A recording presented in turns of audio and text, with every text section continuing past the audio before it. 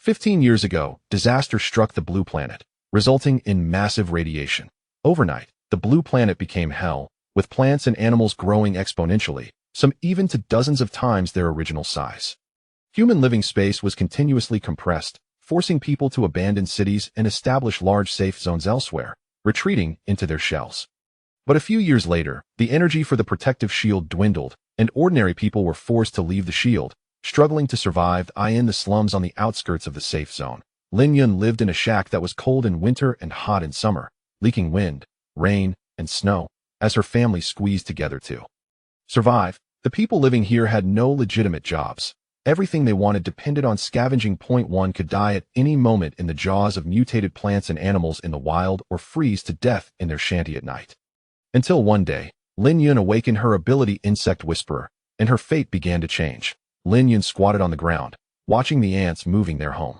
These ants were of normal size, a rare example of animals that hadn't mutated after the disaster. An old, skinny man beside her laughed derisively. "Hey, Lin girl, talking to ants again, huh?" Lin Yun curled her lip in annoyance, too lazy to respond to him. Seeing Lin Yun silent, the old man continued babbling. "You say you work so hard every day to gather food for your family. They don't even treat you like a person. You might as well marry my son, how and have a big, fat baby for him. We could be a family, oh my." Before he could finish his nonsense, the group of ants turned around and surrounded him. Hundreds of ants crawled onto the old man's body, and he jumped in place like he was doing a breakdance. The old man's screams pierced the morning silence as he clumsily slapped at himself. But those ants seemed determined, crawling up his pant legs and sleeves, the mass of black dots moving on his bony skin, making one's scalp tingle. Lin Yun slowly stood up, brushed the dust off her knees, her gaze as cold as winter's ice shard. She said nothing, just quietly watched the old man dance around, his foul language turning into incoherent wails. "It's cursed! It's cursed!" The old man was both scared and astonished, frantically running back to his shanty, clawing at his clothes like a monkey whose tail was on fire. Insect Whisperer was the ability Lin Yun had awakened a few days ago while scavenging outside. Ordinarily, it seemed that ability users had to take special potions to awaken their powers, but hers happened naturally. It allowed Lin Yun to understand the messages of insects and communicate with them, controlling them. However, her ability level was too low, allowing her to only control mutated insects no larger than her arm length, and she could control at most 2 at a time. But small insects had no such restriction, like the ants just now. The disaster had erupted suddenly 15 years ago, with unknown radiation affecting the entire blue planet. Overnight, plants and animals grew wildly, as if pumped with hormones, expanding countless times. Water and land were polluted, filled with radiation, making them undrinkable and unsuitable for growing crops. Humans went from being the rulers of Earth to becoming the reserve food for plants and animals. With their living space continuously shrinking, they were forced to abandon cities, relocating to areas with lower radiation to establish safe zones, setting up huge protective shields. But a few years ago, the energy maintaining the shield began to dwindle, and the elite drove ordinary people outside the shield to live, shrinking its coverage. However, the elites knew they couldn't drive everyone to extinction, so they only pushed them to the outer city, building tall and thick walls to separate the two worlds. The outer city also had walls to isolate it from the outside world, sturdy enough to withstand beast tides. With troops patrolling the walls, the privileged elite enjoyed their lives, relying on the labor of the people below, and naturally would not truly abandon them. But they didn't have it easy either. Without fixed jobs, everything relied on scavenging. They obtained low-pollution food to sell to the base in exchange for points, which they then used to buy everything they needed. For example, water purification liquid, genetic medicines, food, and all necessities. The lives of people in the outer city and those in the inner city were worlds apart. Lin Yun's family was among the poorer in the outer city. The outer city's residences spread outward from the inner city walls. The closer to the outer wall, the worse the living conditions and the harder life became. Lin Yun's family lived in Area F, close to the base of the city wall, part of the slum. For the old man's claim that her family didn't treat her like a person, it was pure slander. Her family of 5 had suffered greatly. Her father had been left with a crippled leg after being bitten by a beast while trying to protect her during the last beast tide. Due to delayed treatment, he was left with a lifelong disability. In reality, he could have recovered with a genetic repair potion, but such medicines were extremely expensive, and her family had no money, so it was delayed. Her mother was weakened from the accumulation of radiation and toxins in her body. She was 22 this year, her younger brother Lin Hung was 19, and her younger sister Lin Yun was 16. Both had always gone out to scavenge with her. Even their mother had been working for wealthy people in higher districts to earn points. Her father, limping with one leg, still went to the base's lumberyard to saw wood for points. That old man was just a bitter person who couldn't stand to see her family, despite their struggles, stick together and was deliberately spreading slander. He had his eyes on her and her sister, trying to marry them off to his lazy, useless son every time they met. But who in this place didn't know what his son was like? Most shanties in Area F were made of scrap metal, broken boards, and plastic sheets, crammed together tightly. Walking in the narrow alleyways, one could only see a line of gray sky when looking up. As soon as she turned a corner, she saw her younger sister Lin Yun standing on her tiptoes, peering this way. Upon seeing her return, her eyes lit up, and she ran over. "Sis, you're back," Lin Yun said, a hint of urgency on her face. "Mom was coughing heavily just now. Dad sent me out to see if you were almost here." Lin Yun's heart tightened, and she quickened her pace. "What happened? Wasn't she fine this morning?" "I don't know. She just suddenly started coughing." Her face turned pale. Lin Yun grabbed her hand, which felt a bit cool. The two sisters quickly returned home, which was merely a tin shed of less than 15 square meters, divided into two halves by a ragged cloth curtain. In the outer area was a table missing a leg and a few low stools, and the inner area was where they slept. As soon as they entered, they heard a suppressed coughing sound coming from the inner room. Lin Yun rushed over and saw her mother curled up on a wooden bed covered with old cotton batting, her complexion as pale as paper, but her lips had an abnormal bluish-purple hue. Her father was awkwardly rubbing her back, his face filled with worry. "Mom." Lin Yun hurriedly approached, reaching out to feel her mother's forehead. It wasn't too hot, but the rapid breathing made her heart tighten. "Xiao Yun is back." Her father looked up, rubbing his calloused hands on his clothes, his voice hoarse. "Your mother has been saying her chest feels tight lately. She must have overexerted today. She washed a big basin of clothes for Mrs. Zhang in Area C this morning." Lin Yun bit her lip. Area C was not close to Area F. Her mother was already weak, and running back and forth plus the exhausting laundry was bound to cause problems. But what could she say? Her mother was only trying to earn some extra points to get clean water and food for the family. "Sis, I just went to the clinic at the base, and they said it might be the radiation toxins worsening. They suggested buying a detoxifier to try, but..." Her younger brother Lin Hung came in from outside. "That detoxifier costs 100 points each. We don't have enough points for that."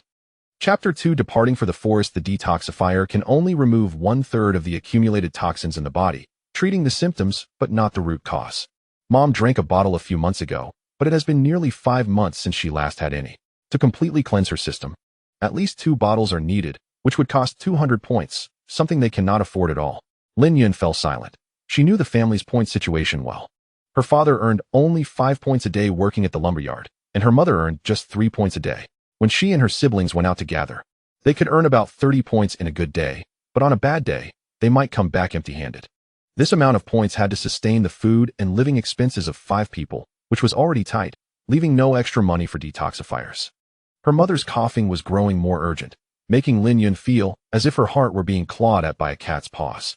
Suddenly, she stood up, her expression resolute. "I will go out to gather. I will definitely get enough points today."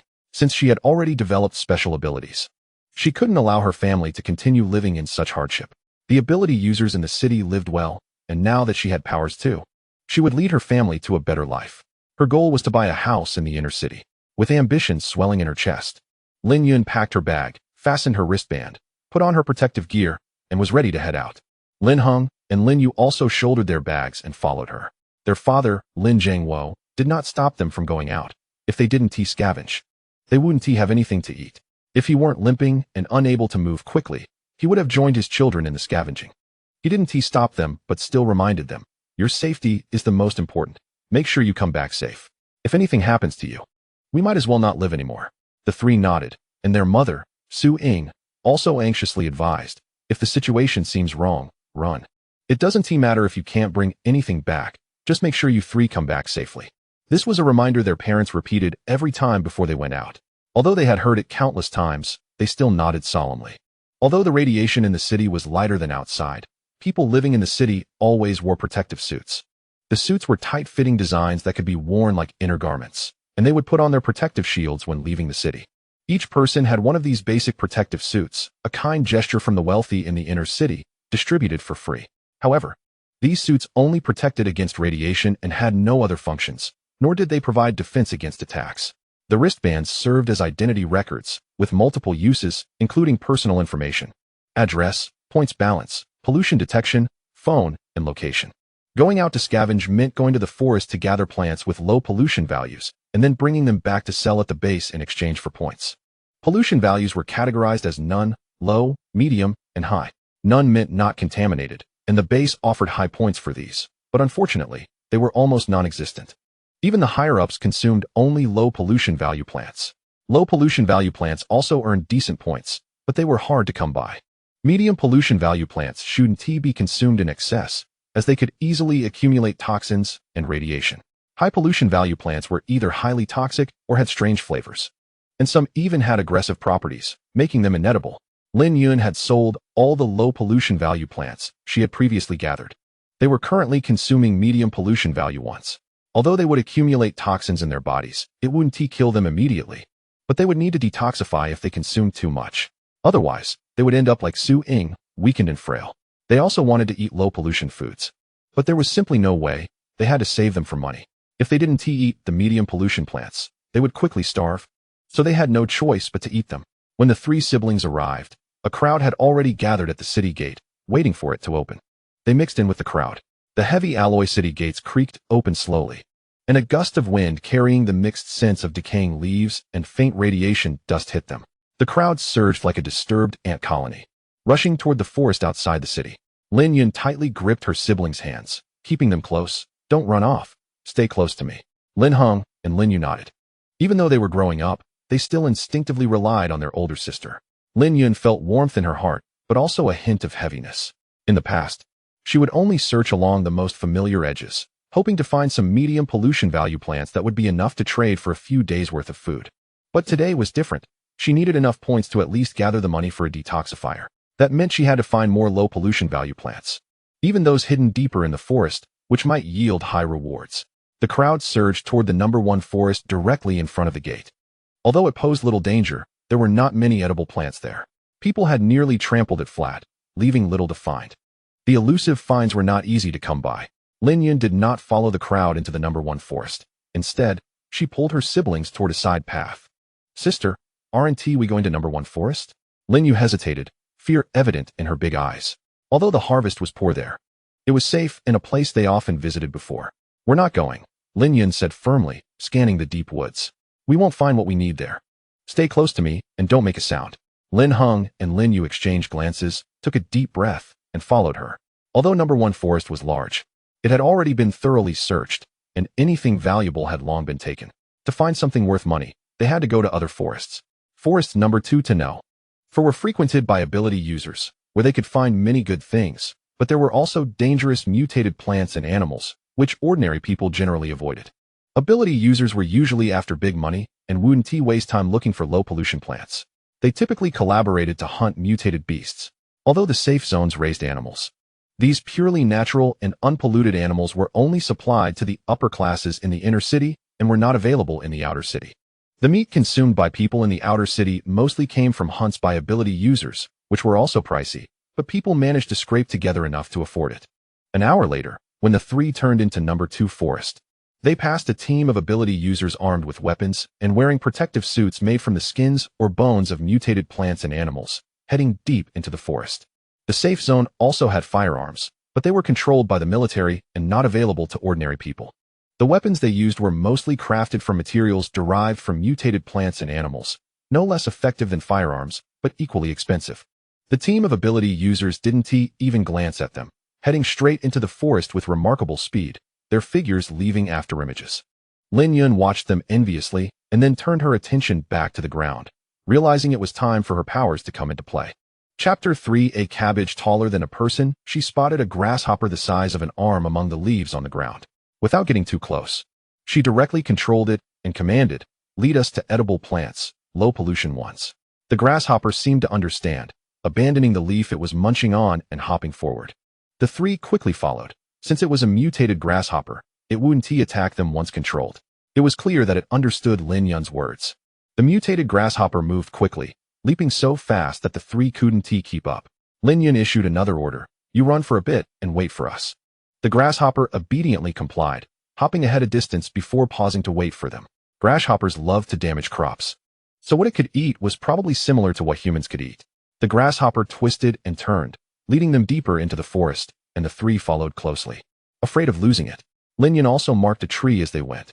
Another hour passed, and when the grasshopper stopped in front of a gigantic cabbage, taller than a person, the three were taken aback. It was enormous, resembling a tree. But don't be fooled by the size of this cabbage. The edible parts might not even exist, considering the severe pollution. Lin Yun opened her wristband and scanned the outer leaves. Beep, high pollution, not recommended for consumption. See, testing food for contamination is super troublesome. You have to test each part of the food. For this big cabbage, you need to check the stem, the leaves, and the root. They need to cut the cabbage down and peel back its leaves layer by layer for testing. Lin Heng took an axe out of his backpack, walked to the cabbage root, and started chopping. The grasshopper had completed its mission and was released by Lin Yun. Controlling it consumed energy, and at her current level, she couldn't hold on for too long. The sound of the axe hitting the cabbage echoed clearly in the silent wilderness, each strike resonating dully. Lin Heng's forehead was beaded with sweat. The roots of this mutated cabbage were much tougher than they looked. The woody fibers resisted fiercely under the axe blade. And after dozens of chops, he finally heard a crisp crack. The massive cabbage swayed and slowly tilted to one side. Watch out. Lin Yu quickly pulled Lin Heng away to avoid the falling cabbage. The cabbage hit the ground, kicking up a cloud of dust. Lin Yun scanned the leaves that were just out of reach. Beep, high pollution, not recommended for consumption. As expected, this outer layer exposed to the elements probably can't be eaten. There's still hope. Lin Yun sighed. This thing looks like a tree, perhaps the core is cleaner.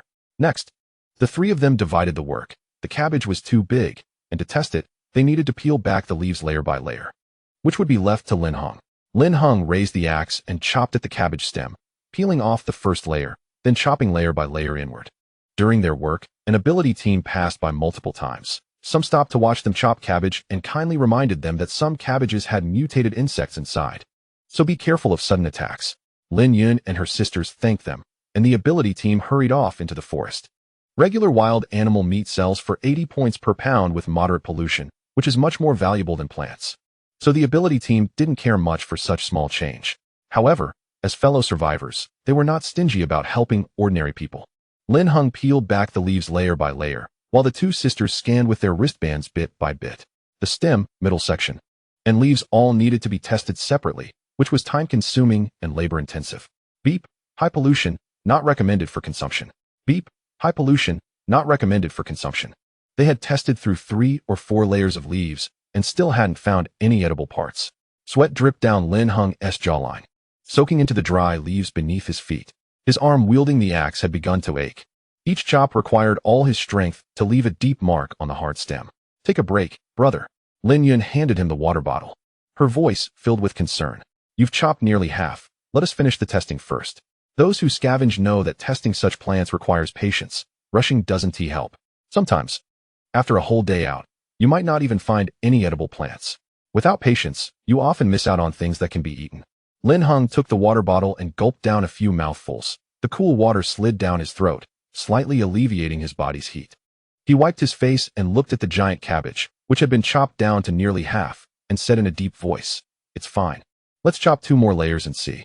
This thing is growing so robustly, perhaps the essence is in the core." Lin Heng rested for less than 2 minutes before raising the axe again. This time, his movements were slower but steadier, each strike landing precisely where the stem connected.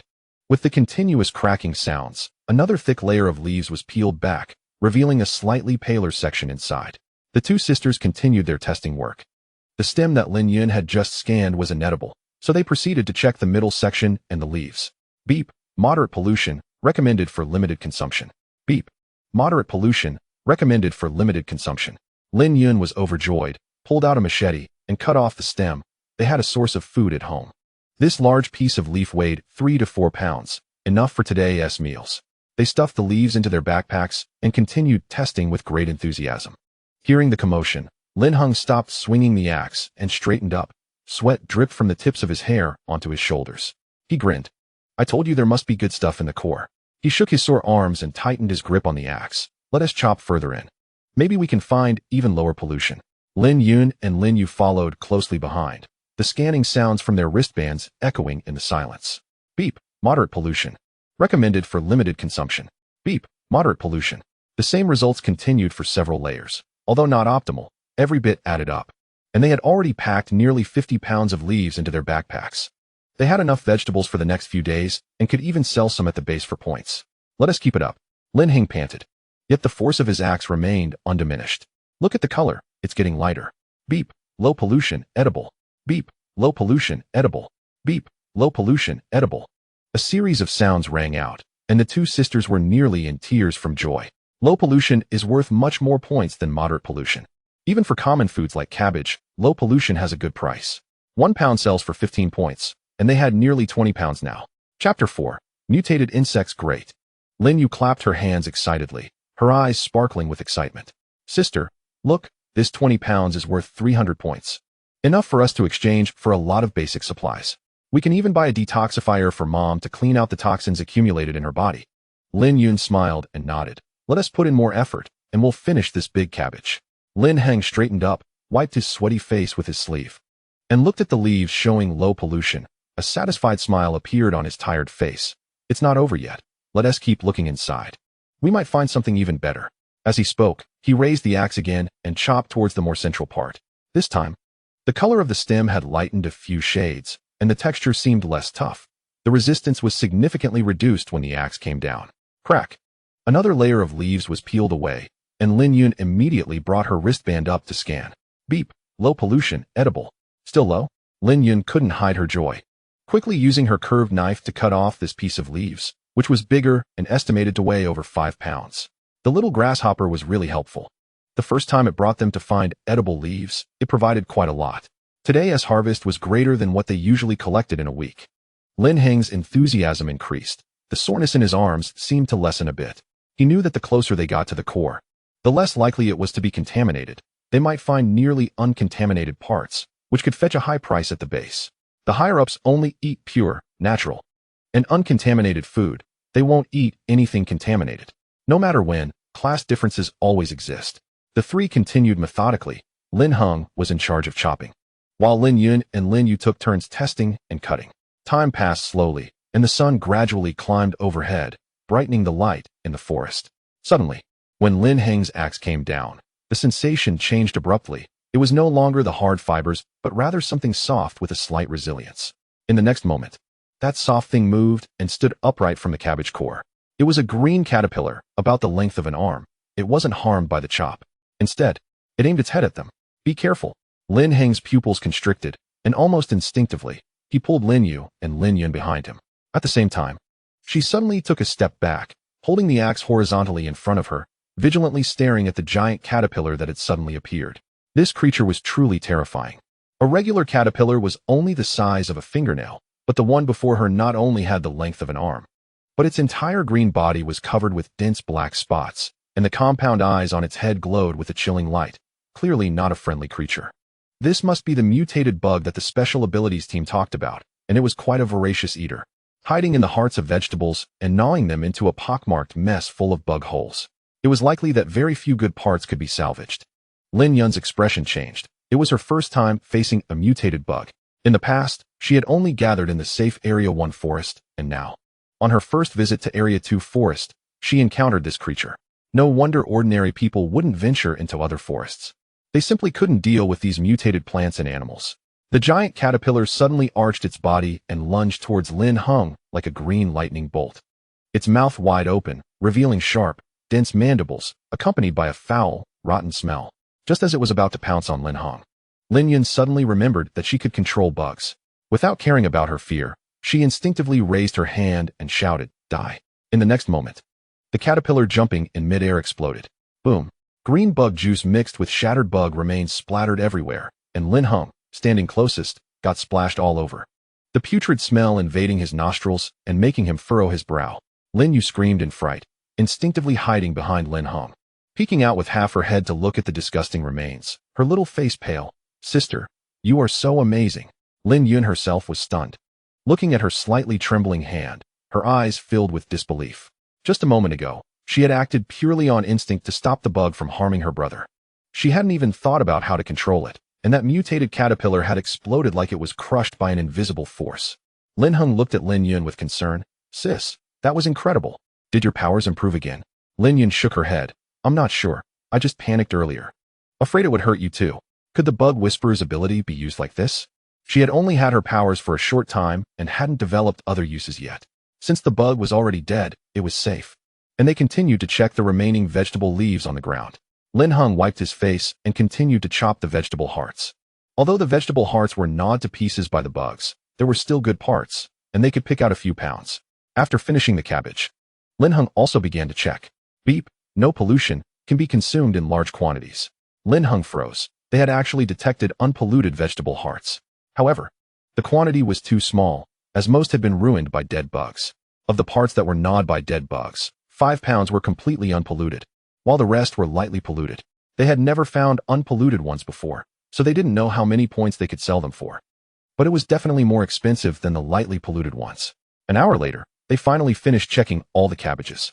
Some were contaminated with bug juice and had to be painfully abandoned. Since they didn't have a scale, they could only estimate roughly. There were about 50 pounds of medium pollution, around 30 pounds of light pollution, and about 4 pounds of unpolluted. Their backpacks were already stuffed full. And after today's thrilling experience, along with Lin Yun being covered in dirt, Lin Yun decided it was time to go home. The harvest today was already quite good. If they got greedy and encountered more powerful mutated creatures, they might not have such good luck again. The three of them followed the marks Lin Yun had made and zigzagged their way out of the forest. They finally left the forest around 2 or 3 in the afternoon. Without pausing, they hurried home while munching on grass cakes. Grass cakes, as the name suggests, were made from crushed seeds of unknown wild grasses mixed with moderately polluted vegetable leaves and grass roots. They were a primary food source in their shanty town. However, these cakes weren't very tasty. They were dry and hard to swallow, and Lin Yu frowned tightly as she took small bites, yet she still tried to swallow, mumbling, "Let us exchange these vegetables for points later and buy some detoxifiers, and then get some black wheat cakes to eat." Chapter 5. Purchase point. Black wheat is made from the leftover bran and a small amount of flour after grinding wheat into white flour. It has a dark color and a very coarse texture, nowhere near as fine as white flour, but during times of scarce resources. It was a common item on many people's tables. Just like in Lin Yun's family, they used to be reluctant to even eat black wheat. The three of them returned to the base without going home, heading straight to the purchase point set up in Area E. They decided to keep some medium polluted cabbage for themselves, as winter was approaching and they needed to sun-dry some vegetables to store for the cold season. They also wanted to eat the lightly polluted vegetables, but they needed to save money and couldn't afford to be so extravagant. They set aside 10 pounds for themselves and sold the rest. The purchase point also required a second test, and only if the tests were fine would they accept the goods. However, their testing was much simpler. They just needed to put it in a machine, and it would be tested all at once, and the weight would be calculated as well. After testing, if they wanted to take it home to eat, they had to pay for the testing, but if they sold it to the base, they didn't need to. For the medium polluted cabbage, there were a total of 41 pounds, and the purchase price was 5 points per pound. For the lightly polluted cabbage, there were 33 pounds, with a purchase price of 15 points per pound. For the unpolluted cabbage, there were 5 pounds, with a purchase price of 35 points per pound. Should they sell it all? The purchase staff was most eager to buy those few pounds of unpolluted cabbage, as unpolluted plants were extremely rare in the wild. The higher-ups demanded high standards and wouldn't eat anything with even a hint of pollution. If they could acquire unpolluted plants, they would receive a bonus. Thus, the purchase staff was very excited, holding onto the unpolluted cabbage and reluctant to let go. Lin Yun decisively said they should sell everything. The purchaser grinned, "All right. I'll calculate your points now." In total, it was 875 points. The purchaser brought Lin Yun's wristband and transferred the points to her. It was the first time the Lin siblings had earned so many points, and they felt a bit dizzy. In the past, after a whole day's work in Area 1 forest, they would only earn about 30 points at most. This time, they had nearly earned their entire month's income. No wonder the older generation always said that fortune comes from danger. Area 2 forest was dangerous, but had truly good things. Lin Yun decided that she would go to Area 2 forest in the future, and once her abilities became more proficient, perhaps she could explore other forests as well. As they were leaving, a team of ability users arrived in a pickup truck at the entrance, lowering a large box from the back.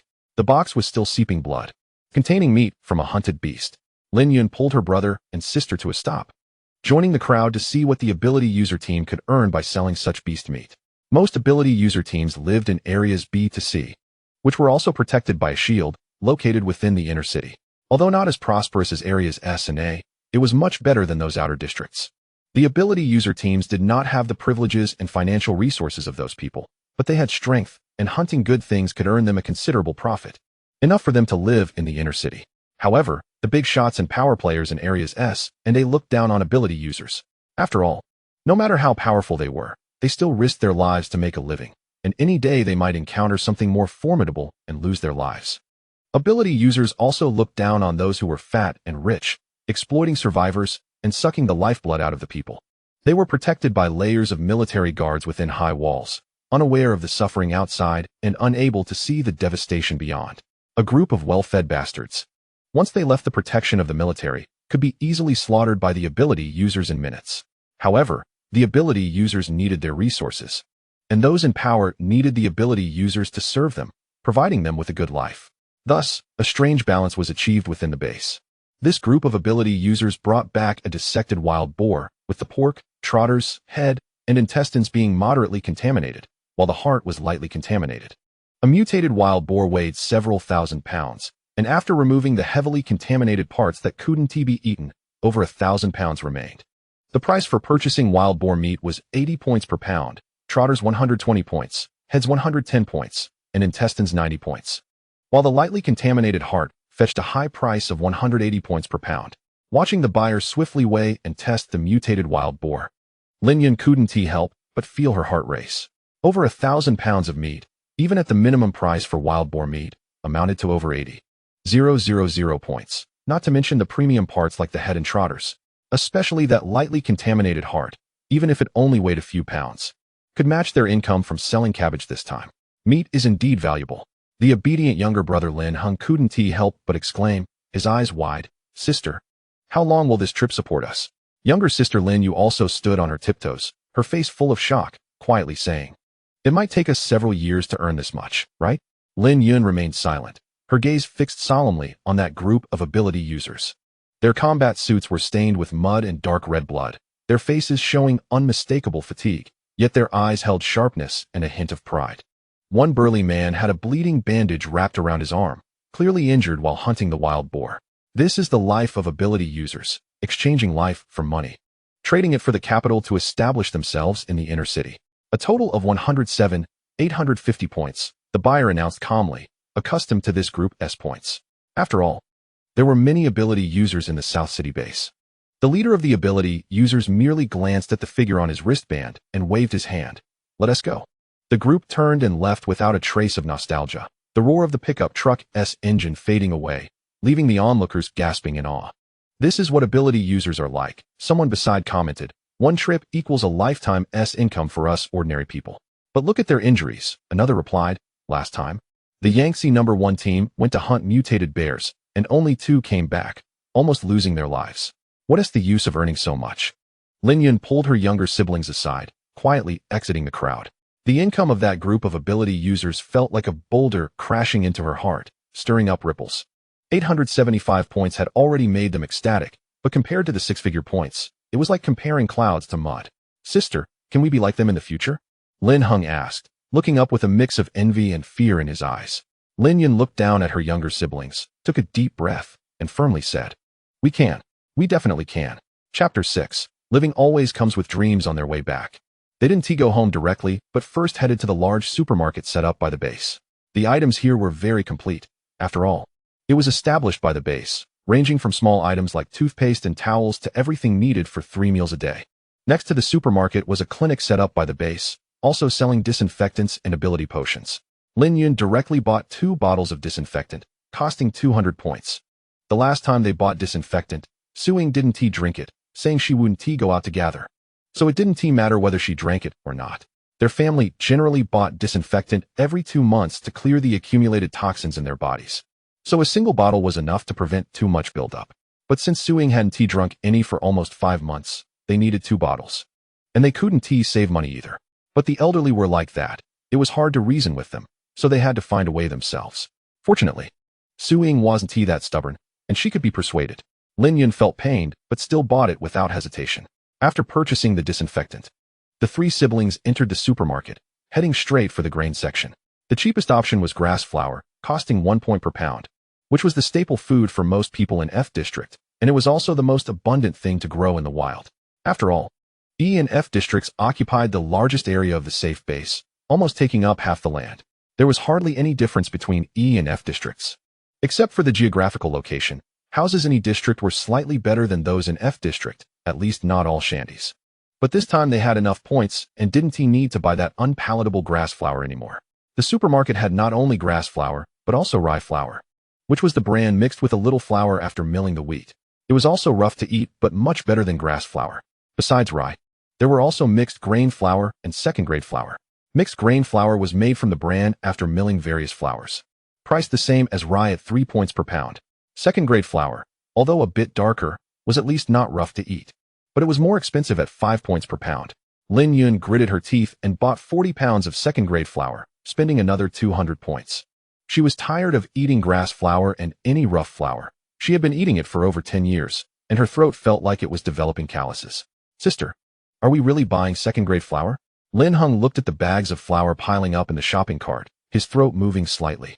With a hint of disbelief in his eyes, Lin Yun patted the bag, dust floating slightly through the fabric, carrying a hint of wheat fragrance. Yes. This time we have enough points. We can't keep depriving ourselves. Besides, we'll be going out every day from now on, and we'll earn points. So we shouldn't shortchange ourselves. You need to eat well to have the strength to work. Lin Yu squatted in a corner where neatly arranged tin stoves were displayed. Each one sold for 200 points. She tugged at Lin Yun's sleeve. Sister, can we buy a tin stove? Our house is drafty, and we don't have enough blankets in winter. It gets so cold every winter. Lin Yun was also a bit tempted, but she had a bolder plan. Little sister, it's not winter yet. Let us hold off for now. I have a plan. I'm thinking of saving money to buy a house in D district before winter arrives. But sister, even the smallest house in D district is 5,000 points. They had just managed to get 800 points. Was her sister getting a bit carried away? During their rare rest times after gathering, they would go look at houses in D district. Although the houses in D district weren't made of concrete, they were sturdy earthen walls, which kept warm in winter and cool in summer. Thus, even the smallest ones were not cheap. Lin Yun knocked on his head. That's why I said we need to save points. I didn't say we get it done in the short term. 1 month. There's still a month until the cold season. If we can't manage it in a month, we'll buy the stove. That's okay, right? Lin Hung rubbed his head, muttering, saving 5,000 points in a month is too hard. Nevertheless, a flicker of hope ignited in his eyes. He knew his sister never said anything without confidence. If she dared to mention it, then it was certainly possible. Besides, didn't they just earn 800 points this time? It was indeed possible to save up. With her newfound abilities, Lin Yun felt more confident. She didn't seek great wealth, but believed she could ensure her family lived better. Lin Yun nodded vigorously, her small face filled with anticipation. Okay. Then I won't hope for the stove for now. I'll hope we can move into a house in D district. She envisioned the appearance of the earthen wall house, no longer having to curl up in the cold wind, and even her breathing felt lighter. People need dreams, after all. Otherwise, what is the meaning of living? After confirming their goal, they headed straight for the seasoning section, as there were no spices at home, only a bit of salt. And now the salt was almost gone, so they needed to buy some back. 1 or 2 salt cells for 5 points. I first bought a pound, and then went to the discount seasoning area. It's really poor here. Most people can't afford seasonings. And these seasonings often expire before they can be sold. But they still eat the contaminated plants without hesitation, not caring whether they are expired or not. A bottle of soy sauce that expired half a month ago, originally priced at 30 points, is now on sale for 10 points. There is also pork here, with moderate contamination selling for 100 points per pound. Who knows how long it has been frozen, so they didn't buy it. Although they haven't eaten meat in a long time, they can't bear to buy it. A total of 460 points was spent, leaving just over 400 points. Lin Yun felt quite pained to have spent half of her points so quickly. Stuffing everything into her backpack, the 3 of them happily hurried home. The people in the shanty town had blank expressions, looking like walking corpses. Lin Yun and the others' vitality felt out of place here. Their eyes caught sight of the 3 bulging backpacks, but didn't dare to snatch them. There are always city guards patrolling, so safety is somewhat guaranteed. At least during the day, no one dares to act. As for being robbed or stolen at night, the F district doesn't even have streetlights, making it hard to see who did it. With over 100,000 shanties, the city guards can't check each one, so it just goes unresolved. Today, Su Ying wasn't feeling well, and Lin Zhangwo, rarely, didn't go to the logging area to work, but stayed home to take care of his wife. Although he limped on one leg, he could still move. It just caused some bumps while walking, unable to do heavy work. He did some light sorting of wood in the logging area, earning just enough points to get by. seeing the three kids return with their bulging backpacks. A glimmer of light appeared in Lin Yun's murky eyes as he propped himself against the wall and stood up from the low stool. You're back? Didn't he get hurt, right? He looked at all three kids, then turned to see Lin Yun's dirty clothes, frowning with a tense tone.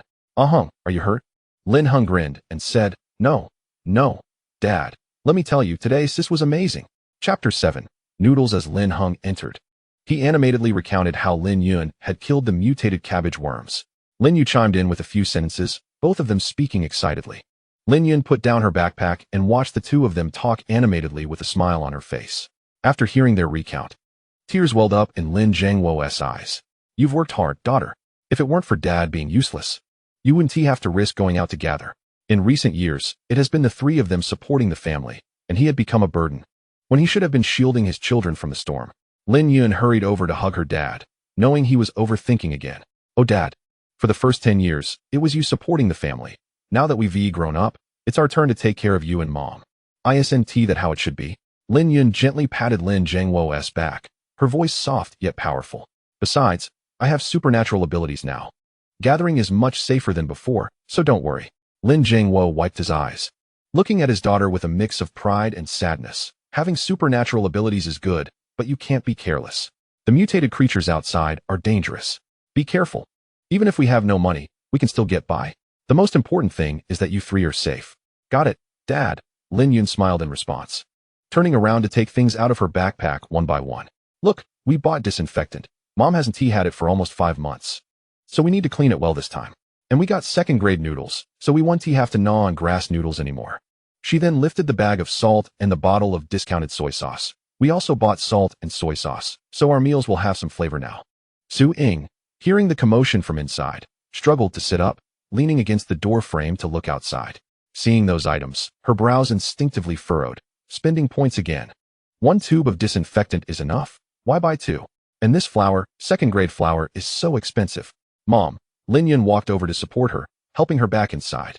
You haven't had disinfectant for 5 months. 1 tube isn't enough. We can't skimp on this money. As for the flour, we can earn points now. We can't keep depriving ourselves, right? You and Dad have worked hard for so many years. It's time to enjoy some comfort. Lin Yun and Lin Yun nodded in agreement. Yeah, Mom. Sis is amazing now. We'll earn more points in the future. We also want to save points to move to the D district. Then the house will be warm, and you won't suffer in winter. Su Ying was taken aback, looking at the light in her children's eyes. The reprimands that were on the tip of her tongue slowly faded as her eyes warmed. All right, as long as you know what you're doing. She knew her children were filial. Continuing to say more would only make her seem ungrateful. Lin Yun also brought back 10 pounds of cabbage leaves. The vegetables they used to eat were all old help vegetables, and the better ones had been exchanged for points. It was also the first time they had fresh vegetable leaves. Lin Yun urged Su Ying to drink the disinfectant, while Lin Yun changed out of his clothes. This shirt can't be worn anymore. It needs to be washed. Lin Yun had already skillfully started a fire. The stove in the shanty town was made of mud. Simple but usable. Lin Yun poured some second-grade noodles, mixed in a bit of water, and began to knead the dough. The aroma of wheat gradually filled the air as they kneaded the dough, and the three of them gathered around, watching intently, their throats involuntarily swallowing. They hadn't smelled such pure wheat aroma in a long time. Sis, what are we having for dinner? Lin Yun looked at her eagerly. Sis, are we making noodles or steaming buns today? Lin Yun leaned over, her nose almost touching the dough, her eyes sparkling with anticipation. Lin Yun kept working, smiling as she replied. First, we'll roll out some noodles, then steam a few buns to save for tomorrow as dry food. Su Ying, having drunk the disinfectant, also came over. Yun, let me do it. You all have been busy all day, take a rest. Lin Yun wouldn't agree. You drank 2 tubes of disinfectant. Be careful not to get diarrhea later. Just sit still. Every time she drank disinfectant, she would have diarrhea as it expelled toxins from her body. Su Ying thought for a moment and obediently sat on the bench, watching the 3 siblings knead the dough and cut the cabbage, their movements full of understanding. Lin Yun carefully washed the cabbage leaves. Although they used the filtered water they were saving, they still shone brightly. When cutting into strips, his knife skills weren't great, but he showed a serious effort. Lin Yun helped make the noodles while Lin Yun tended the fire below. The flames crackled in the stove, casting a warm glow on Lin Yun's face. He occasionally added some dry firewood, his gaze sweeping over the busy children at the stove, and the wrinkles at the corners of his mouth broke into a smile. The water quickly boiled, and the white steam puffed up, lifting the old aluminum pot lid, dispersing a warm aroma. Lin Yun shook out the rolled noodles. The evenly thick noodles seemed to come to life in her hands, sliding into the boiling water and immediately churning. Sis, should we add soy sauce? Lin Yun tiptoed, holding the bottle of discounted soy sauce, her eyes sparkling. This stuff was precious. Their family rarely used it all year round. Lin Yun smiled and nodded. Add a little to enhance the flavor. Lin Yun cautiously twisted off the cap, her hands shaking as she poured 3 small spoonfuls. The rich soy aroma immediately mixed with the wheat fragrance, making their stomachs growl. Lin Hung stood beside them, staring at the boiling noodles, unable to help but swallow. It smells good. Even better than the smell that came from Aunt Zhang's house last time. This soy sauce had only expired for a few days, and it wasn't inedible. But it needed to be consumed quickly, or it would go bad.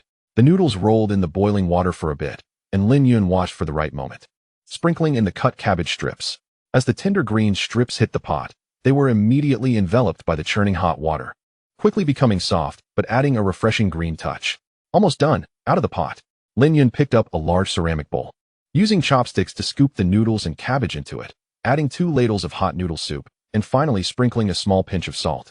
The rich aroma of soy sauce, the fragrant wheat noodles, and the slight sweetness of cabbage completely blend together in the rising steam, the enticing smell drilling into people's noses, stirring their appetites. Lin Jingwo has already set the table, with 4 chipped coarse porcelain bowls neatly arranged on the low table.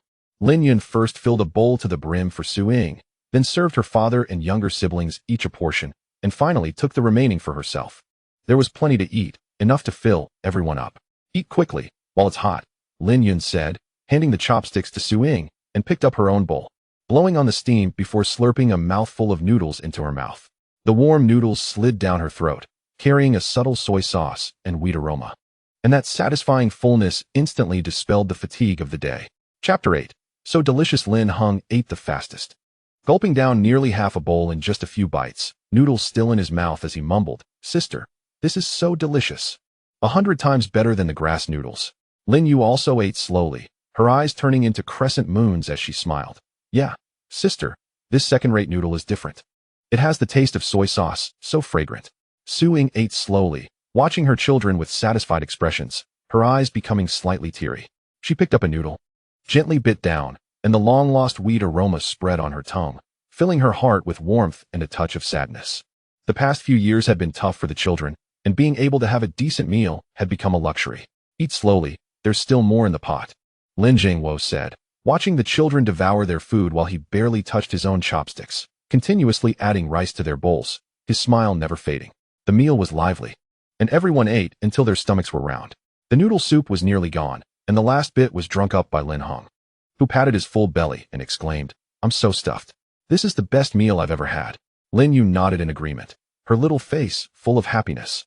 "It would be great if we could eat like this every day." The others in the family were doing okay, but the most unfortunate was Lin Yu. She had just been born when the great disaster struck, and she hadn't even eaten much white flour, let alone meat. Lin Yun rubbed her head, her eyes shining with determination. "We will. In the future, we not only can eat second-rate noodles every day, but also first-rate noodles, and even white rice and meat." After transferring the points to their mother, each person kept 20 points for emergencies. Their mother managed the family finances, so they didn't need to split things too clearly. If it weren't for their mother's frugality and careful budgeting, they probably wouldn't have made it this far. Almost everything at home required money: water purification tablets, daily necessities like rice, oil, salt, and clothing. Everything cost money. Su Ying wished she could stretch every penny. Before Lin Yun had any powers, the 3 of them could only follow the larger group to gather supplies in the #1 forest. That place had been nearly picked clean, and the things they found each day barely covered their household expenses. The detox agent was the biggest expense, as everyone needed it to drink, costing 500 points each time. Su Ying had carefully planned the timing to barely manage to make the points last. The 3 siblings' weapons were also pieced together little by little, all ordinary weapons, not as powerful as those made from mutated beast bodies, but they were still rare weapons. At least they had something for self-defense. In Area E, there was no electricity, and they lit oil lamps that barely illuminated their home. With nothing to do, everyone passed the time by sleeping, as there was no electricity or internet, and no entertainment, so they could only sleep. Their shack was a single room, with their sleeping areas separated by grass curtains. It consisted of a few wooden boards covered with thick grass curtains for warmth, and there weren't many blankets. The two sisters slept together, shivering in the winter cold, even with all the bedding and clothes piled on them.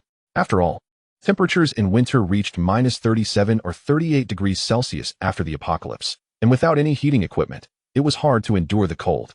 When Lin Yun was washing the dishes, a fist-sized spider suddenly dropped down from above. Lin Yun was startled but quickly calmed down, saying, "Wow, that's a big spider." As scavengers in the apocalypse, they had seen everything. There was no need to be afraid of such things, although there were high walls to block them. Mutated animals occasionally intruded. This spider was one of the smaller mutated animals that an ordinary person could handle. Just as Lin Yun was about to smash it with a wooden board, Lin Yun stopped her, saying, "Let me try to chase it out." Lin Yun stepped back to let Lin Yun experiment. Lin Yun activated her powers to lock onto the spider and directly commanded, "Get out of my house."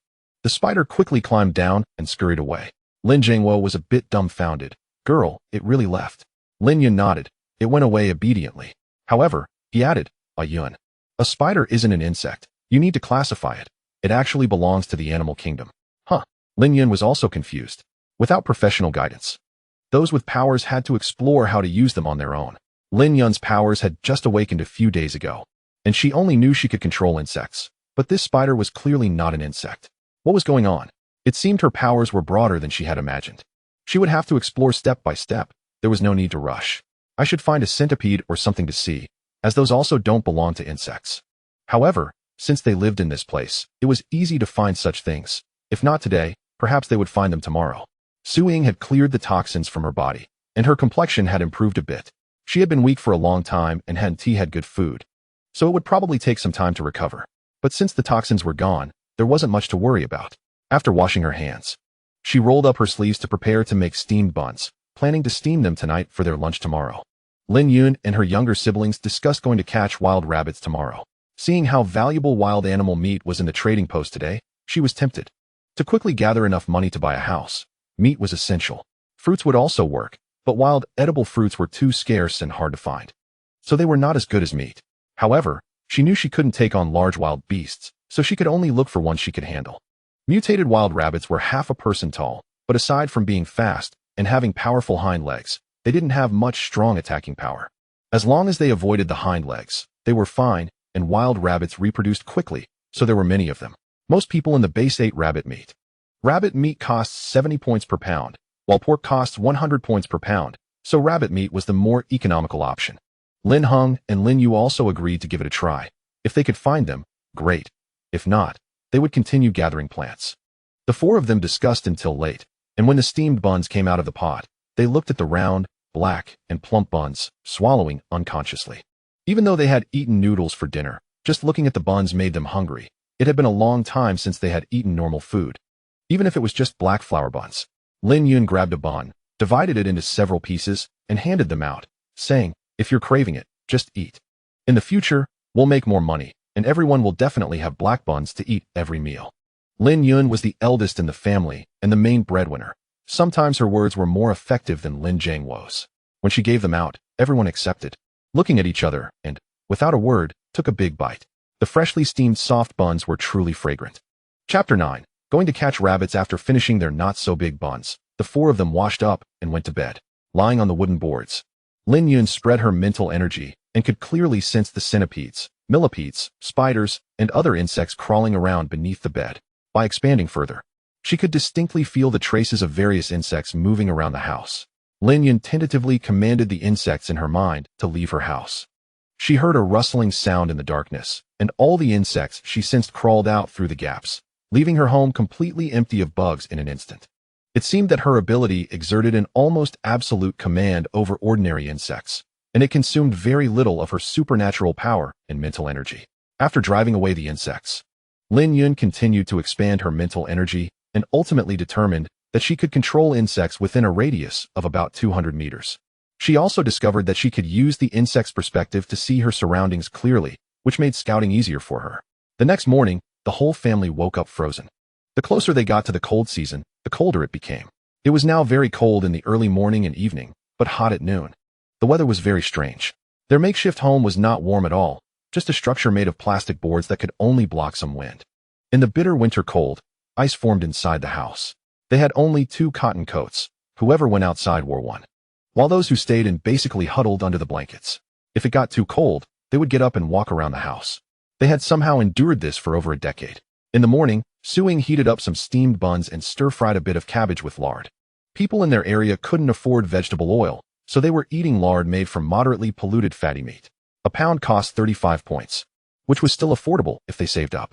Usually, Suing was reluctant to use it, but since they had accumulated a bit more points this time, she decided to use some to nourish the children.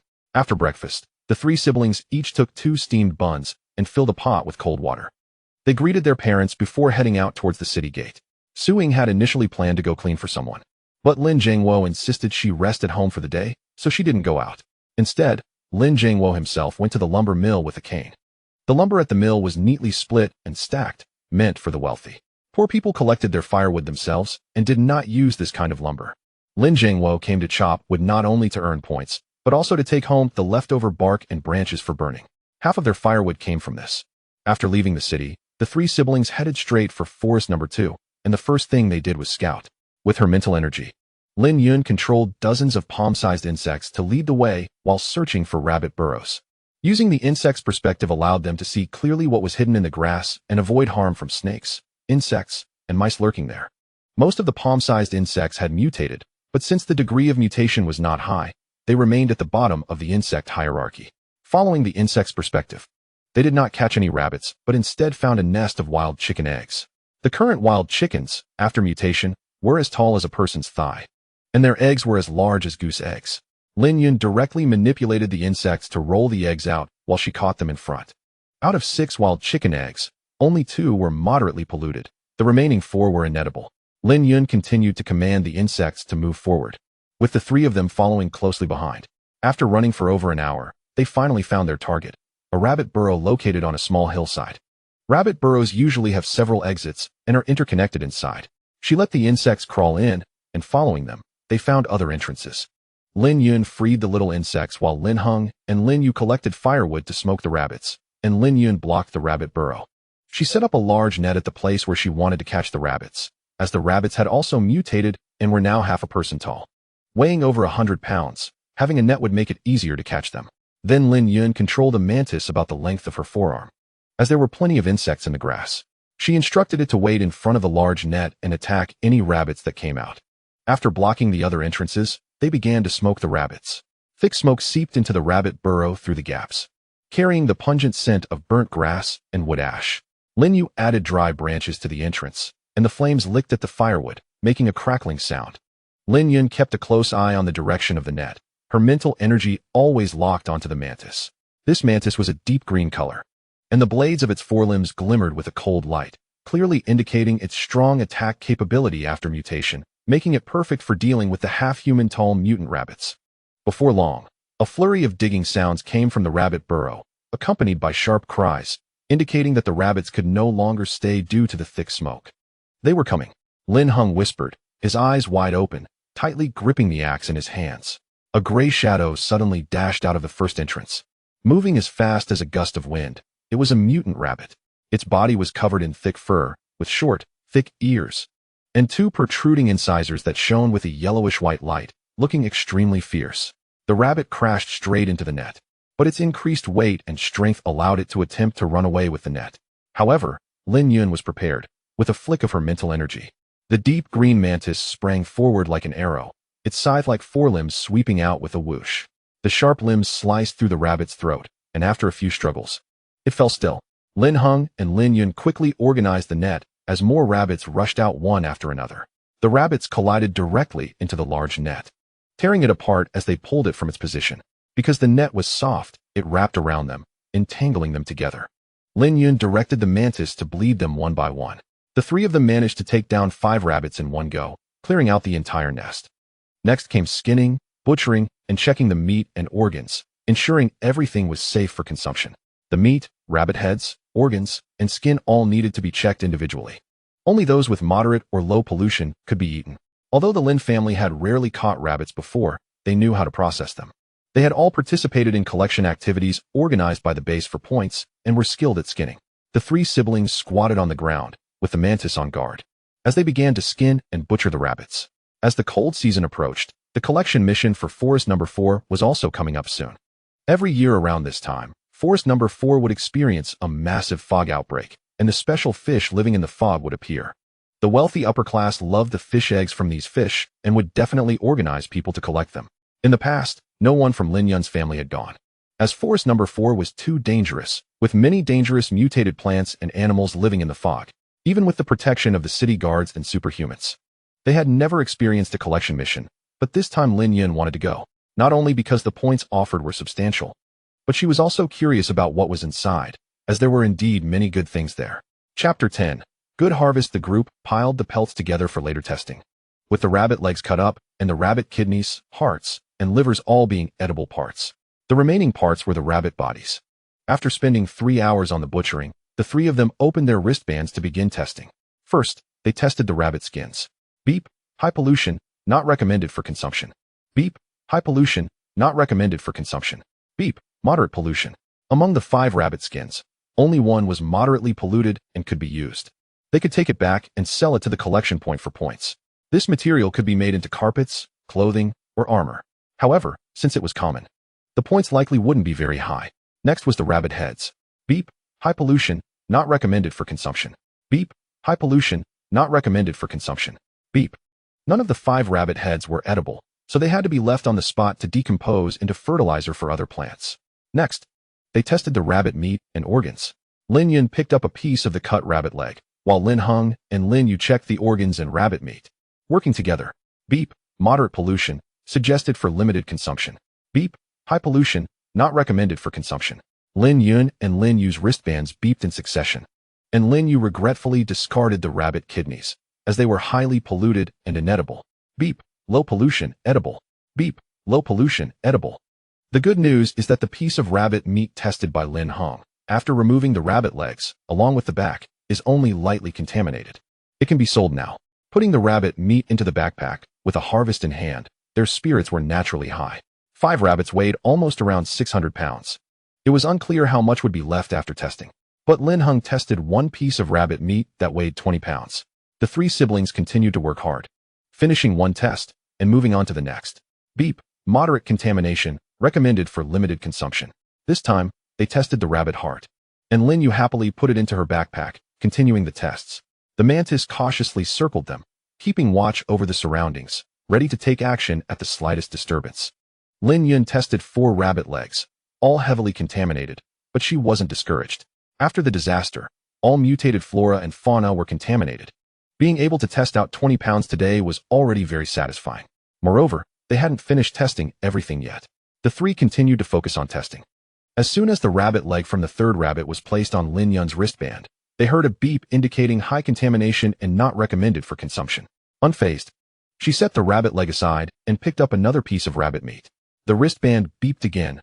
Beep, moderate contamination, recommended for limited consumption. The rabbit heart in Lin Yu's hand was also tested.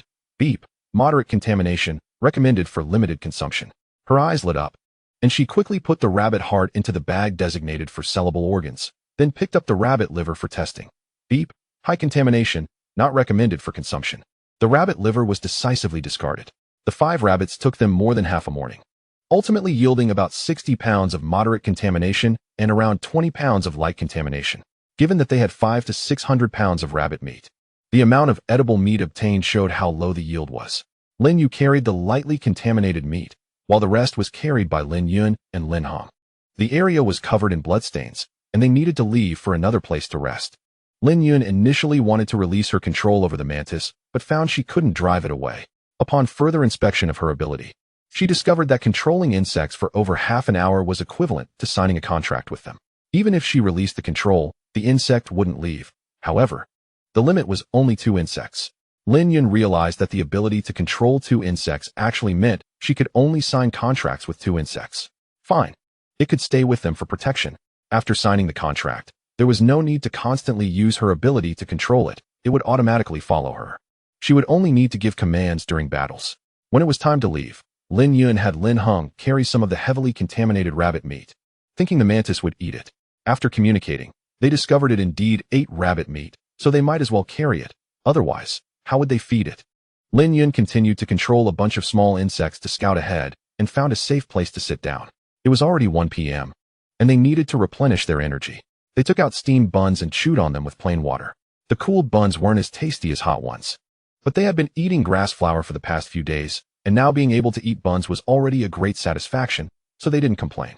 1 pound of moderately contaminated rabbit meat sold for 70 points in the supermarket, and the purchase price would naturally be lower than the selling price. It was uncertain how many points they would get per pound. They hadn't seen lightly contaminated rabbit meat in the supermarket in Zone F. As the survivors there couldn't afford it, and rabbit meat required freezing for storage. Selling it in the supermarket in Zone F would probably not even cover the electricity costs. So they didn't stock it at all. In fact, even moderately contaminated rabbit meat was scarce.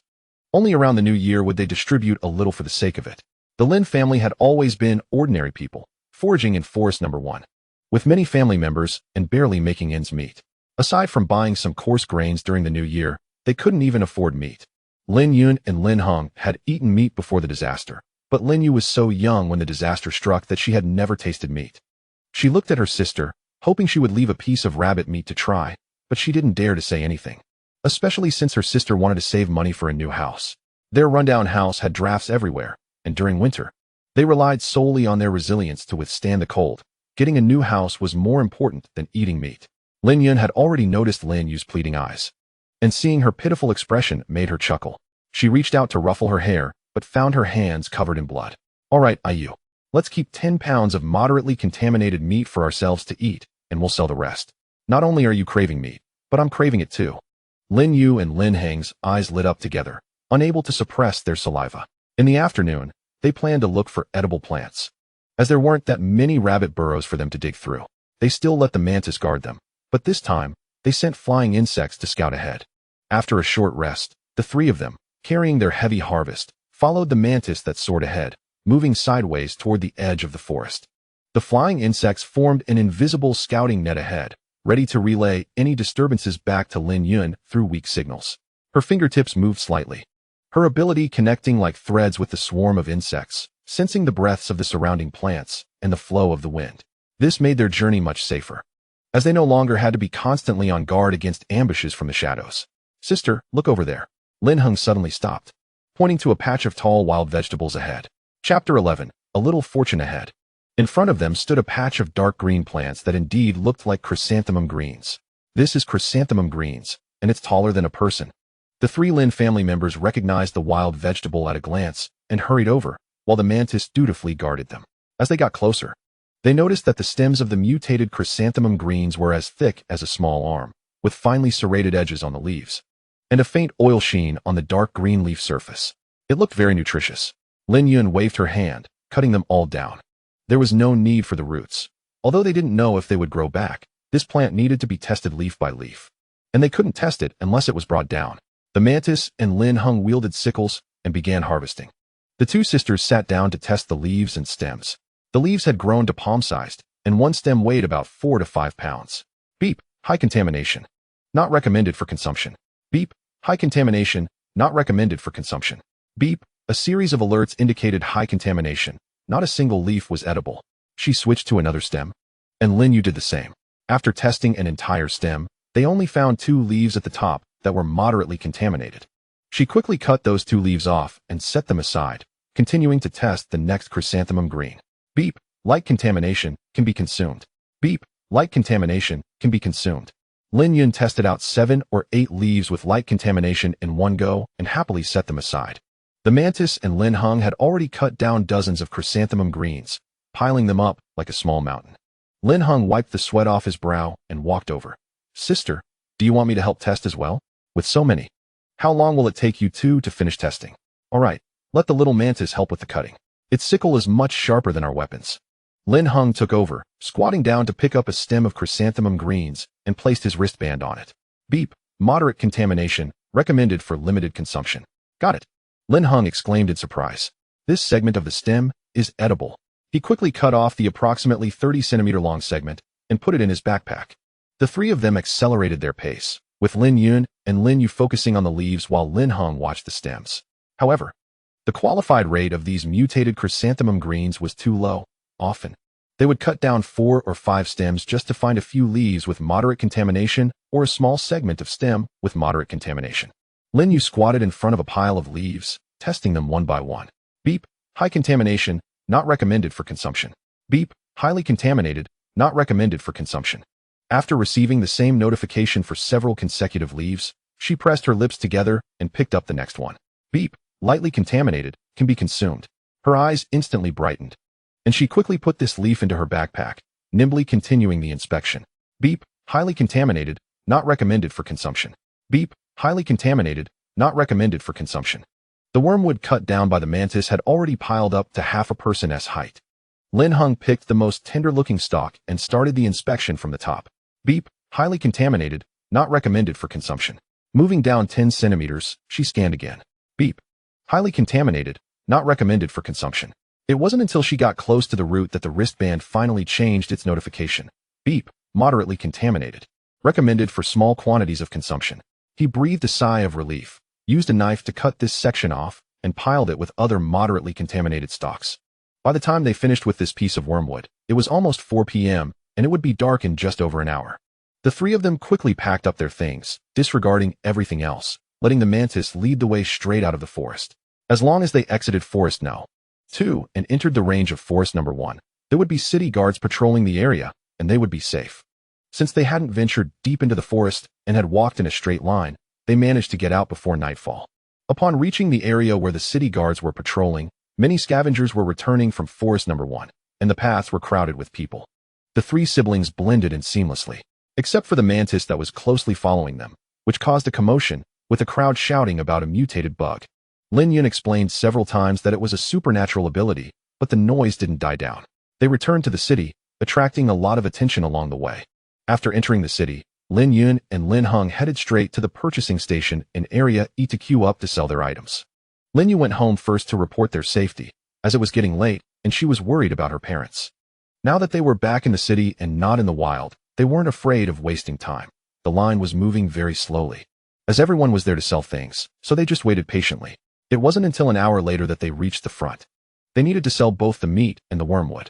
Lin Yun had already carried back 10 gene of meat, which was probably already in the pot, and they planned to sell the rest. The 49 gene of moderately contaminated rabbit meat was worth 40 points per gene, and the 19 gene of lightly contaminated rabbit meat was worth 85 points per gene. They kept 3 gene of moderately contaminated wormwood for themselves, leaving 18 gene, worth 5 points per gene. The 3 gene of lightly contaminated wormwood was worth 15 points per gene, totaling 3,710 points. The staff at the purchasing station verified the data on their wristbands, confirmed it was correct, and promptly credited the points to Lin Yun's account. The two siblings had never seen such a large sum of points before and were so excited they nearly cried. Perhaps their dream of buying a house would soon be realized.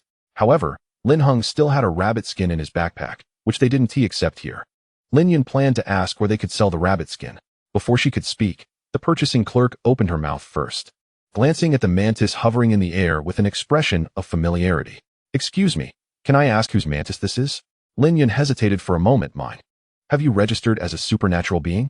"Register as a supernatural being? Forgive my ignorance. I haven't interacted much with supernatural beings. So no one told me this mantis was just exposed today."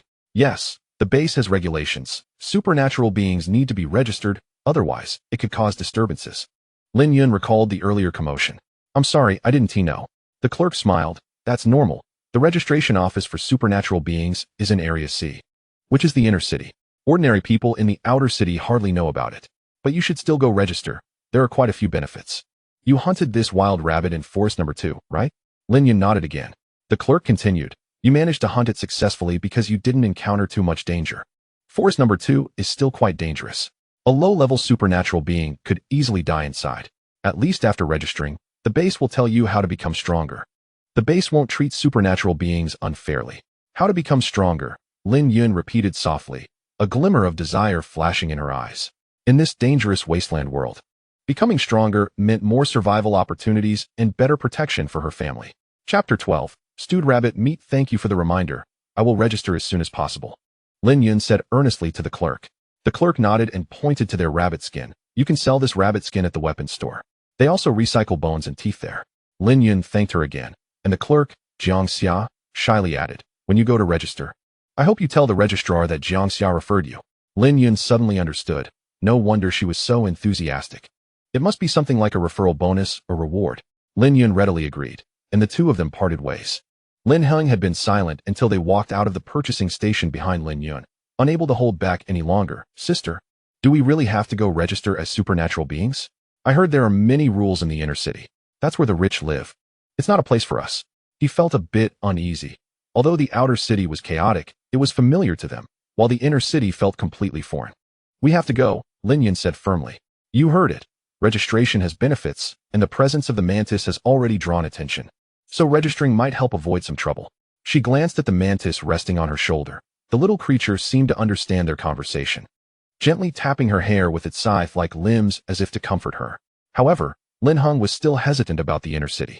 Don't be afraid. We're just going to register. We won't stay in the inner city forever. Lin Yun patted his shoulder. Let us head back first. Mom and Dad must be waiting anxiously.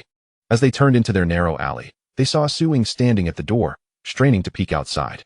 Upon seeing their figures, the worry on her face instantly melted away as she hurried over. You're finally back.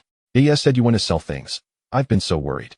Suing grabbed Lin Yun's hand, her cold fingertips trembling slightly, and scanned both of them to confirm they were uninjured before she let out a sigh of relief. Mom, sorry to worry you. We're fine, Lin Yun said, holding her mother's hand in return as they walked back together. Inside the house, the small space was warm and cozy. Lin's father was sitting on a small stool, polishing a rusty axe. Lin Yu was busy at the stove, the aroma of rabbit meat wafting from the pot, dissipating the musty smell that usually lingered in the house. Dad, we're back, Lin Heng said, dropping his backpack in the corner and moving over to the stove to take a deep breath. It smells so good. Little sister, can we eat to our heart's content tonight? Mom and I made 4 gene of rabbit meat, and we also made steamed buns and stir-fried wormwood with rabbit meat. It's definitely enough. She couldn't help but sneak a bite while cooking, and the meat was truly delicious. Lin Jingwo put down the axe and looked at Lin Yun. How was the harvest today? Lin Yun proudly revealed her points, and both parents were stunned, staring at the string of numbers on her wristband, unable to come back to their senses for a long time. 3, over 3,000 points? Lin Mother's voice trembled. This was almost their family's expenses for more than a year. Did all this come from that rabbit and wild vegetables? Yes, rabbit meat is worth a lot. And the wormwood also brought in some points. Lin Yun briefly explained, not mentioning the complications of the inspections and the tension in the forest, fearing it would worry her parents. The two elders exchanged glances. When Lin Yun had mentioned saving money to buy a house, they had just listened without taking it seriously. Now they suddenly felt that buying a house might not be just a dream. Lin Yun also mentioned the supernatural being registration, and Lin Jiangwo didn't oppose it. Then let us go take a look. There are so many supernatural beings at the base, they won't specifically target you. It shouldn't be. Lin Yun isn't anyone important to warrant their attention. Besides, they also said that after registration, the base would teach ways to become stronger. That's a good thing. Much better than knowing nothing and relying on trial and error.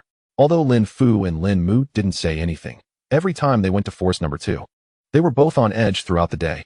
Forest Number 2 was rich in resources, but there were also many mutated plants and animals. If Lin Yun could enhance her abilities, it would provide them with some assurance.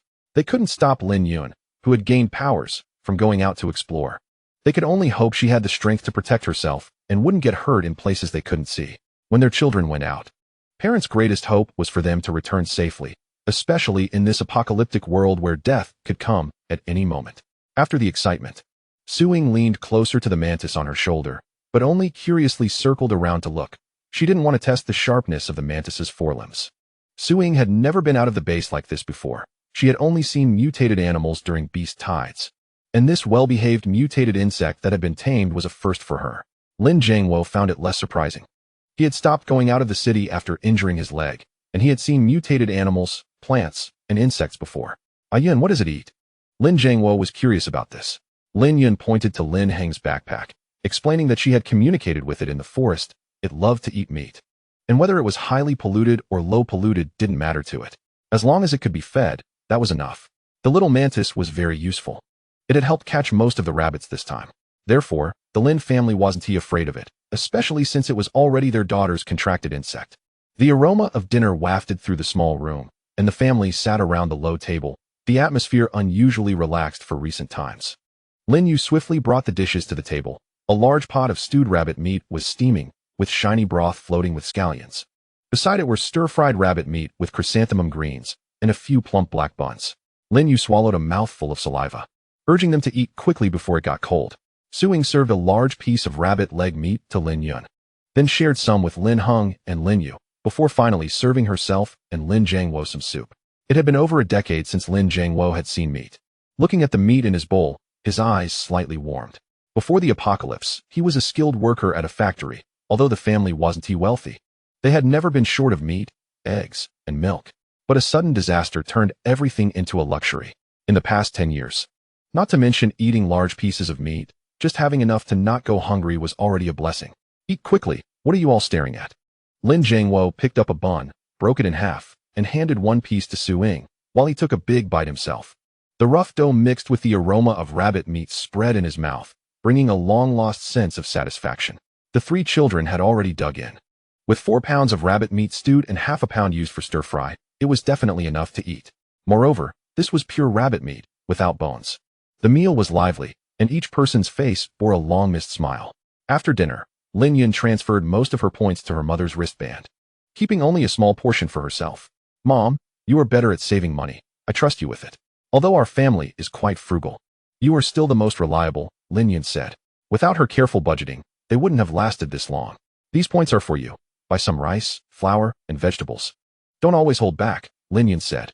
They could earn a lot now when they went out, so they didn't have to live so frugally anymore. Su Ying's eyes turned red as she nodded. Okay, Mom will keep it. Do you need anything when you go to register tomorrow? No need. The buyer said just to bring my wristband, Lin Yun reassured her. I'll go early and come back early. Early the next morning. Lin Yun had breakfast and then headed alone towards the inner city. There were special passages from the outer city to the inner city, with several guards in uniform at the entrance, seriously checking the wristbands of those entering and exiting. Lin Yun took out her wristband and scanned it on the detection device, which immediately displayed her information. You're from Area F. What brings you to the inner city? The guards, being military, didn't look down on people from Area F. But for the safety of the inner city, they still asked questions carefully. Lin Yun pointed to the mantis on her shoulder. I'm here to register as an ability user. Okay, pay 20 points. 20 points could buy 4 pounds of second-grade flour. Enough for her family to eat for 2 days. She thought about turning around and leaving but remembered what Jiang Xia had said about the base teaching them to become stronger. So she held back and scanned to deduct the 20 points. The guards showed no expression and let her in. Ability users were not rare and they were used to seeing them. The inner city was not open to everyone. Non-residents needed to pay 20 points to enter. Just this requirement kept many ordinary survivors outside. If they had that money to enter for a visit, they might as well buy something to eat. After 15 years of the apocalypse, this was Lin Yun's first time entering the inner city. The inner city and outer city were like 2 different worlds. If the outer city was a slum, then the inner city was a bustling metropolis. The disparity between rich and poor was most evident here, with tall buildings everywhere, wide streets, and even cars from before the apocalypse driving along the streets.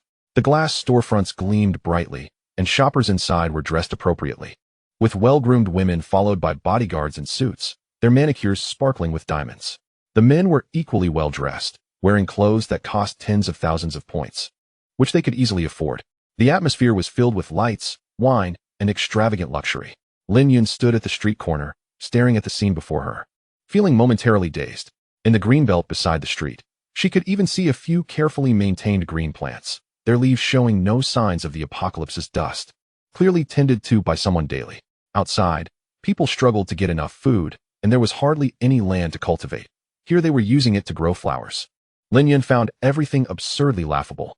A faint aroma of coffee wafted from behind her, mixed with the sweet scent of baked bread, a smell unimaginable in the outer city, which was always filled with various unpleasant odors mixed with dust. Not far away in the square, a few children in clean uniforms were chasing and playing, their laughter piercing through the noise. When it reached Lin Yun's ears, she instinctively tightened her grip on her sleeve. The children of the outer city had long forgotten what laughter felt like. They had been struggling for survival since they could remember, just like her younger sister Yia, who had only just tasted meat at her age. Someone on the street was washing away the dust with a hose, making the street shine. Lin Yun took a deep breath, suppressing the surging bitterness in her heart, and walked towards the direction of the ability user registration office indicated on the sign. The sign was right by the roadside, meant for those just entering the inner city. Although the inner city wasn't as large as the outer city, it was still enough for the residents of the inner city to live and indulge. After all, it was a large base with a population of several million. How small could it be? Following the sign, she passed through 2 streets lined with ornamental trees and soon saw a gray-blue building in the distance. with a metallic plaque hanging at the entrance that read Ability User Management Center, glinting coldly in the sunlight. There were also guards at the entrance. But compared to those at the city gate, these guards had sharper gazes, and their sidearms were polished to a shine. Lin Yun presented her wristband again, explained her purpose, and was allowed to enter. It seemed this ability registration office was official. The hall was spacious, with white porcelain tiles that shone brightly, and several rows of metal chairs neatly arranged, with quite a few people waiting to register. Most of them had an arrogant demeanor, and their presence was much more imposing than that of outer city residents. Occasionally, someone would glance at Lin Yun with unabashed scrutiny, as if appraising some rare item.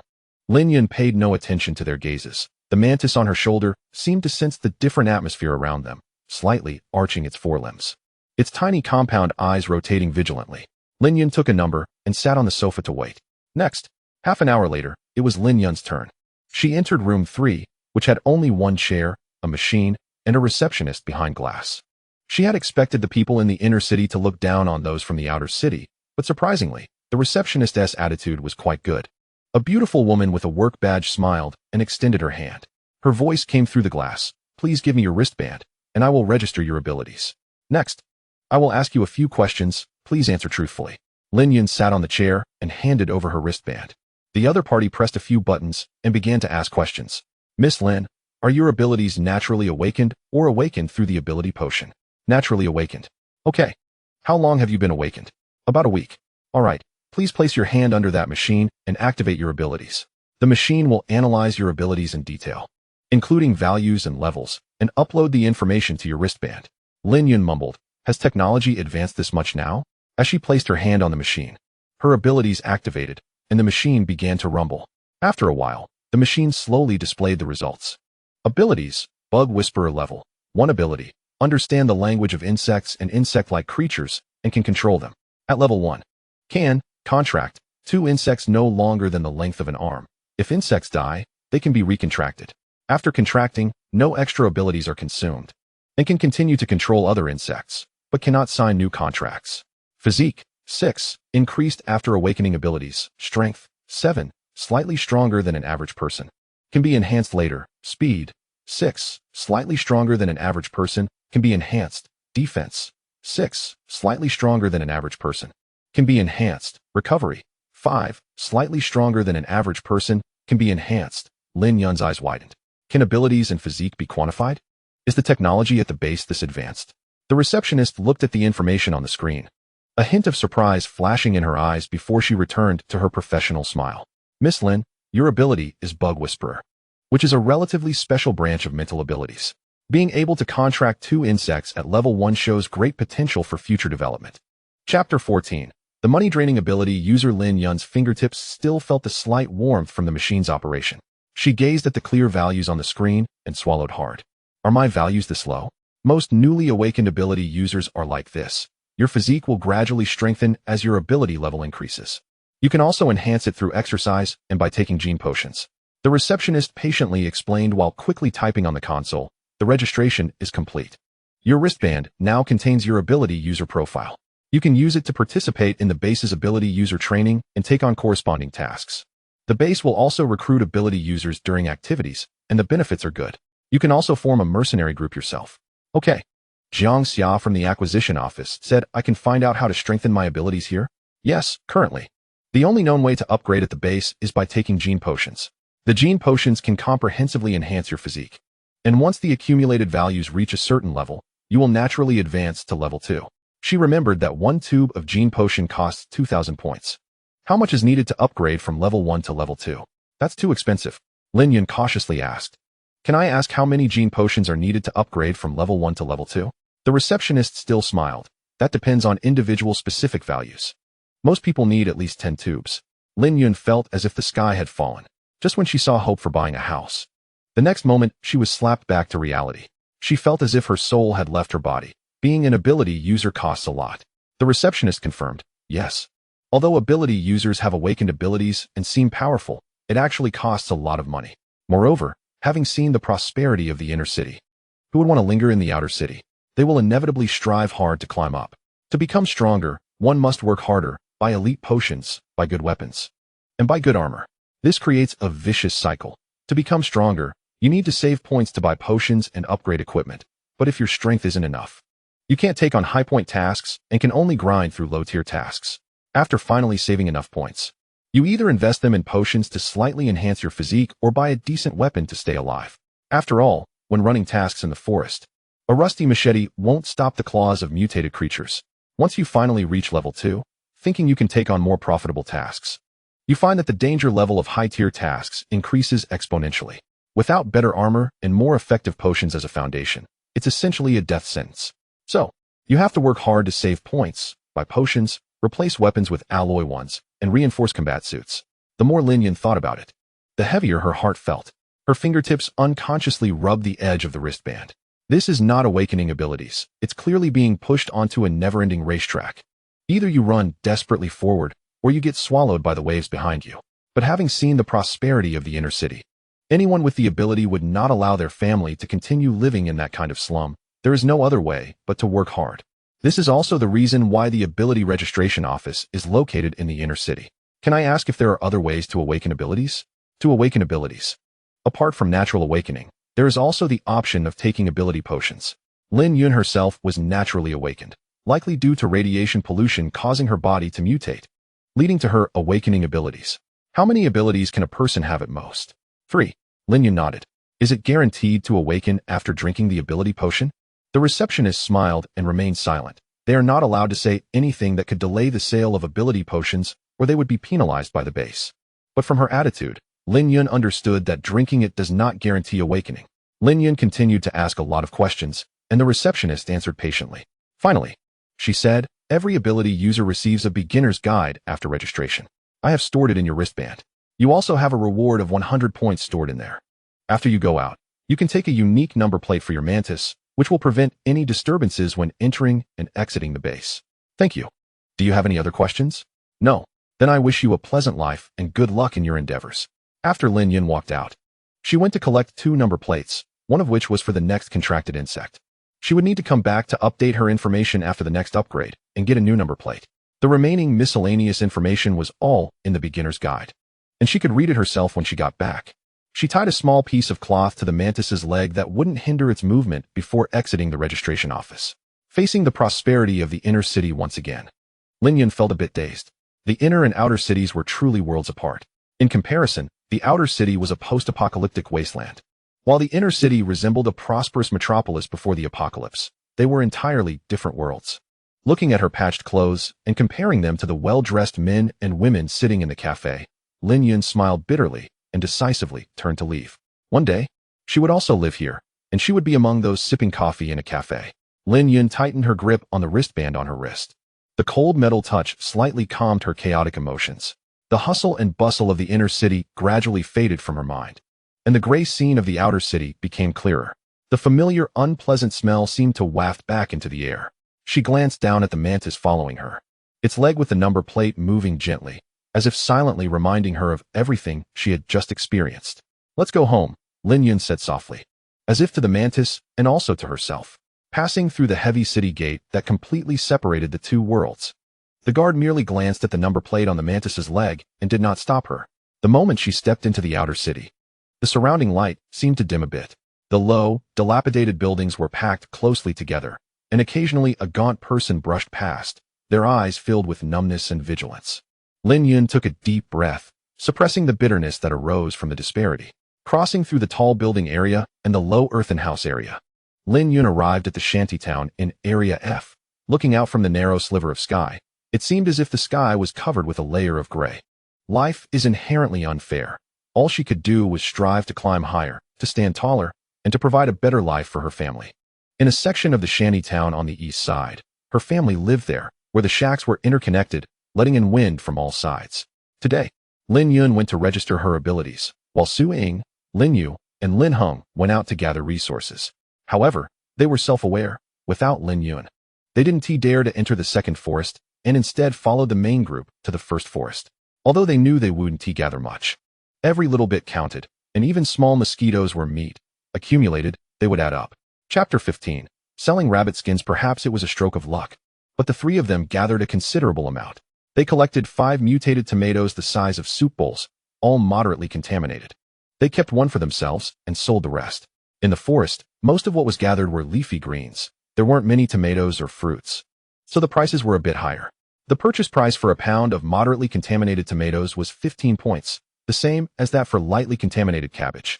One tomato weighed about a pound or two, and 4 totaled 7 pounds, bringing in 105 points. Suing was proud for a while when they brought these points home, receiving a round of compliments from Lin Hung and Lin Yu. Then, they used the tomatoes to stir-fry 2 big eggs, and everyone had a meal with steamed buns and tomato scrambled eggs. Since Lin Yun awakened her abilities, her family's life had improved significantly. Previously, Lin Yun transferred 600 points to Su Ying, plus the previous 380 points, totaling 980 points. Su Ying contributed 20 points to make it up to 4,000, which they decided to keep untouched, using the rest for household expenses. Each of the 3 siblings held 20 points, and Su Ying had 85 points, which was enough for daily use. The family looked at these points with excitement. They were just 1,000 points away from being able to buy a house in Area D. They would no longer have to live in this leaky shack that offered no warmth, aside from its minimal shielding from the rain. After dinner, Lin Yun shared everything she had heard that day with her family. The originally joyful atmosphere felt like it was doused with a bucket of cold water. They had been happy about Lin Yun awakening her abilities, but they hadn't expected that being an ability user was such an expensive profession. Since she had awakened her abilities, naturally, she wanted to become stronger. The more capable she became, the more dissatisfied she would feel with their current life, leading her to want to climb higher. However, to level up, they needed to buy genetic potions, and to avoid death, they had to purchase weapons and armor. The more they wanted to climb up, the higher the expenses, creating a vicious cycle. To level up, they had to work hard to earn money, and to earn money, they had to go to dangerous places and hunt more dangerous beasts. They couldn't let Lin Yun remain complacent and stagnant. If everyone awakened their abilities but only thought about basic survival, then whether they leveled up or not wouldn't matter. But was that possible? People are inherently ambitious, especially after witnessing the prosperity of the inner city. Seeing the atmosphere at home suddenly freeze, Lin Zhengwo broke the deadlock. Don't worry too much. Our family doesn't have the same capabilities as others, so let us take things step by step and save slowly. Haven't we always lived like this? Moreover, we are already quite satisfied with our current life. For Ai Yun to awaken her abilities is a great blessing. How can we be greedy? Lin Zhengwo said solemnly. There's no rush on leveling up. Let us first stabilize our daily life. Once we move into a house in Area D and have a place to shield us from the wind and rain, we can slowly think about other things. After all, hurrying won't help. Let us not go to dangerous places yet, and don't aim too high. Gather low-risk prey gradually. Su Ying wiped her eyes and forced herself to cheer up. What Dad said is right. Our family used to struggle just to have a full meal. Now we can eat steamed buns every day, and occasionally we even have meat. This is all thanks to Yun. Leveling up our abilities is a long-term matter. Let us first get past the hurdle of those 1,000 points. I think we can manage it with just a couple more trips to the forest. Exactly. We've always lived like this. We're just ordinary people and don't have such lofty ambitions. Do what we can with what we have. Lin Yun felt relieved. She had been too anxious and shouldn't let distant pressures overwhelm her. She looked at her parents and siblings, her smile returning. You're right, I was too stubborn. Let us take it step by step. First gather the points for the house, and then we'll move to Area D. At least they wouldn't have to worry about someone not waking up on a cold winter morning. Lin Yu quickly nodded, her face full of anticipation. Yes. Once we move into the new house, we won't have to hold a basin to catch water when it rains anymore. We won't have to huddle under blankets in winter. Lin Hung chimed in. By then, I want to plant some wild vegetables I gathered by the window. They might grow even better. Seeing the longing in her siblings' eyes, Lin Yun's anxiety completely dissipated. Yes, life was slowly getting better. Why rush for results? Suddenly, Lin Yun remembered she still had a large piece of rabbit skin that hadn't been sold. Although it could keep warm at home and would be great for winter. Wasn't this also a way to gather money? Mom, Dad, I still have a rabbit skin. I'm going to the weapon shop to see how much I can sell it for. Okay, be careful. Lin Yun waved her hand and headed towards the weapon shop in Area D. The rabbit skin was quite large when stretched out, about a meter long, with thick fur. They had tried not to damage it while skinning it, hoping to sell it for a good price. However, rabbit skins were quite common and not as valuable as bear or tiger skins. With the rabbit skin in hand, Lin Yun walked briskly towards Area D. Compared to the outskirts where they lived, Area D was like a different world. Although the houses were still low, the walls were intact, the roofs were secure, and the streets even had a few small shops with dim yellow lights and occasional small buildings. The roads were made of concrete, with streetlights, electricity, and running water.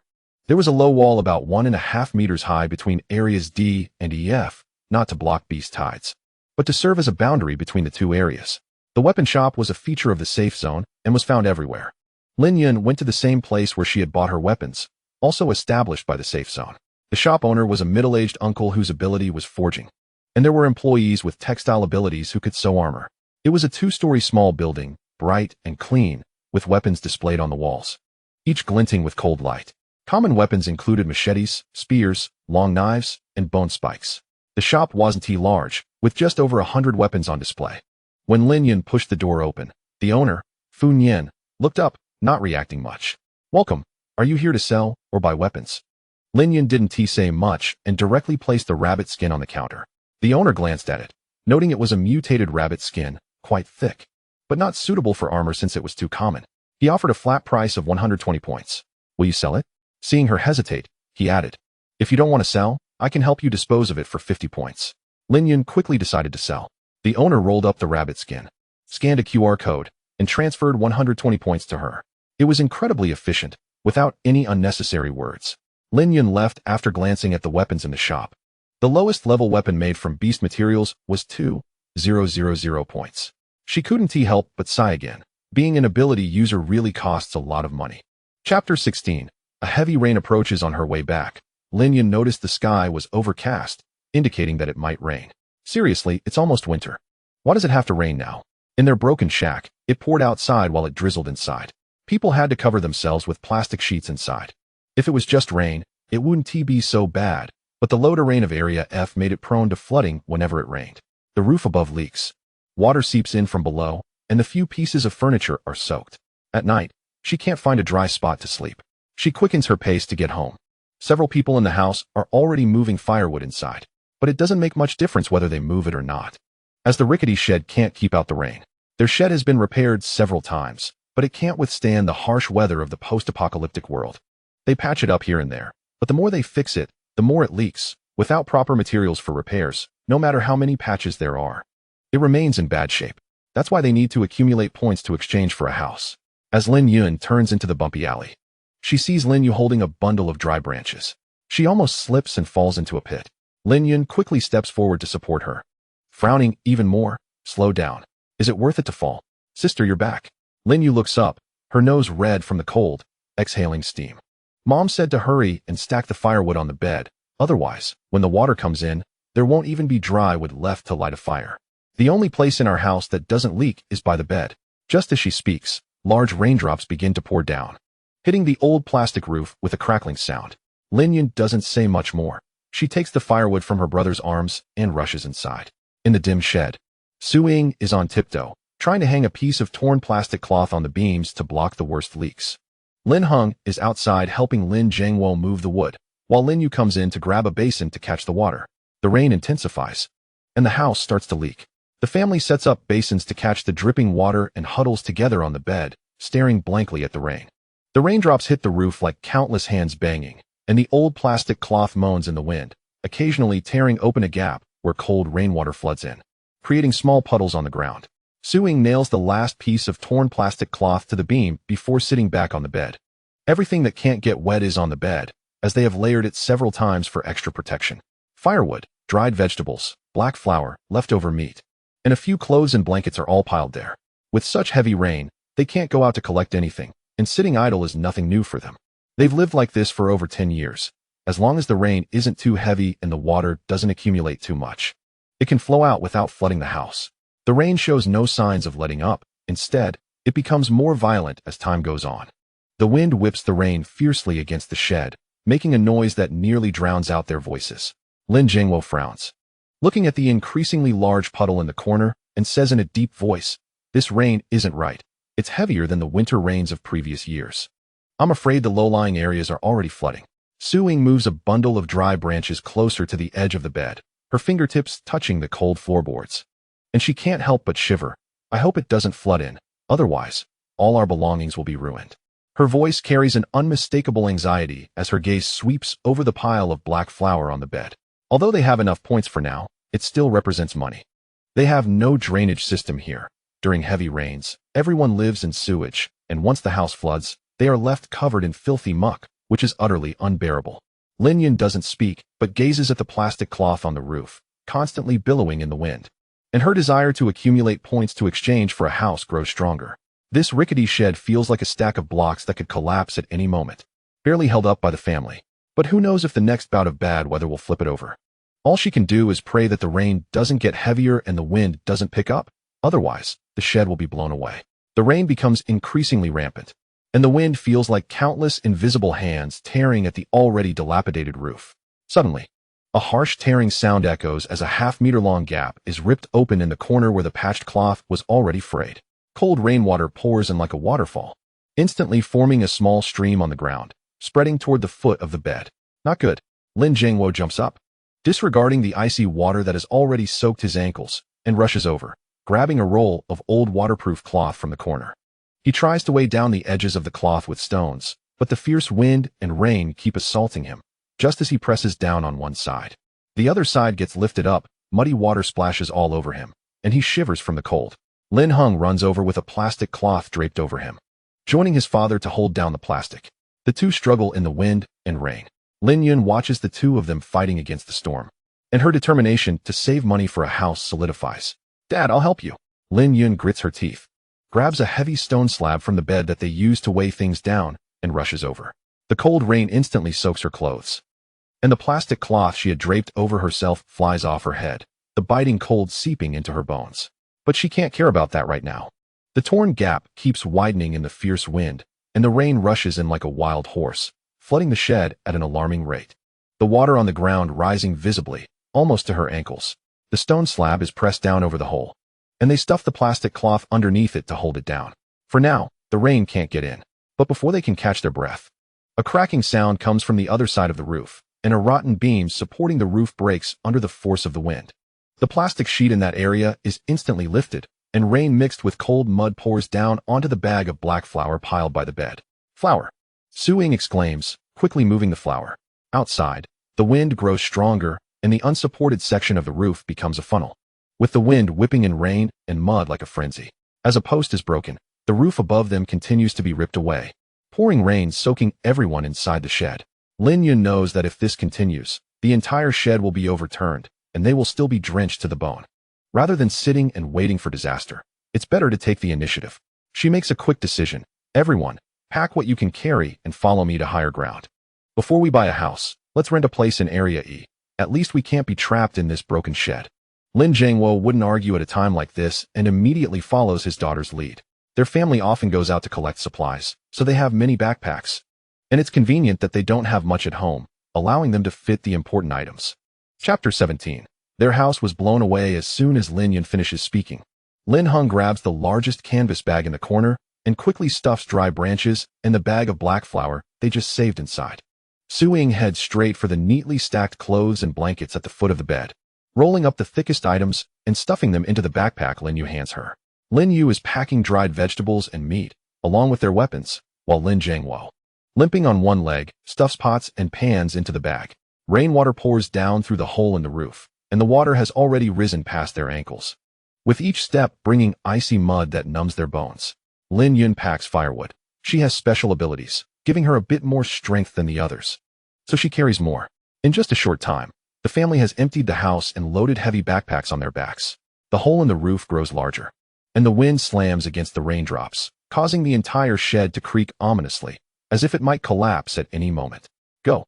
Lin Yun rushes toward the door first, where the plastic cloth has long been shredded by the wind, revealing the gray rain curtain outside.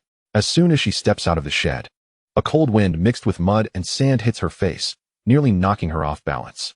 The water in the alley has risen past her calves, with broken plastic sheets and dry branches floating on the murky surface, occasionally swirling with debris from other people's sheds. They head north, and just as they have barely stepped outside, the entire shed is lifted away, sending wooden planks and plastic sheets flying through the air. With a loud bang accompanied by a harsh tearing sound, the makeshift shelter that had weathered the storms for a family over a decade finally could not hold up. Countless rotten wooden beams and broken plastic boards were swept into the air by the fierce wind, crashing down like kites with broken strings, splashing muddy water everywhere. Lin Yun suddenly turned around and saw a half-meter square plastic board brush past Lin Yu's head, crashing heavily into the puddle not far away, splattering muddy water all over them. "Duck! Hurry!"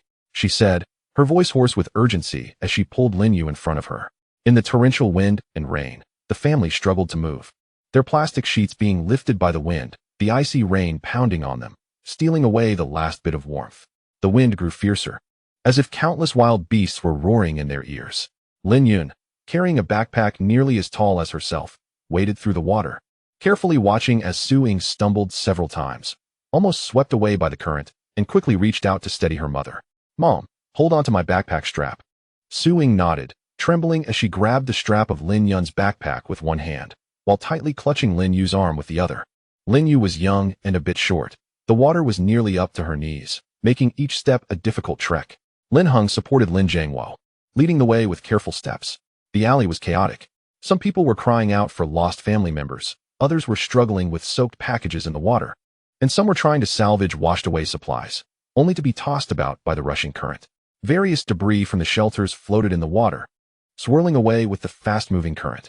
In the distance, the city guards were conducting emergency rescues, paddling kayaks to search for those in need. But their manpower was limited. The population of the shanty town was too great, taking up half of the safe zone. Those who could save themselves were told where the rescue points were and directed to go there on their own. The rescue point was also set up in Area E, coinciding with their direction. "Dad, take it slow." Lin Heng bent down, bearing most of Lin Jiangwo's weight on his shoulder. The muddy water hid countless debris, and he took each step with extra caution, afraid of slipping and causing his father to fall. Lin Jiangwo gasped for breath, his white hair plastered to his scalp by the rain, clenching his teeth to avoid being a burden to his son. "It's okay, Dad can still hold on." Before he could finish, a stronger gust of wind swept by, causing him to sway. If Lin Heng hadn't reacted quickly to grab him, he would have almost fallen into the water. "Stay close. Don't spread out." Lin Yun's voice was particularly forceful amid the wind and rain as she protected Su Ying with one hand, while keeping an eye on Lin Yu with the other.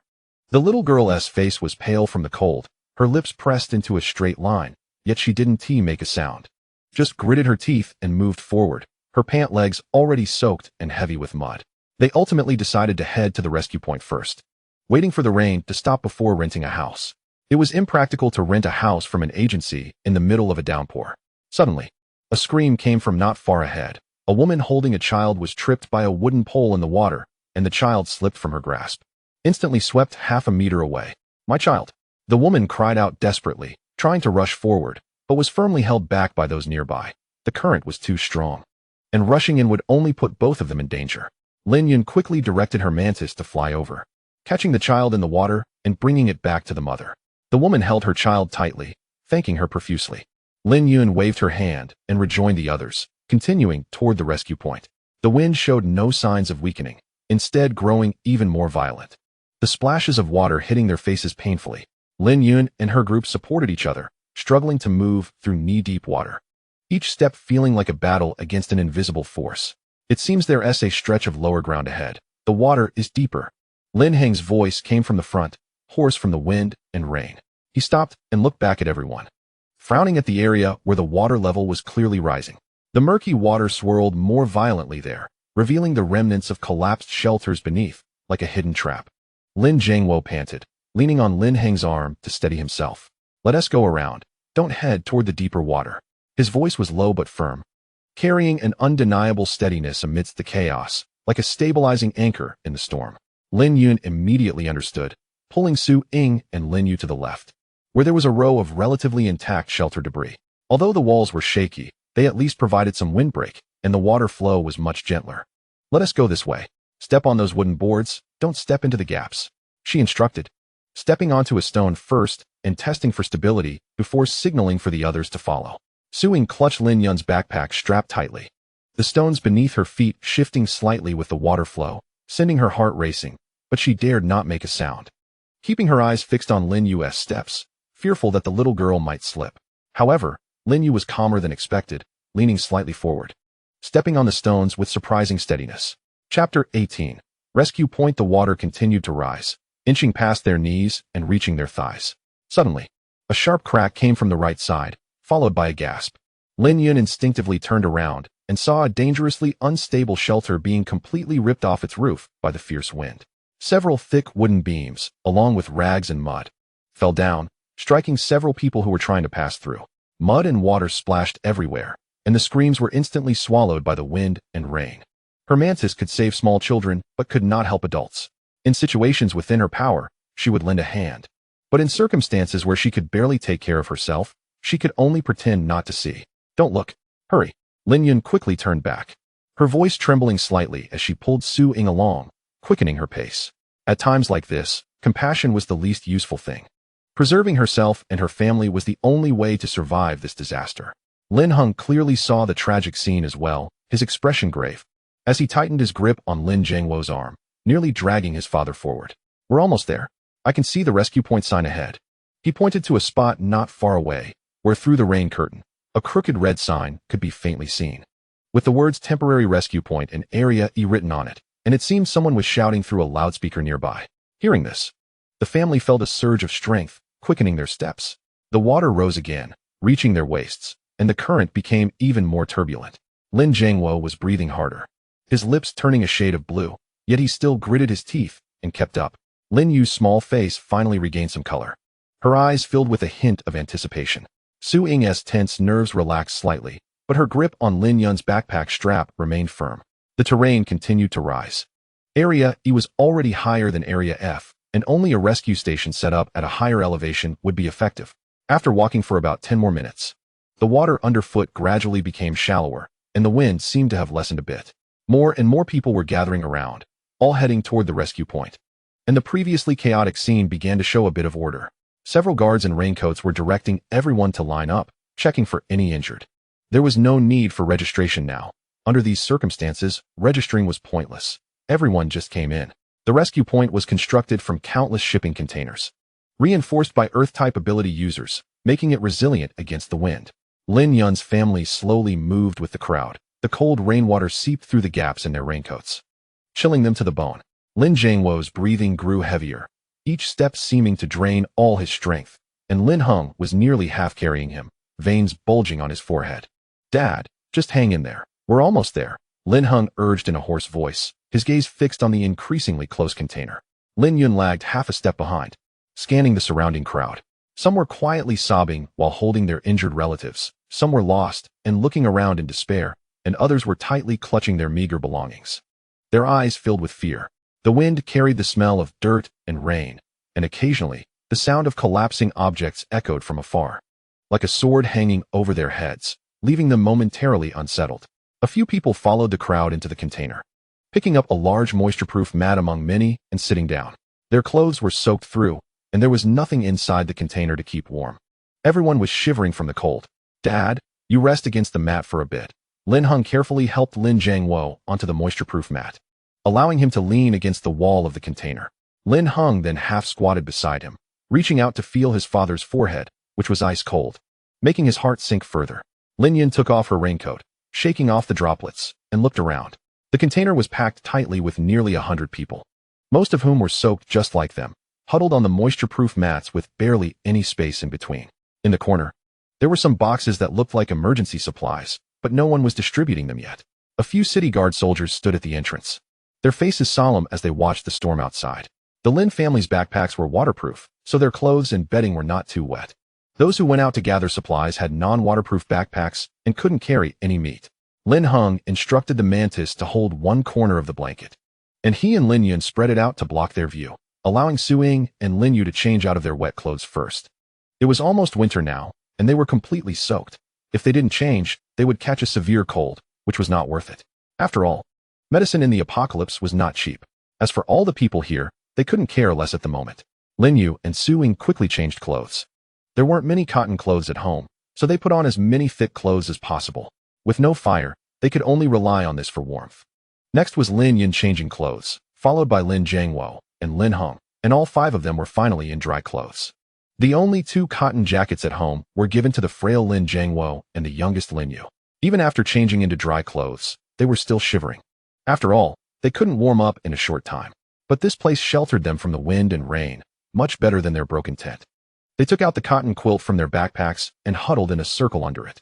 The quilt wasn't thick, but it was the best comfort they could find at that moment. The five of them pressed closely together, their body heat transferring through their clothes, barely dispelling some of the chill. Lin Jiangwo leaned against the wall of the container, his breathing gradually steadied, but his face remained pale. He looked at his children huddled beside him, and a glimmer of moisture appeared in his murky eyes. He opened his mouth to say something, but ultimately only sighed softly and patted Lin Yun's hand. Lin Yun understood and whispered, "Dad, don't worry, we're all okay." People continued to stream in at the entrance. After entering the container, they followed suit and found a moisture-proof mat to sit down on. As more and more people filled the container, the temperature inside rose slightly. Outside, the howling wind mixed with the sound of debris crashing against the container, creating a series of thuds. The city guard's loudspeaker was continuously calling for the crowd to move toward this area. Before long, a few city guard soldiers entered, guns in hand, silently walking to the wall, opening the supply boxes, and starting to distribute supplies. Each person received 2 grain cakes and a bottle of water. Having trudged through the icy cold water, everyone had already lost their warmth. The Lin family had accumulated quite a few points and had some surplus food, so they didn't hesitate to start munching on the cakes once they received them. Having something in their stomachs allowed them to get by. The soldier distributing the supplies shouted, "Here are some cold medicine, but they are not free. 30 points per tablet. If anyone needs it, you can come over to scan and purchase." Chapter 19. The moral coercion of the 250. The cold medicine in the post-apocalyptic world was made from mutated plants and had a high cost. However, the benefit was that it almost worked wonders. In the inner city, apart from the high-ranking officials who were merely occupying their positions, there were still people working for the public good. The price of this medicine was pushed down to this point, nearly a cost price. The high-ranking officials also knew that if the people in the outer layers all died, their comfortable lives could not be guaranteed, so they accepted it. After all, it was not them who would suffer, it was the people in the military. This safe base was controlled by 2 groups of people, the high-ranking elites holding abundant resources and the military personnel unwilling to collude. The city guard was formed by the military. Otherwise, how could they have come to rescue people in such weather? Haven't they seen that the private bodyguards of those high-ranking officials didn't even dare to step outside? Upon hearing the price of the cold medicine, Lin Hung instinctively touched his father's hand, which was still icy. He furrowed his brow and looked at Lin Yun, his eyes filled with inquiry.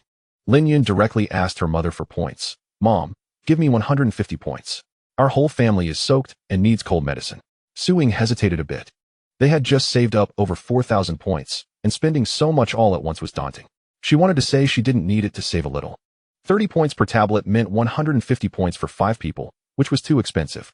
"Xiao Yun, Mom is strong. This little rain is nothing. No need to buy it for me." Suing tugged at Lin Yun's sleeve, her voice very low, her eyes filled with reluctance.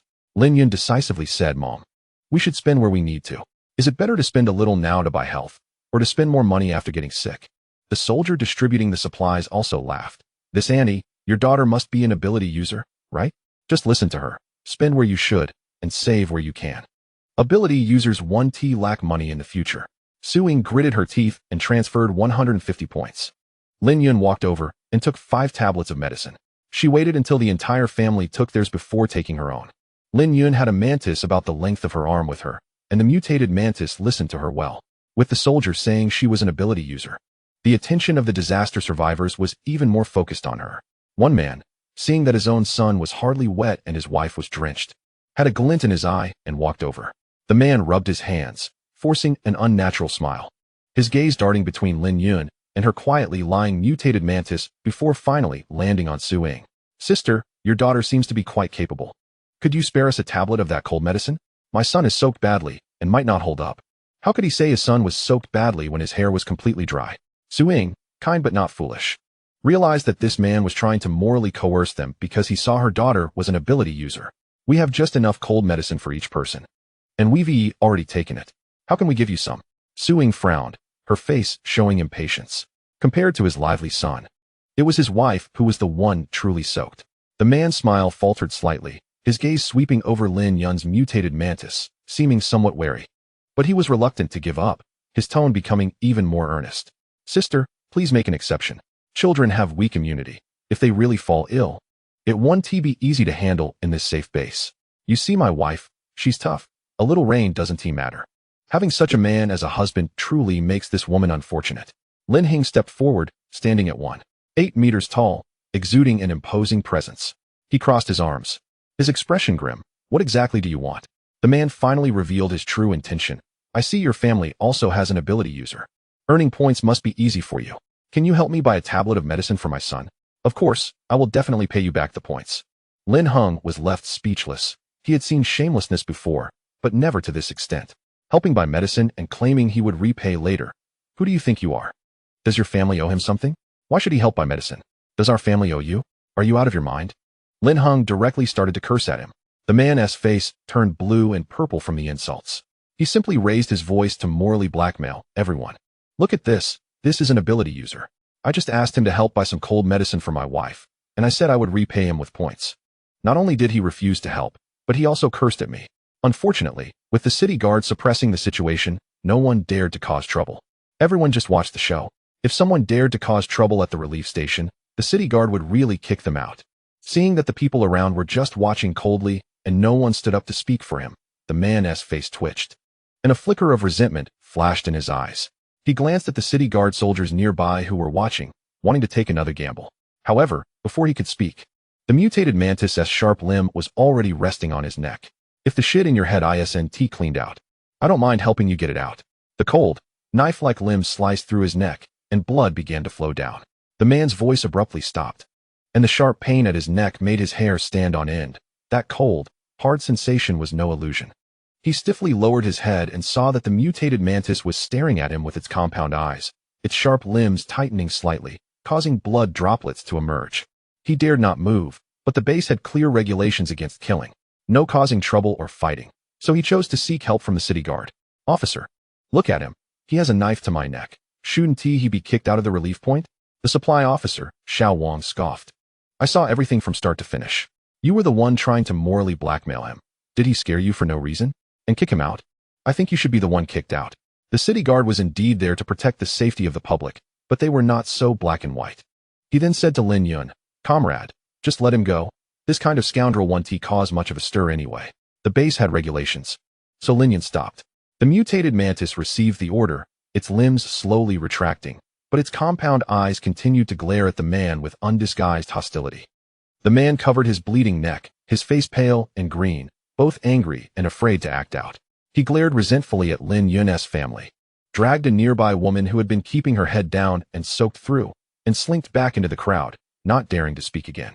The onlookers, seeing that the commotion was over, dispersed, continuing to collect their supplies, but as they passed by Lin Yun, their eyes held a touch of awe. Having an ability user as a backing was indeed different. Even the city guard had to give some face. Chapter 20. Renting a house. The heavy rain continued until nightfall without stopping. At night, the city guard brought emergency lights, illuminating the container a bit. They prepared hot meals, serving each person a bowl of mixed grain rice, made of beans, sweet potato chunks, and a small amount of brown rice cooked until soft. Although the portion was small, at least it was warm. They pushed the food cart into the container and distributed it one by one. The Lin family held the steaming porcelain bowls and took a bite of the warm rice. Although there were no side dishes, it was still warm food and free, which was already good. They were losing body heat significantly, and now no one needed to be polite. Everyone got a bowl and ate heartily. With warm food in their stomachs, their bodies gradually warmed up.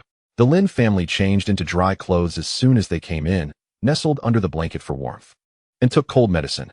So far, they had no other symptoms. Others were different. Having braved the storm and cold, they had no money to buy cold medicine, and sneezing began to echo in the container. Lin Yun and her family huddled into a corner, estimating they would have to sleep there tonight amidst the unrelenting wind and rain. Although it wasn't particularly warm, it was much better than the makeshift shelter they had been in, which was soaked through. After finishing the mixed grain rice, the family huddled together again, putting one blanket over the other, 5 people squeezing together for warmth. Lin Hung and Lin Zhangwo, the 2 grown men, were on the outer edge, with Lin Yun, Lin Yu, and Su Ying in the middle. As night deepened, the heavy rain outside the container continued to pour. The raindrops hitting the metal roof made a dense patter, like an incessant drumbeat. The emergency light cast a dim and weak glow, barely illuminating the disheveled figures inside. The sounds of snoring, coughing, and muffled sobs mingled with the sound of rain, weaving a rough net that enveloped this temporary shelter. The few of them curled under the blankets, chatting sporadically. Having waded through the water during the day, they were cold and tired, but now finally found a stable place. They couldn't resist sleep and drifted off. Before sleeping, Lin Yun instructed the mantis that if anyone sneaked over to rummage through their backpacks, to attack without holding back, but not to kill anyone, as it would violate base laws. It was unclear how long it had been when Lin Yun was startled awake by a faint rustling sound. The emergency light still cast a dim glow, reflecting the rhythmic breathing around. Most people were still fast asleep. She held her breath, scanning the surroundings in the weak light, quickly pinpointing the source of the sound. A tall, thin man, hunched over, was cautiously moving toward them. The man's movements were light, his footsteps almost silent, clearly experienced in such activities. The base prohibited theft, but with such a large population, it was impossible to catch thieves in the act, and ultimately, it would be left unresolved. Because it was impossible to search every household, petty theft was not uncommon in the base. His eyes glinted with greed in the dim light. Fixated on the backpacks beside Lin Yun and the others, which contained their flour, meat, and some spare clothing. Lin Yun did not speak immediately, only silently directing the mantis. Just then, the mantis, which had been lying beside the backpack feigning sleep, moved. It seemed to have sensed something was off, and was just waiting for the right moment. The man's hand was about to touch the backpack strap when the mantis suddenly raised its head, its compound eyes shining coldly in the dark. Its sharp limbs swiftly lifted, directly cutting a deep gash in the man's arm. The man let out a yelp but quickly covered his mouth. He didn't dare to linger, clutching his bleeding hand, and awkwardly turned to run deeper into the container, quickly disappearing into the shadows. A few people around were startled awake by the commotion, groggily glanced over, saw nothing serious, and rolled over to continue sleeping.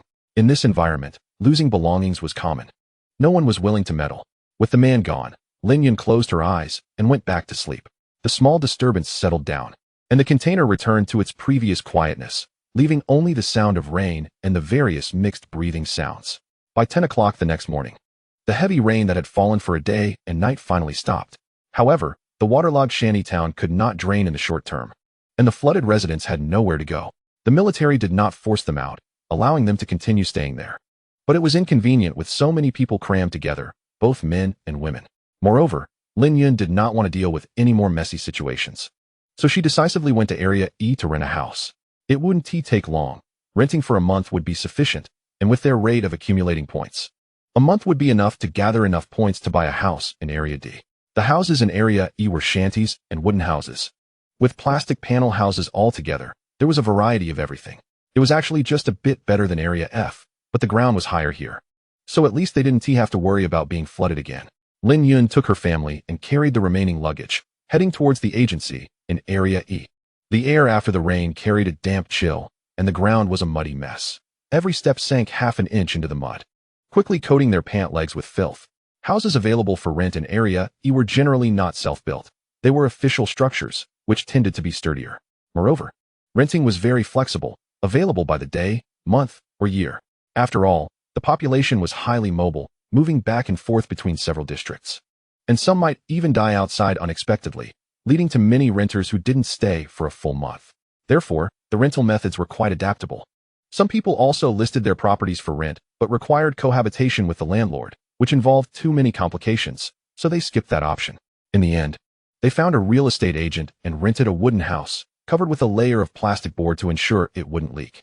It was about 20 square meters, a large single room, and they rented it for half a month for 150 points. It was much sturdier than their previous shabby shelter. After paying the points and receiving the key, Lin Zhengwo was the first to push open the creaking wooden door, and a smell of damp wood and dust rushed out. He waved his hand to disperse the odor and turned to his family behind him, saying, "This is much better than a container. At least it can shield us from wind and rain and has some separation inside." The interior was similar to where they had lived before. Just a few wooden boards propped up on bricks, a wobbly table, a few chairs, and a simple earthen stove. That was all. But at least they had a place to stay, and even if they couldn't buy a house before winter came, they could manage to get through the winter with an iron stove. The house was neither drafty nor leaky, and Lin Yun looked at the wooden house in front of her. Although simple, it exuded a sense of stability. She patted the mud off her clothes and said to her family, "Let's tidy up and organize our things." Chapter 21. Base collection task. When they left, they only took 2 thin blankets and 1 thick blanket with them, as they didn't have many thick blankets to begin with, relying on various clothes for warmth. With the weather getting colder and money still not enough, it would be better to buy blankets. Lin Yun and Lin Yu slept together, the older couple together, and Lin hung alone, needing 2 thick blankets. The base grew its own cotton, but it was not for their use, as it was uncontaminated. Ordinary people still used cotton blankets that had radiation, which they had gathered from the wild. There were down blankets, but they were even more expensive than cotton blankets. So thick blankets were more cost-effective. They had left in such a hurry that they didn't take all their belongings. But managing to take some important things was already good enough. It had snowed lightly that morning, leaving a thin layer on the ground, although not much. It indicated that winter was likely arriving early this year. They needed to prepare for warmth in front of their non-windproof house. Lin Yun made up her mind and went to the D District Mall to buy thick blankets. The blankets were sold by weight. The thicker they were, the more expensive.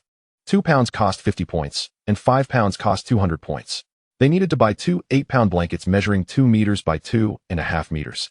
The one at home would go to Lin Hong, so they needed to buy 2 more.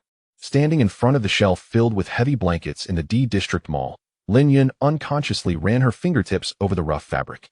"Miss, which one do you want?" A middle-aged man behind the counter glanced at her, his voice hoarse as if rubbed by sandpaper. "The 8-pound. Just arrived today. 2 by 2.5 meters, quite thick, but it costs quite a bit of points." Lin Yun took a deep breath, suppressing the discomfort rising in her heart at the thought of her points rapidly diminishing. 2 blankets, 8 pounds. The man raised his eyebrows slightly, seemingly surprised. In this day and age, which family could afford to spend so many points on blankets at once? He quickly moved 2 blankets tied with coarse hemp rope from the top of the shelf and placed them on the electronic scanner. But winter is coming soon. It won't be a gradual decline, but a sharp drop. No one knows when winter will arrive. It's already quite cold now. So it's indeed time to get thick blankets. 800 points. Lin Yun felt a pang in her heart, but quickly scanned to pay the points. She hugged one blanket while giving the other to Lin Hong. The two of them made their way home, showcasing the thick blankets to everyone. Lin Yu's eyes sparkled as she rushed over and rubbed against the blanket. Previously, there had only been one thick blanket at home. Their father had a limp, and Su-Ying wasn't in good health, so the thick blanket was usually reserved for them. The 3 siblings had shared 2 thin blankets, piling on clothes for warmth. Too afraid to take off their sweaters while sleeping. Now, with the thick blankets, they could finally get a good night's sleep. After bringing the blankets home, the 3 siblings packed their bags and planned to go out for gathering. Having just experienced a flood, many people in the shanty town had lost their homes completely and were eager to go out and gather to exchange for points. The 3 siblings joined the crowd, flowing out of the city gates. In the past, for safety, everyone would go to Forest Number 1, but this time, many were eager to make money and rushed towards Forest Number 2. As for whether Forest Number 2 was dangerous or not, that was another story. The 3 siblings were also in the group heading to Forest Number 2. They had been there twice before and had help from bugs, making it a bit safer than for others.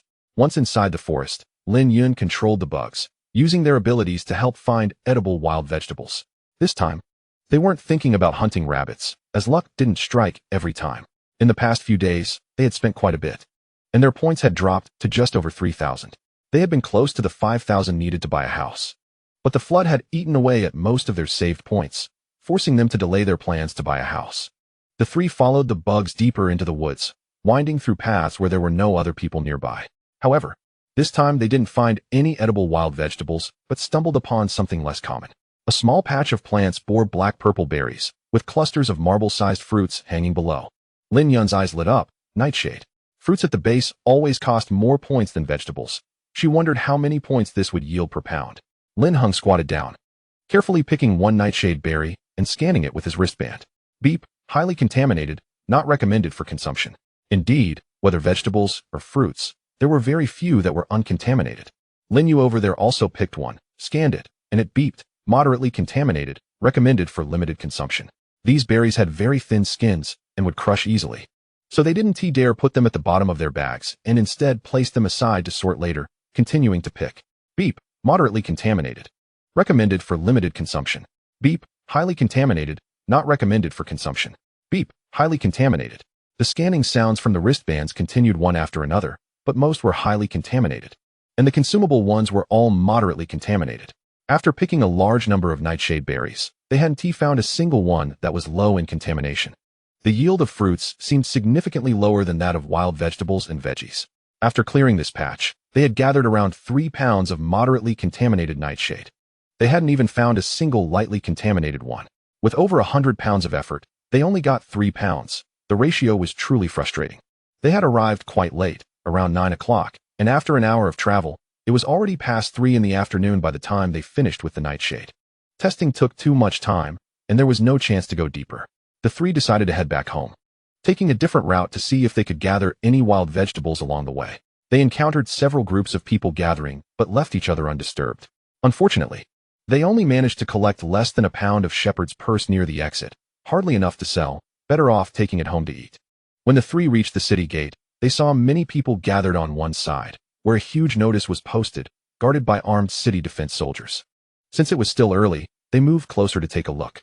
It was a recruitment notice. The next day, the city defense soldiers and mercenary groups would head to Forest Number 4 to gather Fish Row, and those interested could sign up at the recruitment point at the city gate. Collecting for a day earns 100 points, and collecting a few edible fish roe gives you an additional 15 points. The fish meat collected can be partially kept for personal consumption. The rewards are quite generous. Even the three siblings of the Lin family are tempted, but they have no intention of signing up. This is because Forest Number 4, known not only as the Misty Forest, shrouded in fog all year round, also carries the ominous title of Death Forest. Those who enter rarely return. Visibility inside is extremely low, and no one knows what lives within the fog. Even teams of ability users face great danger inside, let alone ordinary people. Especially recently when the fog has intensified, making it indistinguishable between humans and animals within half a meter. Chapter 22. Forced recruitment. The three siblings of the Lin family glanced disinterestedly at the announcement. This collection task is managed by the City Defense Army in conjunction with a private mercenary group. Not only do they have heavy firepower support, but there are also many ability users involved. The timing is quite opportune, right after heavy rains washed away countless makeshift homes. People who are severely short on money, struggling to survive the winter, might take the risk and accept this task for the sake of earning money. The annual collection task is extremely dangerous. Yet there are still those who dare to rush forward just for those points. The type of fish roe that the higher-ups love is all harvested at the cost of human lives. Their former neighbor in the slum area, Aunt Zhang's husband, went on such a collection task to earn more points, and his body was never found. Every year, a large number of people die in these collections.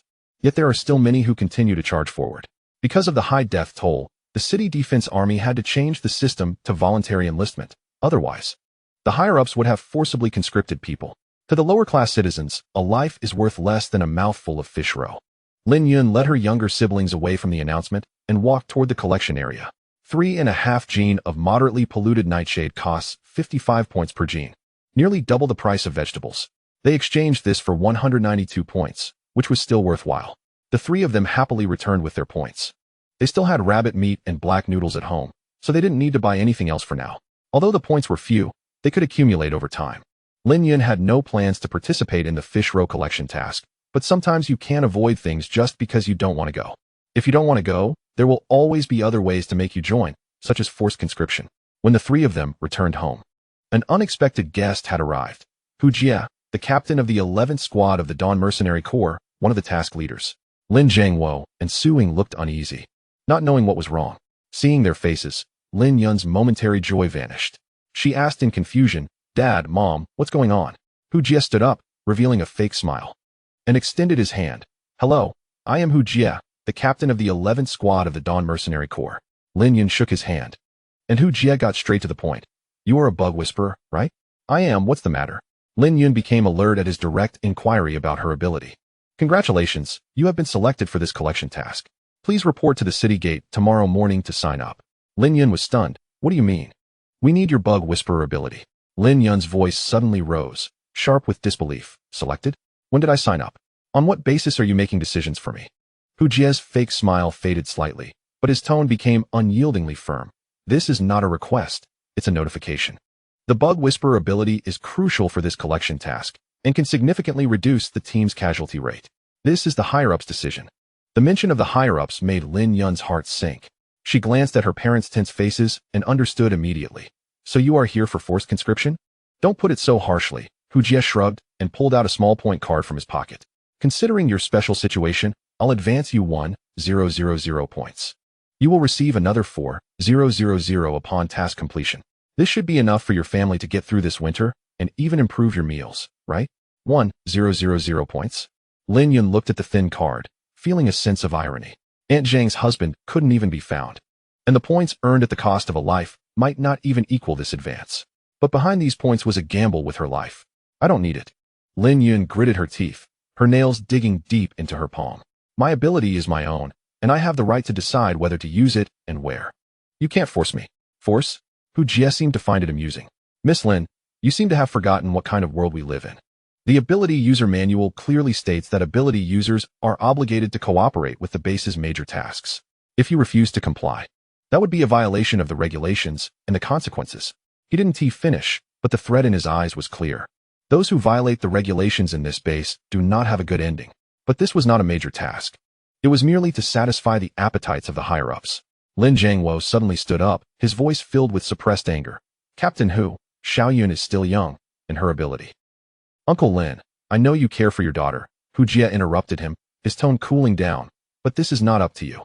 Either she voluntarily reports tomorrow, or I will call people to take your daughter away right now. It won't end well, especially for families like yours living in slums. Su Ying grabbed her husband's arm, her eyes red, but she could only hold back her tears, knowing Hu Jie was speaking the truth. In this highly stratified base, they, the lower-class people, had no capital to resist. Lin Yun watched her parents' helpless expressions and then looked at Hu Jie's confident face. Feeling a chill run down her spine, she knew that some things could not be avoided just by wanting to escape. The higher-ups needed her ability, just like they needed those desperate collectors, and they never asked if she was willing. What if I refused to go? Lin Yun's voice trembled, but she kept her gaze fixed on Hu Jie. Hu Jie put away the point card, his expression completely cold. Then don't blame us for being impolite. I'll give you one night to think about it. Tomorrow morning at 8, see you at the city gate. With that, he stopped talking, turned, and left. The heavy military boots thudded on the worn floor. Each step felt like stepping on the hearts of the Lin family of 4. Before he had even exited, Lin Yun raised her voice and called out, Captain Hu, I will go. Hu Jie sneered. It would have been better if you had recognized the situation sooner. After speaking, he casually tossed the point card aside and left. The higher-ups could challenge the military, and tasks that cost lives could still be approved, showing that they had no way to resist these people. She had to go on this task, whether she wanted to or not. Silence fell like a cold tide, slowly engulfing the small room. Lin Jiangwo's chest heaved violently, his fists clenched white, knuckles turning pale from the pressure. Ultimately, he could only weakly pound the table, creating a dull sound filled with endless frustration and anger. These beasts, he roared, his voice hoarse as if sandpaper had rubbed against it. Su Ying could no longer hold back her tears, which fell like rain. She pulled Lin Yun into her arms, choked with emotion. Xiaoyan, what are we going to do? That task is a death sentence. Your Aunt Zhang's husband. The words that followed she simply couldn't bring herself to say. Each word felt like a knife, cutting into her heart. Chapter 23. Registration. Lin Yun tried to smile to comfort them, but the smile looked extremely forced. It doesn't necessarily mean I'll die. There are many capable people in the city defense and the mercenary group. I'm just going to help out a bit. Plus, there's money to be made. When I come back, our family can buy a house. But that smile seemed to be nothing but a bitter laugh. Lin Hung was filled with anger. Sister, I would rather not have a house than let you go. Lin Yun nodded heavily, tears in her eyes. Lin Yun's words sounded too fake. Every year, the city guard and the mercenary group would take on this task, yet more than half of the people sent out would not return. The family had fallen into despair. To prevent the public from knowing about the dangers in Forest Number 4 and scaring away those who were willing to risk their lives for money, the higher-ups had not disclosed the situation in Forest Number 4. Therefore, ordinary people were unaware of what lay inside. However, since they were looking for a bug whisperer, it indicated that there were mutated insects in the fog, which were likely very dangerous. Sister, I know you're worried. She raised her hand to ruffle Lin Heng's hair and wiped away the tears on Lin Yu's cheek, trying to keep her voice steady. But this is not the time to throw a tantrum. Hu Jie said this is the higher-ups' decision, and we can't avoid it. Lin Jiangwo slammed his thigh and breathed heavily. We can't avoid it, but we have to hide. At worst, we can leave the base overnight and find a cave to hide in outside. That's better than sending you to your death. Dad, you're being foolish. Lin Yun quickly shook her head. The outskirts of the base are full of mutated beasts, and outside is their territory. With our limited abilities, going out would only be feeding them. There's no way to survive. Su Ying sobbed in agreement. Your dad is just panicking. This base is like a cage. We have no right to just leave. The room fell silent again, with only Su Ying's muffled cries echoing in the small space. Lin Yun took a deep breath, forcing herself to calm down. Despair wouldn't solve any problems. She had to find a way, even if it was just a glimmer of hope. Mom, stop crying. It won't help. She supported Su Ying's shoulder, her gaze sweeping over her family. We need to think of a way. Hu Jie said to gather at the city gate at 8 a.m. tomorrow. We still have tonight. What can we do? Lin Yun clenched his fists, his knuckles turning white. We are a mercenary group, and we have the support of the higher-ups, but we are unarmed. There will always be a way. Lin Yun's eyes gradually became determined. They want my bug whisperer ability, which means the mutated insects in forest number 4 pose a significant threat to them. This means my existence is valuable to them. As long as I am useful, they won't easily let me die. She paused, continuing her analysis. Moreover, they have given us an advance on points and promised rewards upon completion of the task, indicating they need my cooperation and do not merely see me as cannon fodder. Lin Zhangwo frowned. But so many people die each year. Although most of the dead are ordinary people, it doesn't mean that ability users won't die. Lin Yun replied solemnly. I think since they came looking for me, they need my ability. They will send someone to protect me, at least before the collection task is completed. They will ensure my safety. This statement was half analysis, half self-comfort, but at that moment, it brought a faint glimmer of light to her family's despair. Su Ying stopped crying, staring blankly at her daughter. Really? It's highly likely. Lin Yun nodded, her tone firm. So, I can't fight back. I have to agree first. Then look for opportunities to protect myself during the task. In truth, she wasn't even sure if she believed her own words, but if she didn't say this, her family would only worry more. She looked at Lin Hung and Lin Yu. You two take good care of mom and dad at home. When I come back, we'll use the points to get a decent house and won't have to live in this rundown place anymore. Lin Hung wanted to say something else, but Lin Yun stopped him with a look. He knew that his sister had made a decision, and any further objections would be futile. He could only suppress his worries deep inside and nodded heavily. Sister, you have to be careful. We will wait for you to come back. Lin Yun transferred all her points to Su Ying's wristband, and the points card that Hu Jie brought was also scanned and transferred. Whether it was a deposit or the settlement fee after death, this money was theirs now. Her family looked worried, but there was nothing more to say. After all, they had no choice in this matter. The people cannot fight against the officials. They couldn't win. How could she be so sure? No one knew what lay hidden in the fog of forest number 4. Since those mutated insects could make the higher-ups pay such close attention, even forcibly conscripting bug whisperers, their danger level could be imagined. But she couldn't be afraid, at least not in front of her family. She was the sister, one of the pillars of this family. Even if the road ahead was fraught with danger, she had to grit her teeth and charge forward. That day, the atmosphere in the house was heavy. The next morning at 8, Lin Yun put on her protective gear and walked toward the registration area. Today was the registration day, and tomorrow they would officially set off. Her family watched her leave from behind, and Su Ying and Lin Yu could no longer hold back their tears. When Lin Yun went to register, many people were there to sign up for the collection task. It must be said that the timing chosen by those higher-ups was very appropriate. Everyone had just lost everything to the flood and urgently needed money. Most of the poor from areas E and F were dragging their families along, hoping to risk it all for this task. Even knowing the dangers, they could only brace themselves and go. Lin Yun stood in the crowd, looking at the faces that were either numb, anxious, or pretending to be calm, her heart filled with mixed emotions. These people, like her, had been pushed to the brink and had chosen to step into the unknown danger. When it was her turn, she expressionlessly handed over her wristband and registered, Lin Yun. The registering soldier was taken aback, having clearly received orders. The soldier glanced at the information on the screen and looked at her with a hint of curiosity. Follow me. You don't need to gather with these people. Lin Yun didn't ask further and silently followed. It seemed her guess was correct. Her identity as a bug whisperer granted her some special treatment. At least she didn't have to squeeze in with the ordinary collectors. The soldier led her into a small building not far from the city gate, where a portion of people had already gathered and were in a room. Hu Jie, who had come to recruit her yesterday, was also there. Seeing that she had come to register as promised, he grinned. Oh, you came.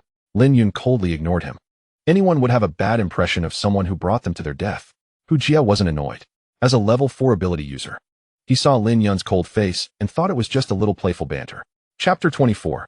Pre-battle training. There were already over 30 people gathered in this room, divided into 2 sides. The mercenary group led by Hu Jie was on one side, while the city guard was on the other, clearly delineated. Leading the city guard was a short-haired woman dressed in full camouflage protective gear. The woman glanced at Lin Yun and suddenly spoke to Hu Jie. Is this the helper you found? A level 1 ability user? And she seems to dislike Hu Jie a lot. She probably got pressured into this. Don't you city guards have records? After the ability users register, both sides can see their information, right? Lin Yun was taken aback. If she had known that registering as an ability user would attract attention, she probably wouldn't have done it. Even if she couldn't upgrade, she wouldn't have registered. Yang Lu snorted coldly. Yes, we can see it, but so what? She didn't sign up for this task, so the city guard won't threaten her to participate. Unlike you guys, who directly threaten people when they don't want to participate. Hujie spread his hands, feigning innocence. Don't pretend you don't know. Her ability is very useful for this task. Didn't you city guards also find a bug whisperer? Huh. Our girl volunteered to participate. How is that the same as your situation? Next to Yang Lu, a cute girl with a round face, also wearing camouflage protective gear of the city guard, had two insects beside her. One was a flying ant about the length of an arm, and the other was a half-meter-long beetle. Seeing Lin Yun, her eyes lit up, and she jumped over. You're also a bug whisperer. But I saw the records. You're stronger than me. When I was level 1, I could only contract one insect, but you can contract two. Yang Lu casually pulled her back and stuffed a lollipop in her mouth to stop her chatter. The child keeps talking endlessly. And we have a meeting later to explain the situation inside forest number 4 to those who have never been there, so let her be quiet for a while. Yang Lu glanced at Lin Yun's clothes, which were just ordinary protective suits worn by residents, capable of blocking some radiation but offering no protection against attacks. She called her assistant, Xiaojiu, to bring her a set of the protective suits we wear. The male soldier known as Xiaojiu opened a nearby supply box and took out a camouflage protective suit. Hujie sarcastically mocked, saying that Captain Yang is really kind-hearted. Yang Lu retorted directly, stating that ensuring the safety of residents is the duty of our city defense army. It's just that they are unable to contend with those higher-ups, which is why they have to compromise. After all, the higher-ups control most of the base's resources, including major factories and energy production. Otherwise, this ridiculous task would never have been assigned. Hujie scoffed, uninterested. However, he didn't care. He had originally brought Lin Yun over to preserve the combat strength of his mercenary group, hoping to save some of his people. Zhang Ye and Lin Yun are currently the only two insect whisperers in the base. In this large base, there are many nature-type ability users. But among the hundreds of thousands of ability users, there are only two insect whisperers. Lin Yun took the camouflage protective suit handed to her by Xiaojiu and felt the significantly thicker texture compared to the one she was wearing. The surface seemed to be covered with fine patterns, and inside it had a thick layer of fluff, likely designed to cope with the complex environment of the forest. She quietly thanked him, and Xiaojiu simply nodded before returning to the ranks of the city defense army. Remember to wear it when you gather tomorrow. The radiation there is several times stronger than in other forests, and this suit is sturdy enough to block a lot of damage. Lin Yun silently nodded. A group of people gradually arrived in the back room, including ability users and registered gatherers, and by 11 o'clock, they began to settle down. The registration deadline was at 11 o'clock, so those who wanted to come would have registered before then, in addition to ordinary people responsible for gathering. There were also ability users who signed up. The tasks for ability users were generally heavier, and the points offered were substantial. Yang Lu saw that most people had arrived and clapped her hands to regain everyone's attention. All right, now we will have a brief pre-mission training. She paused and added, I am the captain responsible for this mission, a level 4 fire-type ability user, Yang Lu, and I was also in charge of last year's mission. Because she has experience, she was chosen again this time. She tore down a piece of fabric and began to draw, depicting a large translucent fish filled with roe, a transparent jellyfish, and countless tiny winged insects. This fish, as everyone knows, is the target of this mission, the drifting fish, a type of fish that lives in the mist, translucent. And currently in its spawning season, the taste of its roe is excellent, otherwise, it wouldn't be so sought after. However, this fish can only be slaughtered in the mist. Once it leaves the mist, it turns into foam and disappears, making it a very peculiar mutated fish. Second, there is this highly toxic jellyfish, which usually lives in the mist of the misty forest and is not appearing for the first time now. This creature is quite poisonous. If stung by its tentacles, you will soon foam at the mouth and die. Although this thing is dangerous, as long as you wear thick clothing. Its tentacles won't penetrate your protective suit, so there's not much danger. The most dangerous are these bone-eating worms. They are only the size of a fingernail, long and thin, able to crawl through the seams of your clothing and then penetrate through your skin pores. They will burrow into human flesh, lay eggs inside, and when the eggs hatch, they will consume the person's internal organs and flesh. Moreover, being parasitized gives you no sensation at all because their mouths carry a paralyzing toxin. And it is only when the larvae start gnawing at your flesh that you will collapse in excruciating pain, but by then, it will be too late. Yang Lu's voice carried a hint of gravity as her fingertip heavily tapped on the image of the bone-eating worm, which is the most insidious creature in forest number 4. They usually appear in groups and especially like to cling around the drifting fish, feeding on the roe. Therefore, wherever you see the drifting fish, there is a high probability that bone-eating worms are nearby. A low gasping sound arose from the crowd, and the faces of the ordinary gatherers turned pale. Most of them came for the high points and knew little about the dangers in the forest. Hearing such terrifying descriptions made them feel fearful. Hu Jie sneered and glanced at those pale-faced individuals. Scared? It's still possible to withdraw now. Don't end up in the forest later, scared and unable to move. No one responded, but many clenched their fists, clearly gritting their teeth to hold on. Points are related to food and supplies. In this base, without points, it's nearly impossible to get by. They didn't want to come, but the rewards were too generous, offering 100 points for just one day. Forest no. For is far from here. It takes 2 days to drive there, and that time counts as money, so they can't bear to give up those points. Chapter 25 Departure. Yang Lu shot Hu Jie a glare and continued speaking. These worms are afraid of fire. Theoretically, a fire-type ability user could just burn them all. But it's not that simple. These worms are densely packed in the mist. If you burn them all with fire, you will end up roasting the fish along with them, and the cooked roe wouldn't be appreciated by those in charge. Moreover, when the drifting fish spawn, the mist becomes even thicker, making it too humid for flames to ignite. But everyone can rest assured, the team is equipped with flame guns. And most of those called up this time are fire-type ability users. In extremely dangerous situations, they will burn everything in one go. Hu Jie wanted to speak again. He was a dog raised by those higher-ups, of course siding with them since they provided money, weapons, and ability potions. While the lives of ordinary people didn't concern them at all, some ability users in this base consider themselves superior and look down on ordinary people, viewing them as expendable resources. Therefore, they disagree with the actions of the City Defense Army. But unfortunately, he is not the leader of this mission and has no say in the matter. The City Defense Army taking on this ridiculous mission is also a result of a deal made with the higher-ups. They provide manpower, while the higher-ups provide resources. And voluntarily signing up instead of being forcibly conscripted is already the greatest concession made by the upper echelons of the City Defense Army. Yang Lu still didn't let him speak. She pointed to a nearby box, saying that insecticides would be distributed shortly.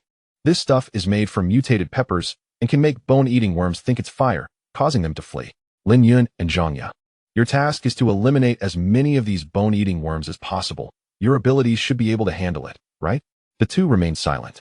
But Zhangya suddenly raised her hand, saying, Captain Yang, my ability has a maximum range of eliminating worms within a radius of 200 meters. But I don't know how many I can eliminate before my energy runs out. Just do your best. The reason I brought you two in is to try to reduce casualties. You both will also go to collect insecticides later. Lin Yun nodded, feeling puzzled. Isn't Zhangya a level 2 ability user? How could her effective range be the same as her level 1 ability? The City Defense Army and ability users will patrol around the gatherers, and if there's any problem, shout loudly. We will also kill the worms. But we can't use fire. The number of kills is limited, and you must rely on yourselves to be extra careful. The gathering time is only 1 day. Gather as much as you can. The fish's spawning period lasts half a month, but there's no time to waste, and there aren't that many people to expend. Allowing a day for gathering is already their greatest concession. Otherwise, would they really treat ordinary people as expendable resources? This gathering is also a show of force from the higher-ups, testing them to see how far they are willing to compromise for resources. The upper echelons are playing their games, while these ordinary people at the lower levels are just pawns on the chessboard. Hu Jie sneered. The City Defense Army really knows how to win people's hearts, even preparing newly developed insecticides that were just recently researched. It's just a bunch of expendables. Even if they die, more people will join.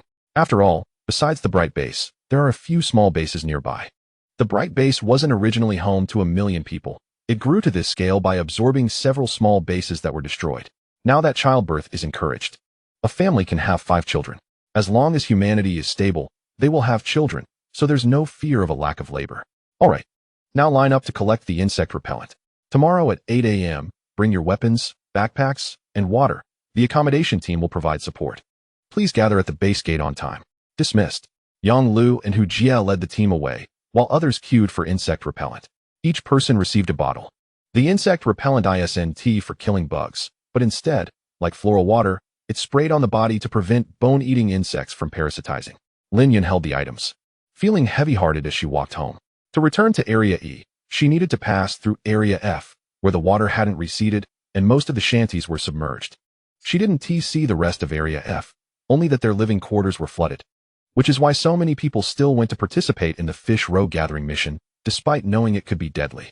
Lin Yun joined the mission to earn 2 shares of points, one from Hu Jie and the other from signing up for the task. Both Yang Lu and Hu Jie tacitly acknowledged that she had 2 shares of points, since they had essentially forced her to participate. If they didn't give her some benefits, she wouldn't be willing to help wholeheartedly. What if she didn't put in enough effort? They would be unhappy that she was dying too slowly. The scheduled trip is 5 days, 2 days to get there, 1 day to gather fish roe, and 2 days to return. As long as Lin Yun comes back alive, she can earn 500 points. If she manages to gather fish roe, the base task doesn't count towards money, but collecting an extra 1 or 2 earns an additional 50 points. It's about making money, but it depends on whether she survives to claim it. When she got home, she informed everyone of the situation. Participating in the mission was already a done deal. No matter how worried or angry they were, it wouldn't change anything. Even if they cursed Hu Jie to death now, it wouldn't help. It was better to prepare more. But they were just an ordinary family. What could they prepare? With some time left, Lin Yun made a trip to Forest No. 2 and contracted a giant beetle. This beetle, having mutated, has a thick shell that can help block damage in critical moments. Besides that, there was nothing else she could prepare. The next morning, Lin Yun woke up early. She had a light meal, then shouldered her backpack, picked up her weapon, and got ready to set off. Her family saw her off at the door, their eyes filled with worry, but they could only remind her to be careful. Lin Yun took a deep breath and turned towards the base gate. When she arrived, many people had already gathered there. Lin Yun saw Zhang and walked over to greet her. Zhang also seemed a bit nervous. They exchanged a few simple words before falling silent, quietly waiting for the team to depart. At exactly 8 a.m., Yang Lu and Hu Jie appeared on time. Yang Lu looked over the crowd and said loudly, "All right, everyone is here, let us set off." After that, when they got on the vehicle, each person received a special container for the fish roe. This container was about the size of a shoebox and could hold around 3 pounds of fish roe. This thing is expensive to make. It must be said that the upper management of the base has real money. Thus, a team of about 200 people slowly left the bright base, heading towards Forest No. 4, where the floating fish lay their eggs. Even with a large truck, it would take 2 days to reach Forest No. 4. To prevent anything from coming out, there are troops stationed outside the forest. Their convoy would meet up with the military at the perimeter and then proceed on foot since the forest is filled with towering trees that a large truck cannot enter. The ability users sat in the front seats, while the ordinary gatherers sat in the truck bed. Chapter 26. Arriving at the camp as winter approached. Sitting in the truck bed provided no wind protection. A crowd huddled together, wrapping themselves tightly in thick clothes. Lin Yun didn't have to face the wind, but she wasn't particularly happy either. Sometimes, privileges come at the cost of life. Whether she returns is a question. It's hard to feel cheerful under such circumstances. The convoy jolted along, and the scenery outside the window gradually transformed from the steel fences of the base to desolate wilderness, occasionally revealing a few withered mutated plants with branches twisted like ghostly claws. The cold wind whipped through the truck bed like a knife, and the ordinary people tightly wrapped themselves in their thin, thick clothes, huddling together for warmth. No one spoke. Only the sound of wheels crunching over gravel and the wind echoed in their ears. Lin Yun sat in the back seat of the driver's cabin next to Zhang. It was warmer in the cabin than in the truck bed, but the atmosphere was still oppressive. The journey would last 2 days, with stops to set up camp and continue the next day. The truck never stopped. At noon, they switched drivers and handed out a piece of multigrain pancake for lunch.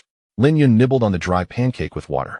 She had previously eaten grass noodles and didn't mind this, but Zhang quietly complained that it tasted bad. Around 6 p.m., the entire convoy came to a halt to set up camp. They were in a place where an abandoned asphalt road had become overgrown with weeds, making the original path unrecognizable. 5 large trucks formed a circle, and dozens of thick tents were pitched within the truck circle. In the center of the tents, several campfires burned, with large pots simmering above them, cooking vegetable soup. For this gathering mission, there were 50 city guards, 30 mercenaries, and a total of 150 gatherers, including Lin Yun. Lin Yun sat by the campfire, holding a bowl of vegetable soup, with a piece of multigrain pancake and a slice of luncheon meat in front of her. This was the treatment for the ability users. Ordinary gatherers only received multigrain pancakes and vegetable soup. She shared a tent with Zhang, which had a thick straw mat for sleeping, and each received a sleeping bag. In this weather, a sleeping bag was enough. At night, there would be patrols, allowing them to sleep soundly. Most ordinary gatherers ate their food in silence, occasionally whispering a few words, keeping their voices low as if afraid of disturbing something. After dinner, Lin Yun and Zhang returned to the tent. The straw mat was not very thick, but it was much better than sleeping directly on the ground. Zhang took off her shoes and climbed into her sleeping bag, complaining that the ground was uncomfortable. Lin Yun let her mind wander for a while before falling asleep. The next morning, each person received a multi-grain pancake and water, and they set off on the road without stopping. When they arrived at forest number 4, it was already completely dark outside. They had not yet entered the forest, but the mist was already spilling out. 10 kilometers from the forest entrance, troops were stationed, surrounded by a low wall with watchtowers and machine guns, with patrols constantly moving around. Military camps made of containers stood in the wilderness. Forest number 4 is not the furthest from the base, but it is the most dangerous and largest forest. Currently, it has not been fully explored. Less than a third has been mapped. There are no other forests near forest number 4. It's as if the other forests are afraid of it, with trees not daring to come close. Forest No. 4 is shrouded in fog year-round, with low visibility. Even 10 kilometers away, the mist carries a damp chill that seems to penetrate clothing and drill into bones. The fog spreads far and thins out the further away it gets. The area where the military camp is stationed has little fog, and visibility is clear within 100 meters. The convoy slowly entered the military camp area, and the sentinels on the low wall scanned them sharply until they confirmed the convoy's insignia before lowering their guard. The wheels rolled over the makeshift gravel road, making a dull sound, and finally stopped in an open area. They had arrived. The city guard in the driver's seat turned around and said, his voice carrying the weariness of a long journey. Lin Yun pushed open the car door, and a wave of cold air, even more intense than that in the wilderness before, rushed towards her. She instinctively tightened her coat. Zhang Ye followed her out, looking at the heavily guarded surroundings, unable to help but exclaim, my goodness, this place is too frightening. It's like we're in a war zone. Indeed, the atmosphere here was even tenser than that at the base's perimeter. The patrolling soldiers walked steadily, their vigilant eyes scanning the surroundings, especially when looking towards the direction of forest number 4, which was filled with undisguised wariness. The container barracks were lined up neatly, brightly lit, yet there was no warmth. Instead, it exuded a chilling atmosphere. Soon, a middle-aged man in camouflage approached. He had a tall stature, a faint scar on his face, and sharp eyes like an eagle. He saluted Yang Lu as they exchanged greetings. Fang Jin's brow was tightly furrowed, his tone somewhat impatient. It was another caviar collection mission. Every year, they came once, and each time, a bunch of people died. Those people really didn't take life seriously. Yang Lu was also annoyed, but there was nothing to be done. It was an agreement made by the higher-ups, and even she had to brace herself to go in. The fatigue on Yang Lu's face was more pronounced as she sighed. Old Fang, there's no way around it. The agreement is there, and we can only execute it. Execute? Fang Jin sneered, pointing to the dark area shrouded in thick fog behind him. How many lives have to be sacrificed each time we come here? Last year's group, less than 30% came back. Is the caviar really that precious? The higher-ups of the base were not from the same system. They were capital that still existed after the apocalypse, controlling half of the resources, and even they had to compromise. His words pierced the hearts of the gatherers like ice picks, tightening the already tense nerves. Some unconsciously clenched their fists, their fingertips turning white. Lin Yun silently stood by, listening to the conversation between the two. She had only known that forest number 4 was dangerous, but she didn't expect the casualty rate from last year to be so staggering. 30% meant that most people had to lose their lives here. Zhang Ye was even more frightened, her face turning pale as she tugged at Lin Yun's sleeve, her voice trembling. Lin Yun, should we go back? This is too scary. Lin Yun shook her head and whispered, you can go back, but I don't have the right to refuse. Zhang Ye bit her lip and quietly said, if you can come back alive this time, join the auxiliary team of the City Defense Army with me. Lin Yun also lowered her voice. Auxiliary team? Yes. The auxiliary team didn't have to participate in all the tasks of the City Defense Army. They would only be called upon for major missions. And if you didn't want to go, you didn't have to. Although it was under the name of the City Defense Army, they were not official personnel. So there was no salary, but at least they wouldn't be called for such absurd tasks. Chapter 27. Entering Forest No. 4. Zhang Ye had come along for this collection mission because she wanted to level up and change to a more powerful contract worm. After all, the worms in forest number 4 were stronger than those in other forests. Lin Yun pressed her lips together. To be honest, she was quite tempted. But she had to survive to come back and participate. Fang Jin seemed to be unaware of the gatherers' reactions. He told Yang Lu, get the people settled quickly. We'll gather at 9 a.m. tomorrow. I'll send someone to take you into the forest perimeter. Yang Lu nodded, turning to the gatherers and the City Defense Army behind her. Listen up, follow Captain Fang's people to get supplies and allocate barracks. Rest well tonight and recharge.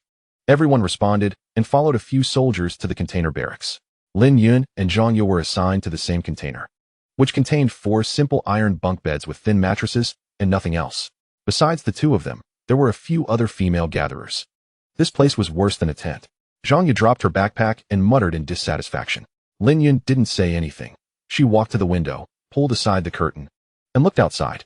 The fog outside seemed to have thickened a bit. The scene 100 meters away had become blurry, and only the silhouettes of patrolling soldiers could be vaguely seen moving through the mist. The air was filled with a damp, rotting wood smell, which was somewhat pungent. Once everyone was settled, they were served a large pot of food, still the same grain cakes and vegetable soup. Given the weather, having something warm to eat was already quite good, and no one complained. After dinner, everyone rested, but the blankets were too thin, making it easy to get cold. They finally made it to morning, and after breakfast, Fang Jin came to lead the group to forest number 4. By this point, the sun had come out, and the fog had dissipated a bit, making it possible to see the road. Everyone picked up their weapons and followed the small team led by Fang Jin into the forest. Visibility in forest number 4 was very low. One couldn't see human figures even half a meter away. The forest was as quiet as a graveyard. There were no sounds of wild animals, nor even the chirping of birds or insects. Fortunately, the spawning ground of the floating fish was not too deep, about 10 kilometers in, and they would reach it. After bringing everyone in, Fang Jin gave Yang Lu some instructions before leading the others out again. In the fog, the translucent bodies of the floating fish lazily floated in midair, drifting with the mist. They were so transparent that, combined with the thick fog, they were impossible to see. However, the caviar inside them was visible. In the midst of the fog, it shimmered like a guiding light. The golden caviar, the size of quail eggs, emitted a faint glow, which barely allowed them to outline the contours of the floating fish. Yang Lu raised her voice, and everyone stood guard cautiously. Zhang Yi and Lin Yun, it's your turn. The two rushed to activate their abilities. Their mental strength quickly detecting the bone-eating worms that were also floating in the mist, drifting beside the fish. They were not large, but looked like drill bits, with sharp mouths clearly suited for burrowing into flesh.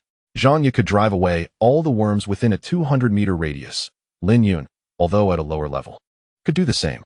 Since their abilities were already exposed, she didn't mind using her full strength. The two joined forces to forcibly disperse the worms within a 400-meter radius. Yang Lu quickly instructed all the gatherers to get into position.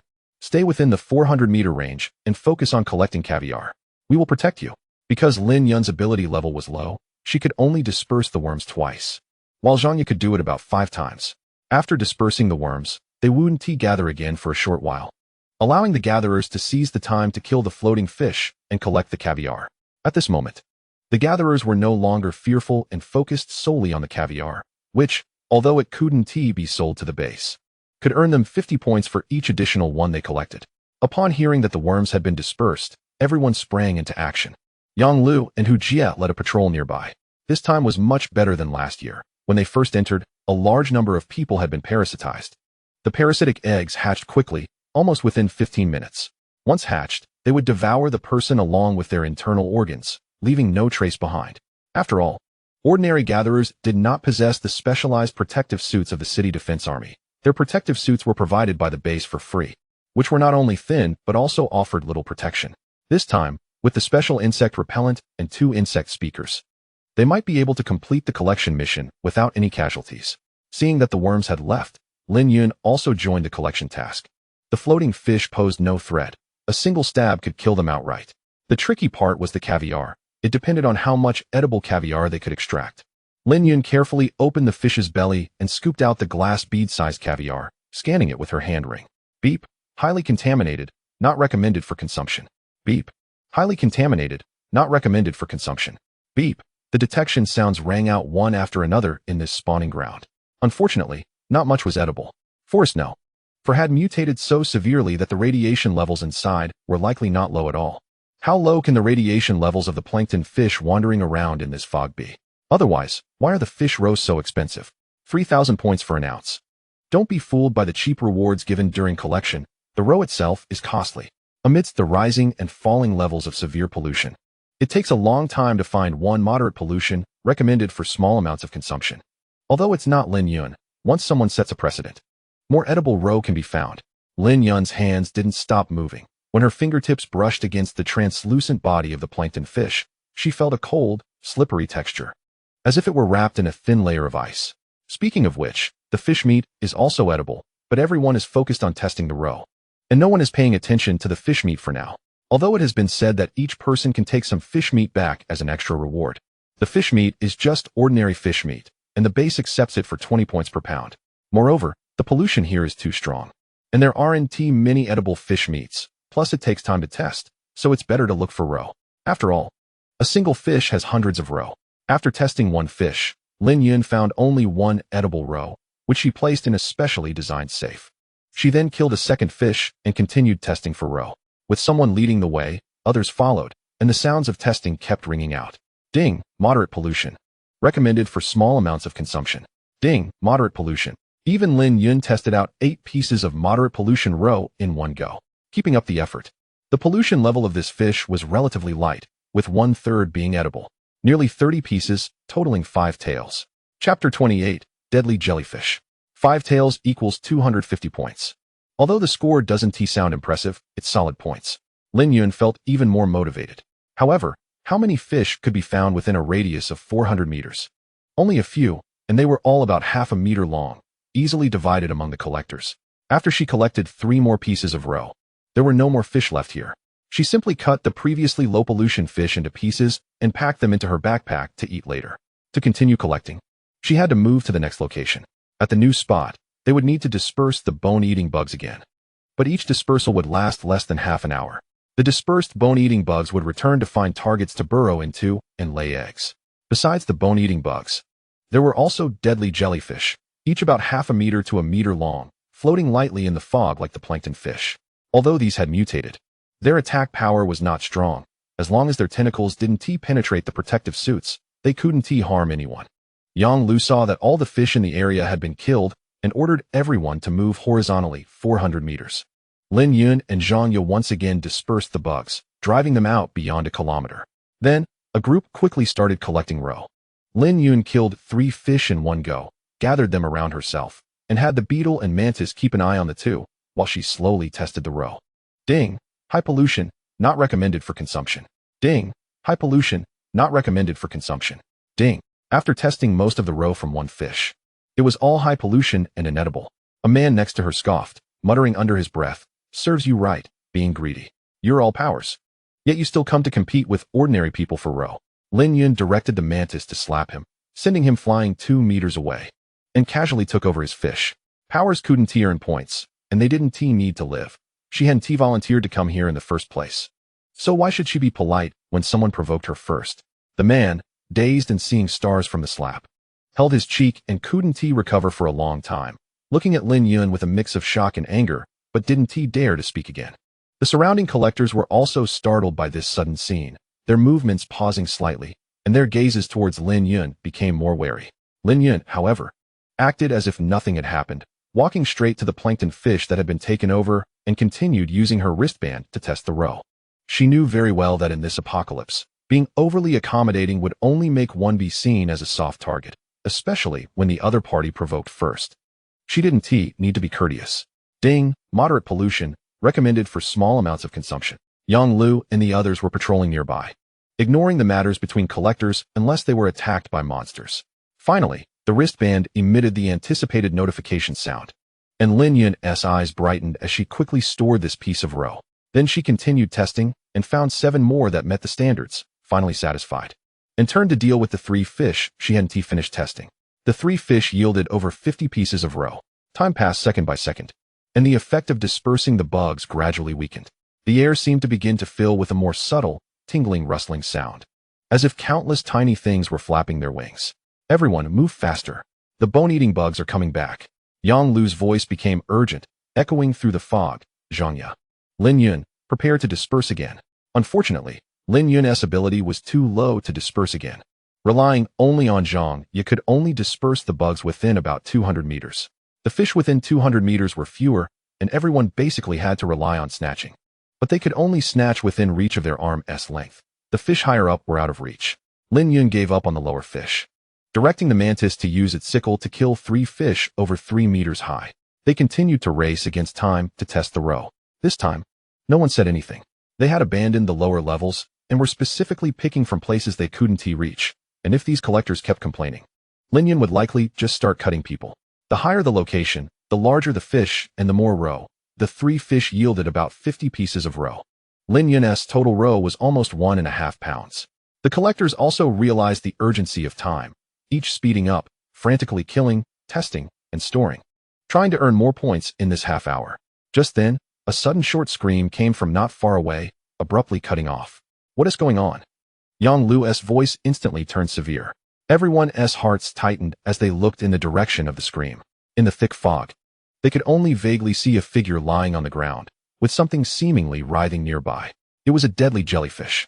His protective suit had been torn by the tentacles. A nearby collector exclaimed in fear. Yang Lu and Hu Jie immediately rushed over, only to see the fallen collector's face turning black, his body twitching continuously, and his lips turning purple, clearly poisoned. His protective suit had indeed been ripped open, and a half-meter-long deadly jellyfish was floating nearby, its tentacles still swaying slightly. It's useless. The toxin has already spread.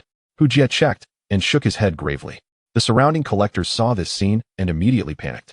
Some even starting to back away, their eyes filled with fear.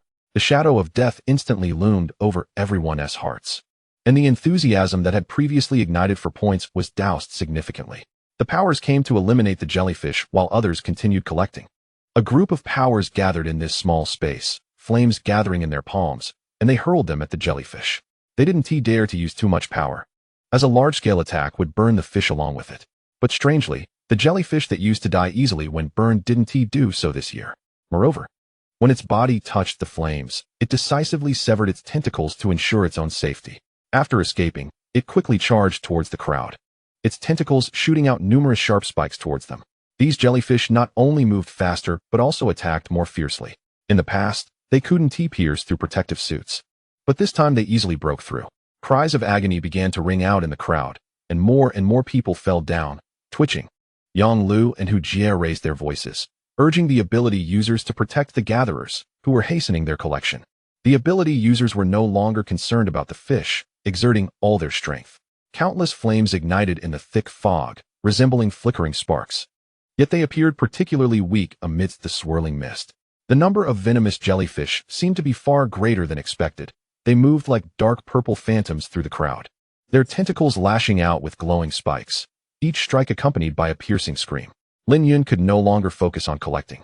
She was fully alert to these terrifying killers in the fog. The mantis and beetle guarded her on either side.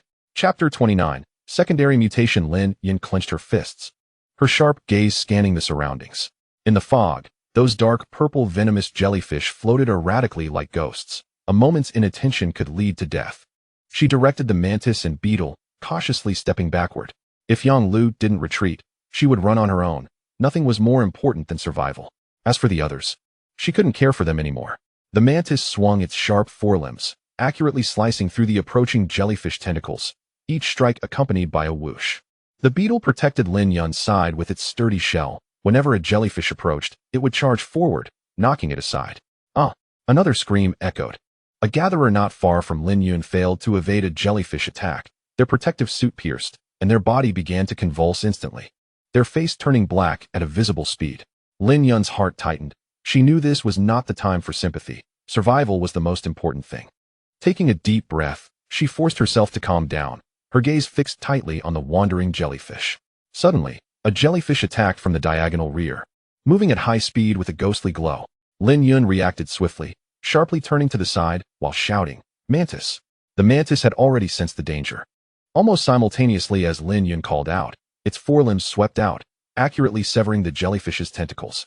The jellyfish, now deprived of its tentacles, seemed agitated and lunged at the mantis. "Beetle, go!" Lin Yun commanded again. The beetle responded immediately, charging forward like a small tank and crashing into the jellyfish. The jellyfish was knocked away, rolling into the distant fog, momentarily silenced. Lin Yun did not dare to relax. She knew these jellyfish were cunning and could emerge at any moment. While remaining vigilant, she also paid attention to Yang Lu and the others. Yang Lu and Hu Jie were leading the other ability users in a fierce resistance. Flames, ice spikes, wind blades, and various abilities intertwined in the fog, with jellyfish being eliminated continuously. Yet more jellyfish surged from the depths of the mist, seemingly endless. "This can't go on," Hu Jie shouted anxiously. "There are too many jellyfish. Our abilities are about to give out." Yang Lu frowned, glancing at the fallen gatherers and the struggling ability users. Gritting her teeth, Everyone listen. We fight while retreating. Everyone withdraw from this area first. This decision was undoubtedly correct. Staying would only increase casualties. The ability users responded, resisting the jellyfish attacks while slowly retreating. The gatherers waved their weapons, coordinating with the ability users as they moved outward. The retreat was not smooth. Those jellyfish seemed unwilling to let them go, pursuing relentlessly. Occasionally, someone would fall due to exhaustion or a delayed reaction, and the scent of death grew heavier. Lin Yun's heart remained tense. She could feel her own stamina rapidly depleting, and the heightened tension made beads of sweat form on her forehead. But she couldn't afford to stop, gritting her teeth and moving step by step with the others. Zhanya activated her ability again, dispersing the bone-eating insects. These were as troublesome as the mutated jellyfish. If they gathered again now, they would not make it out alive. However, she had already used her ability 4 times, and it was nearly exhausted. If they couldn't retreat, it would be over. Just as they were in dire straits, a group of jellyfish blocked their path. And Zhanya's 5th use of her ability was exhausted. She could no longer use it. At the critical moment, she shouted, "Open fire, charge out." They had a way to deal with the insects but hadn't anticipated being thwarted by the mutated jellyfish. The ability users no longer held back, disregarding the fish, unleashing their powers with all their might, and frantically fleeing toward the forest's edge. After the mutated jellyfish underwent secondary mutation, not only ordinary people but even the protective suits of the ability users could be pierced. Both Yonglu's and Hujie's groups had already lost over a dozen members. The bone-eating insects closed in again, but due to a special insecticide, they were forced back once more, though they were not as effective as the insect communicators' abilities. Following closely behind the fleeing group, the abilities of the ability users began to wane. They opened their flamethrowers, directing them at the jellyfish, and spraying wildly. The insects fell like dumplings, but the jellyfish soared gracefully into the sky.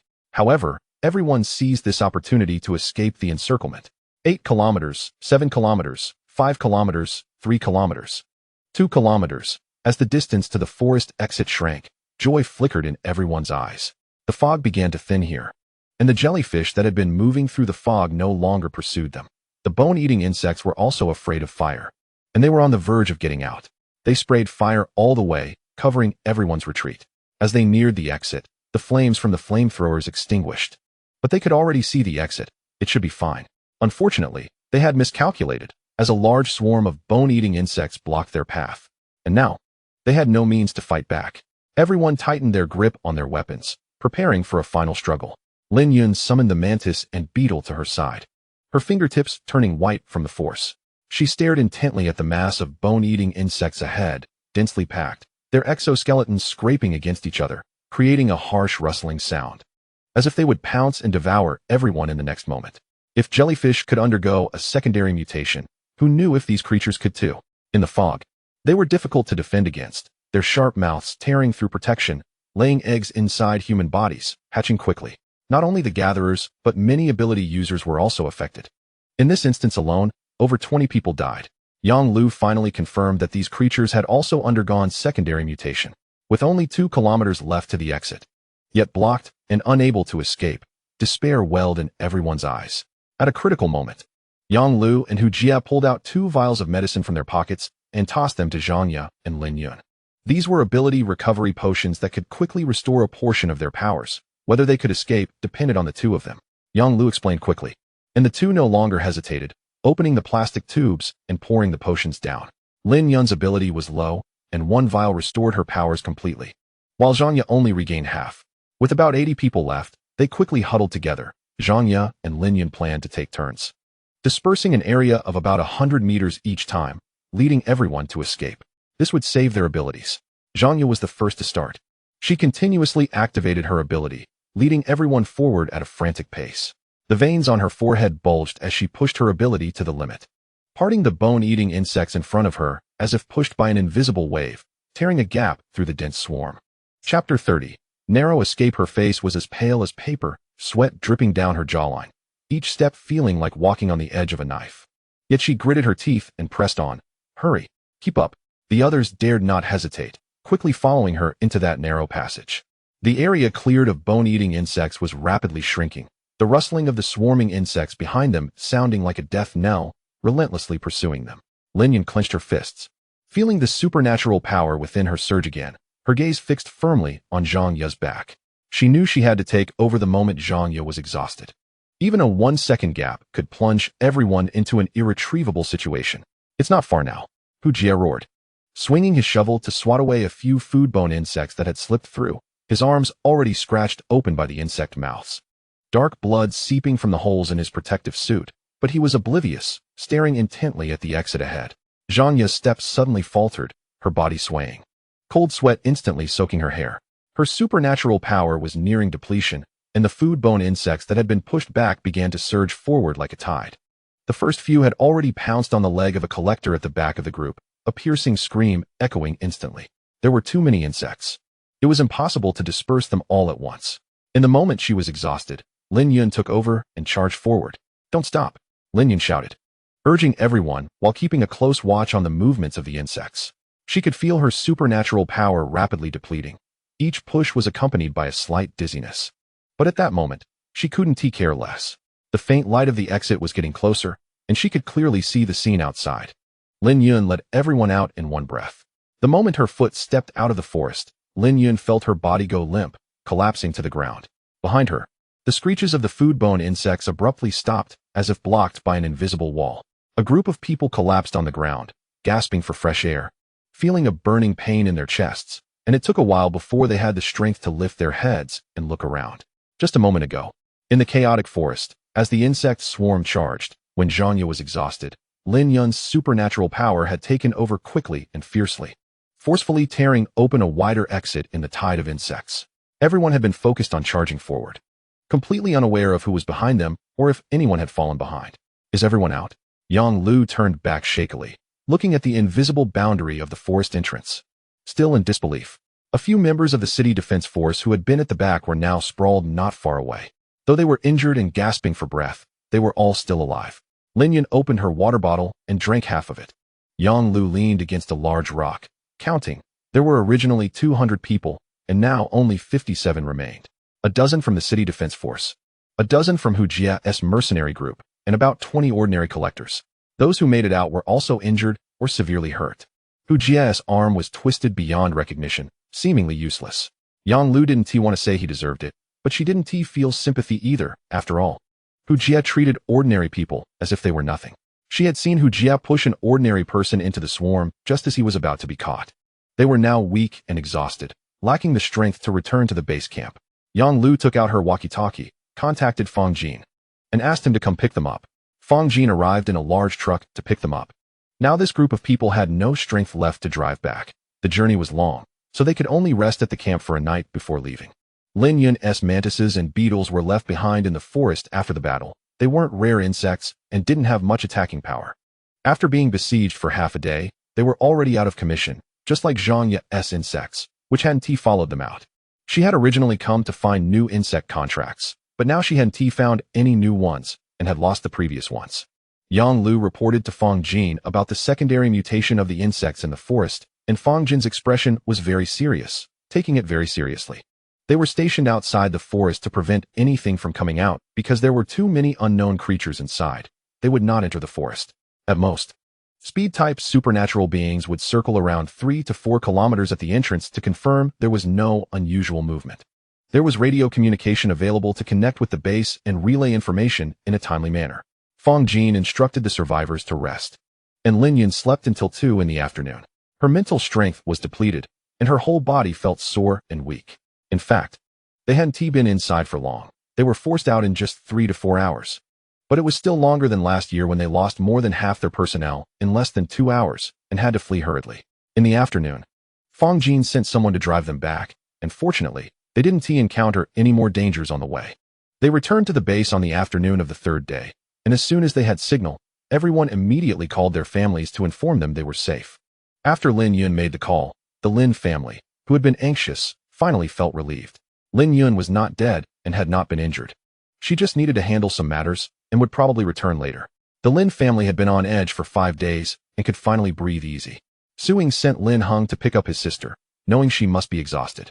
Lin Hung ran out excitedly, but halfway turned back. "Mom, where should I pick her up?" Suing was also taken aback. Lin Yun had gone out to collect with the city defense force. Did that mean he had to go to the main gate? Just pick her up on the way. Lin Hung hurried off. Meanwhile, Lin Yun returned with Yang Lu and the others to the room where they had previously held the meeting. Yang Lu looked tired but still needed to handle follow-up matters. The collected fish roe and the points from this trip were distributed here, and everyone was told to go home and rest well after receiving their share. The remaining 20-some collectors lined up in turn. Hu Jia called Lin Yun to a stop, not shirking his responsibility, and directly transferred the remaining 4,000 points to her before sitting on the sofa to rest. After the fish roe was collected, he still had to escort it back to the inner city, so he couldn't leave. Yang Lu tallied the points one by one. Lin Yun had collected a total of 1 jin and 7 liang of fish roe, calculating at 50 points per liang, that amounted to 850 points, plus the 500 points for registering as a collector over 5 days. In total, she earned 6,350 points, enough to buy a house in District D. This time, she made a lot of points, but Lin Yun never wanted to go through such a thing again. Points were easy to earn, but it was life-threatening. After collecting the points, the group disbanded on the spot, leaving the room in silence. Lin Yun walked home with her backpack. Halfway, she met Lin Hong, who had come to pick her up, and she relaxed completely. Seeing her little brother gave her that sense of reality of having escaped the edge of life and death. She tossed her backpack to Lin Hong, who dragged it back for her. Chapter 31. House hunting. Lin Hong dragged his sister home, and the whole family welcomed them. Su-Ying looked Lin Yun up and down, relieved to confirm she was indeed uninjured. As long as you're not hurt, it's good that you're back. After running out of the forest, Lin Yun hadn't really recovered. She got back on the truck and bounced her way home. Now feeling so exhausted that all she wanted was to crash into bed. She transferred 6,000 points to Su-Ying, then flopped onto the bed, saying, "Mom and Dad, you two can go look for a house. I'm just too tired and want to sleep. Let us settle on a house quickly so we can move. It's getting colder, and I really don't want to sleep on bare wooden planks. I want to sleep on a heated calm." It was freezing at night. The others wanted to ask about what happened in the forest, but seeing how tired Lin Yun was, they held back from asking. After all, she was back and uninjured, and there would be plenty of time to ask later. With the 6,000 points plus the original 3,000 points, they had exceeded their expected points. Enough to buy a decent house in District D. They didn't plan to buy an apartment in the apocalypse without heating. Old-style houses with heated kangs and walls were much warmer. These houses allowed them to go out and chop wood for fuel. District D didn't have a centralized heating station or heating. Seeing Lin Yun was truly exhausted, and with winter approaching, especially after the small snow in Dongi Village. Now that they had points, they decided to go check it out. Their budget for buying a house was around 5,000 to 7,000, with some set aside for winter expenses. There was no danger in the base, but they still closed the door tightly when they went out, just in case someone came in. Then the family of 4 went to look at houses. Lin Yu held Su-Ying's hand, chattering away with an unmistakable joy in her voice.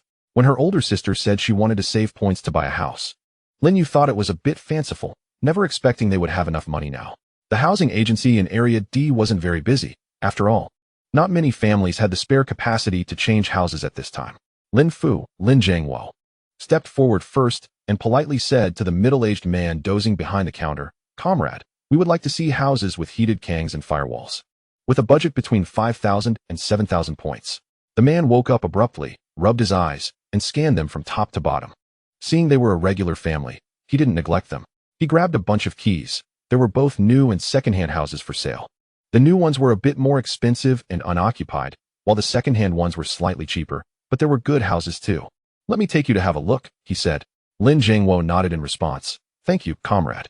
We don't have many preferences, as long as it's warm and sturdy." "That's fine." The agent replied with a good and led the 4 of them deeper into Area D. Most of the houses in this area were old-style, with peeling walls and piles of dry firewood in the yard, clearly prepared for winter. They first looked at a second-hand house. The agent opened a weathered iron door, explaining that the previous owner had moved to Area C last month and that the house was well-maintained. "Look at this firewall. It's solid, once lit in winter. It can keep the house warm all day." As they entered the house, Su-Ying reached out to touch the wall, which was indeed solid and still held some residual warmth, suggesting that the previous owner had burned fires often. Lin Yu ran to the Kong and knocked on it. "This Kong looks quite big. It will be just right for our family of 5. She, her older sister, her second brother, and their parents were not particularly heavy, so there was more than enough space for them to sleep together. In the apocalypse, what was there to be picky about? Sleeping together was fine, at worst. They could use a cloth curtain to separate themselves. Lin Jiangwo walked around the house, his gaze landing on the pile of firewood in the corner of the yard. "This firewood is left by the previous owner," the agent smiled and said. "They won't need it in Area C, so they left it for you." saving you the trouble of chopping. This house was priced at 5,500 points, which was quite cost-effective. Suing calculated in her mind. 5,500 was within their budget, and with so much firewood included, it was indeed a good deal. Just as she was about to speak, Lin Jiangwo tugged at her sleeve and said to the agent, "Let's take a look at the others first, to compare." The agent wasn't annoyed and led them to the next one, which was located at a street corner in Area D, close to a mall and a clinic. This new house looked newer. The yard wall was newly built, and the Kong and firewall were recently constructed, still smelling of earth. This house had 2 bedrooms, with 2 stoves in the middle, also serving as a dining room, but currently nothing was inside. This house is 6,800 points, the agent introduced. It was just built not long ago, with good materials, but it hasn't been used for heating yet. You'll need to burn a few times yourself to warm it up. The yard was large enough to stack a lot of firewood, but one would have to chop it themselves. The small yard was quite spacious, with a cement path leading directly to the house. There was also space to grow a vegetable garden, but one would need to buy land purification agents, which weren't cheap. Lin Jiangwo hesitated a bit, and the agent took them to the next house. All the new houses in Area D belonged to the base, while the second-hand ones were privately owned. It was harder to negotiate on price for the base houses, but the private ones could be negotiated slightly. Seeing they were indecisive, the agent continued to lead them to the next one. With winter approaching, everyone was preparing points for the cold season. So there were very few people buying houses at this time, and he naturally had time to take them to look slowly. The third house was also a second-hand one, but it had a small attic. The downstairs had a large room, and the firewall extended up to the attic, which was also warm. Moreover, the attic was quite spacious, and could be divided into 2 independent rooms, just right for the 2 sisters and Lin Hong.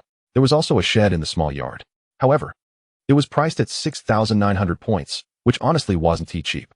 The agent simply took them to see the next house. Still a second-hand house. The previous owner was a small mercenary group, but they had moved to Area B, into the inner city, so they naturally didn't want this house anymore. It was a 2-story small building with 2 large bedrooms downstairs equipped with heated kangs and firewalls, and 2 large rooms upstairs, one of which had been converted into a bedroom that could burn fire independently, while the other was a storage room. The most important thing was that it had an indoor bathroom with a separate door. The agent was clearly more enthusiastic about this house, introducing it actively. This house is very sturdy. The walls have been reinforced. The previous owner was a mercenary group, and they stayed here for safety. Look at these windows. They're double-layered with thick glass, excellent for blocking the wind in winter. Furthermore, this house had a cellar, which could store a lot of things in winter, so they wouldn't always have to eat dried vegetables. Lin Jiangwo's attention was immediately drawn to the word cellar, and he unconsciously walked in the direction the agent indicated. The cellar entrance was in the corner of the living room, covered by a heavy wooden board, which creaked slightly when lifted. A cool breeze rushed out. Different from the increasingly cold air outside, this coolness had a hint of chilly dampness, definitely suitable for storing things. Chapter 32. Buying a house. This cellar was quite deep and could store a lot of things. If vegetables were placed here in winter, they wouldn't spoil easily. The agent patted the wooden board, explaining that the previous owner was a mercenary group, and sometimes they brought back a lot of supplies from their missions, making this cellar very useful. Suing also leaned over to take a look. With the light from outside, she could see that the cellar was relatively clean inside, with solid mud walls that looked very sturdy. She calculated in her mind that vegetables were precious in winter, and having such a cellar could indeed save a lot of trouble. Moreover, it was spacious enough for the whole family to fit in. Actually, there are other houses in the area, but since your budget is sufficient, I only brought you to see houses with better geographical locations. This area is relatively high, so it won't flood in heavy rains, and it's only 5 minutes from the mall and clinic, with a main road leading directly to the city gate. It wasn't that it was close to the city gate, but rather that it was very convenient to get there without taking detours. They could just go straight. The more Lin Jiangwo looked, the more satisfied he became. The cement floor was flat and clean, and although the yard wall wasn't new, the bricks were laid solidly, with visible reinforced steel traces at the corners. He walked to the window, pushed open the double-glazed window, and the wind from outside rushed in, carrying the chill of early winter, but he could clearly see the outline of the mall not far away. It was indeed very close. This location is really convenient. Lin Jiangwo nodded and turned to ask the agent, "What about the water and electricity for this house?" The previous shantytown had no water or electricity, and they would have to arrange it themselves if they needed to use it. However, Area D had water and electricity.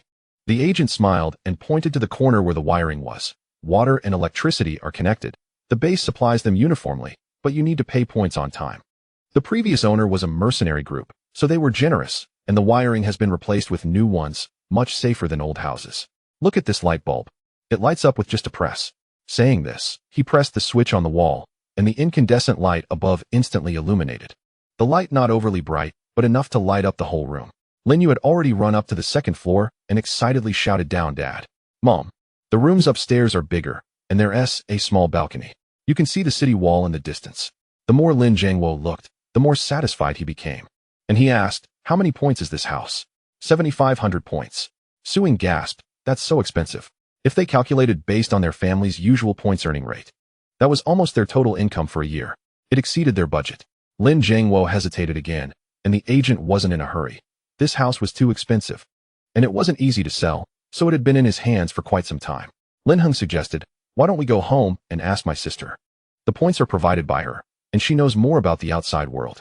After discussing, Lin's parents agreed. Ever since Lin Jiangwo became disabled a few years ago, Lin Yun had become the pillar of the family, taking on everything at home. Buying a house is a big deal. "So I still need to go back and have her advise." The family didn't linger, and after thanking the agent, they hurried back. On the way, Su Ying kept mumbling, "That two-story small building is really nice, but it's 500 points over budget, not to mention we need to save points for winter." Lin Jiangwo walked in silence, the pebbles underfoot crunching. But that cellar and reinforced walls would really make us feel safe in case of any emergencies during winter.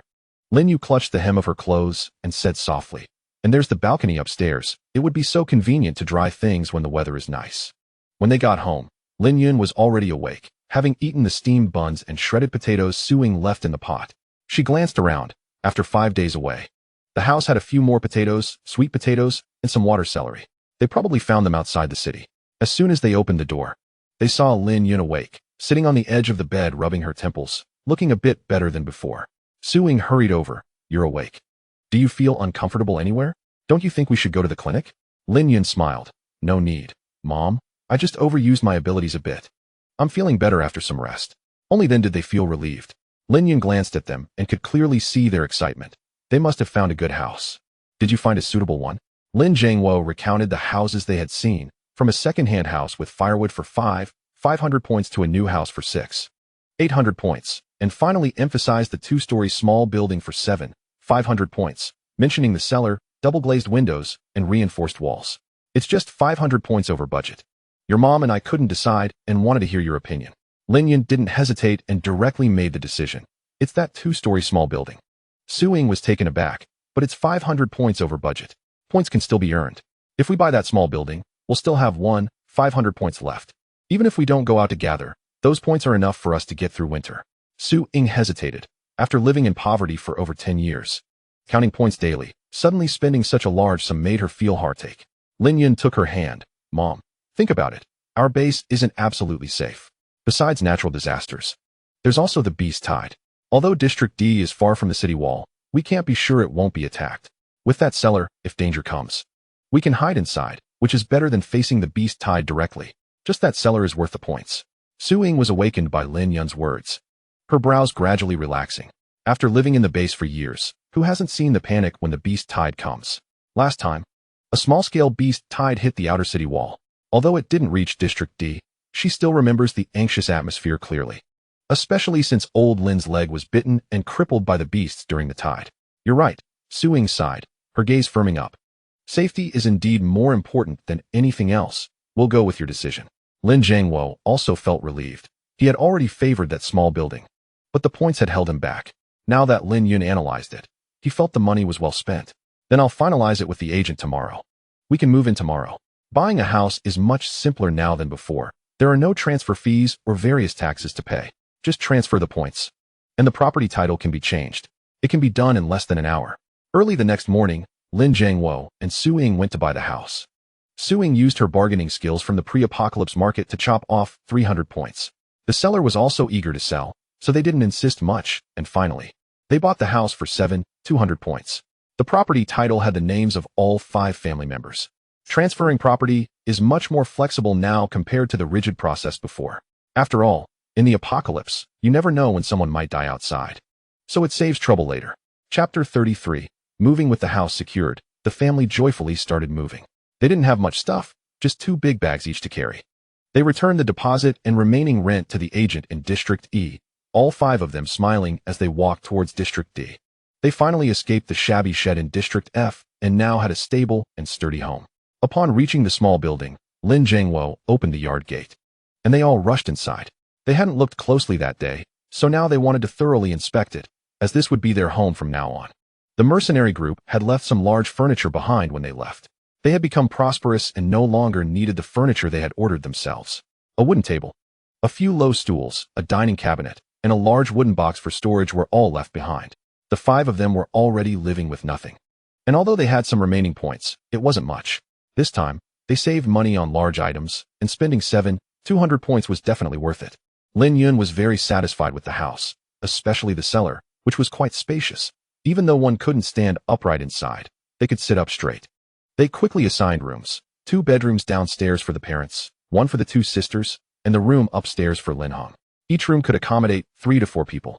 With ample space, the previous mercenary group must have had at least 10 members. They still had some firewood, and there was some left in the yard. Enough for 2 or 3 days. However, they needed to go chop more. The base is surrounded by forests on 3 sides, as the mutated plants grow too quickly. To curb their growth, there are logging areas near the base.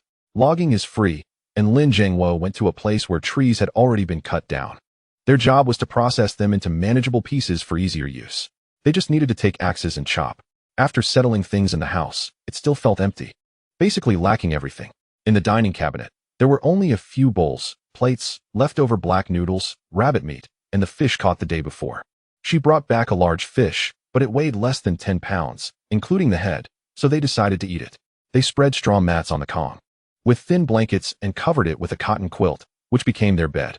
A few thick clothes and 2 cotton jackets didn't even fill 2 boxes. But it didn't matter. They now had a house, and life had hope. As long as they worked hard together, they would live better and better. The moving and organizing took less than half a day. During the day, they didn't plan to heat the kong too much, just enough for the parents. During the day, the 3 siblings would go out to gather, return to warm up at their parents' place, and then go back to sleep at night. They excitedly rummaged around before going to change their registered residence. With the property title in hand and the wristbands ready, the entire family completed the process in less than half an hour. They were officially residents of District D now. At noon, they returned home for lunch. Suing stewed the last bit of cabbage leaves with fish meat.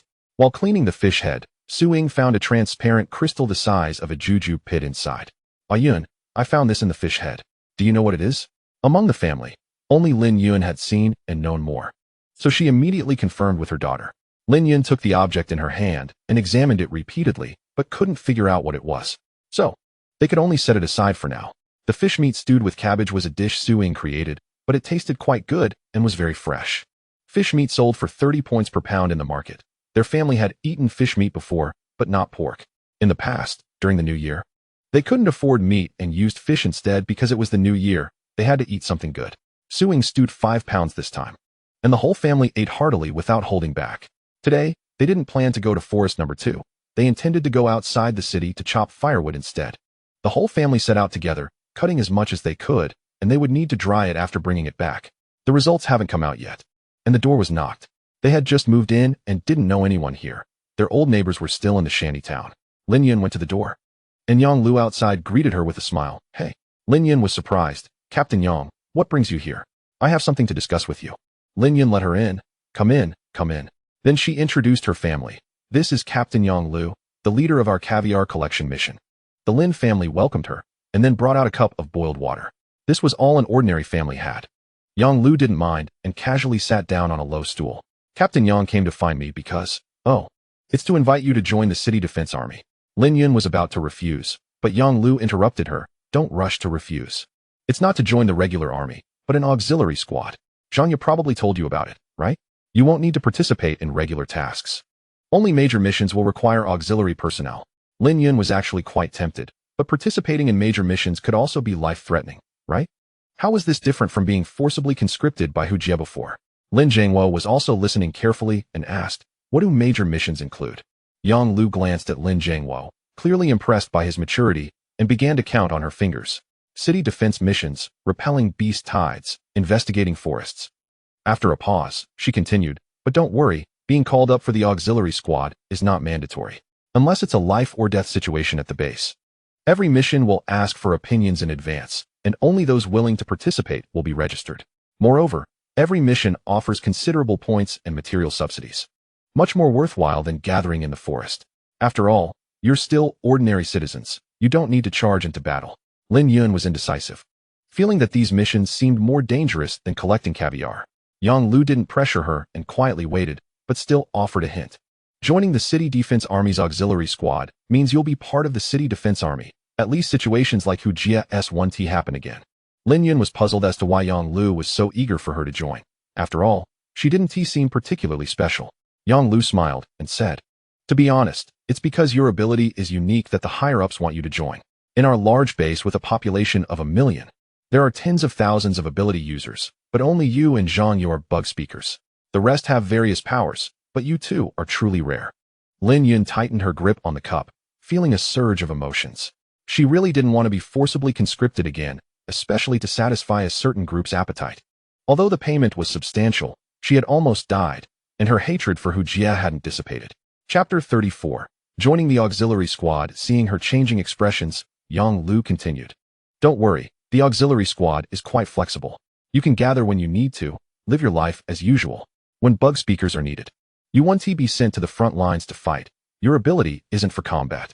Lin Jiangwo furrowed his brow and interjected, "What if she doesn't go? Will there be trouble?" "No," Yang Lu answered straightforwardly. "The base never forces anyone, especially auxiliary personnel. But I have to be honest. Having an official position comes with many benefits. Just like last time with Hujia. He was so arrogant because he thought you were just ordinary citizens he could easily manipulate. If you were part of the City Defense Army's auxiliary, he wouldn't dare." This struck a nerve with the Lin family. Lin Yun looked at her parents. Su Ying's eyes were filled with worry, but she didn't speak. Just gently patted Lin Yun's hand.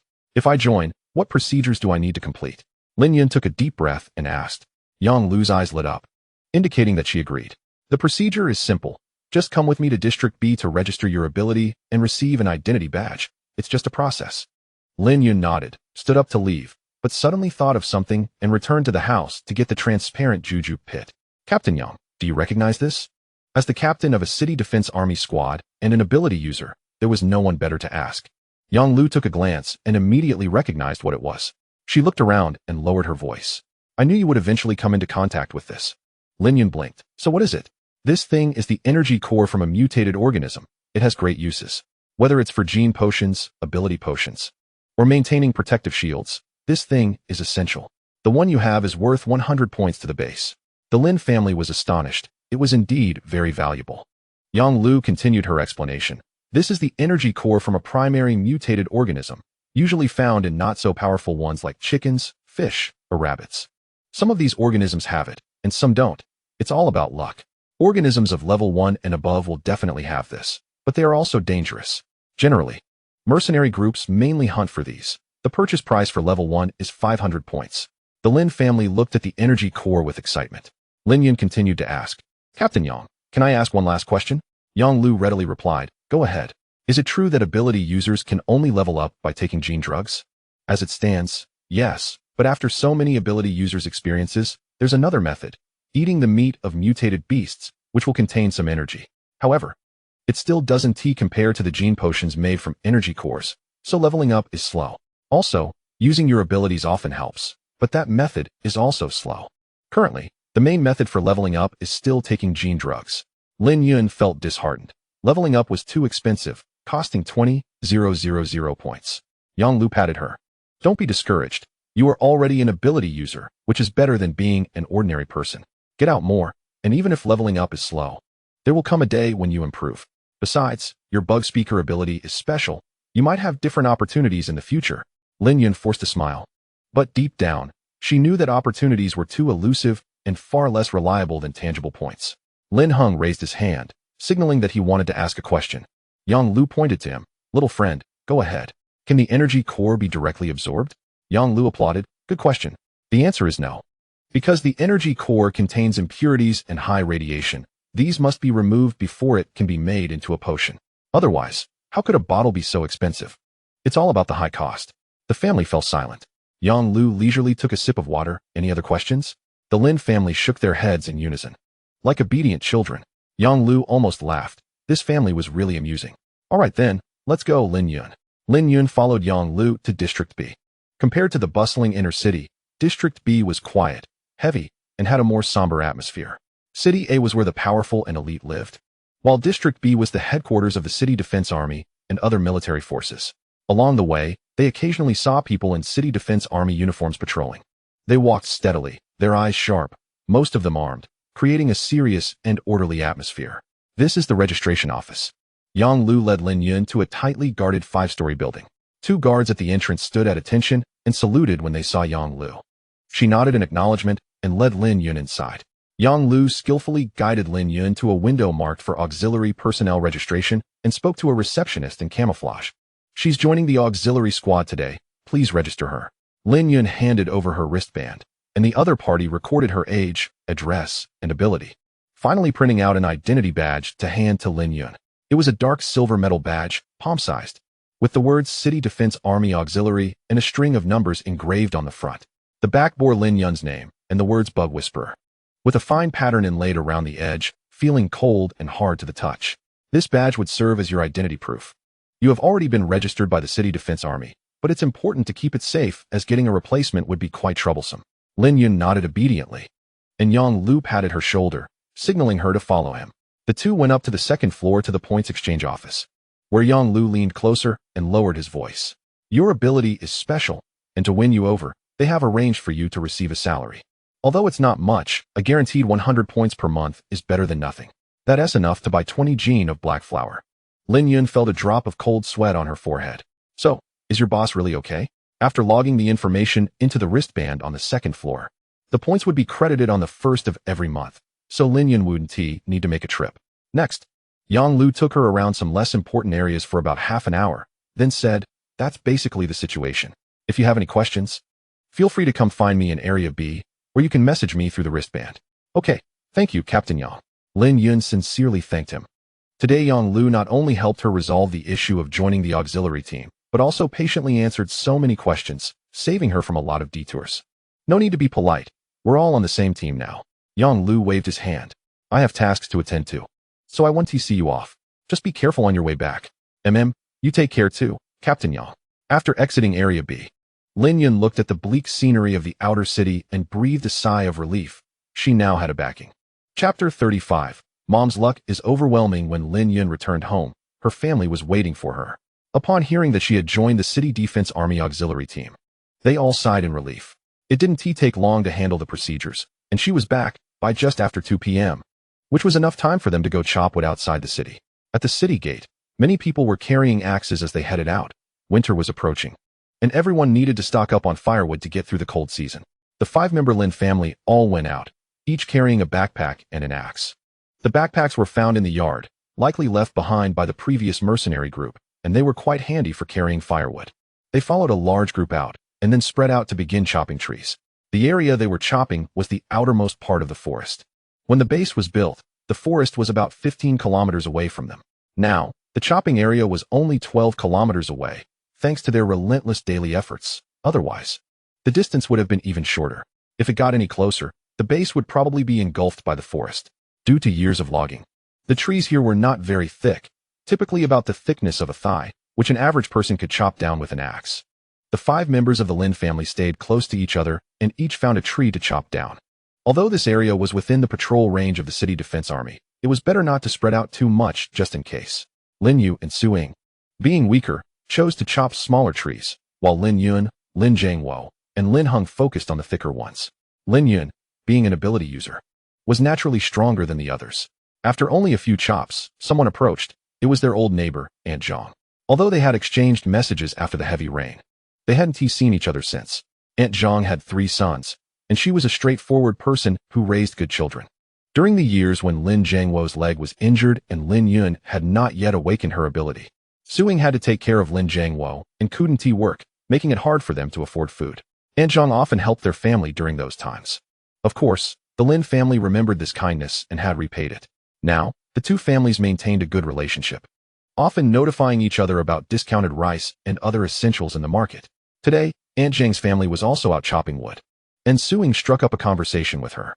Aunt Zhang's children greeted each other and then went to chop trees as well. They chopped until evening. There wasn't much danger here, so it was fine to return a bit later. They felled the trees, chopped them into sections with their axes, tied them up with ropes, and stuffed the scattered branches into their backpacks.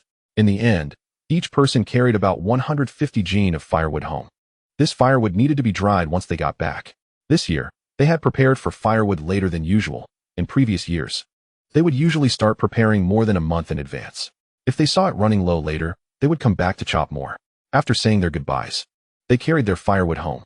The next morning, the three Lin siblings set out to gather, and Su Ying, who had fully recovered, wanted to go along. Lin Yun advised her, "Mom, you shouldn't go. We're heading to forest number 2. Not only is it far, but it's also quite dangerous inside." "It's fine. My legs can keep up, and I promise not to hold you back. With a few of us, we can carry more."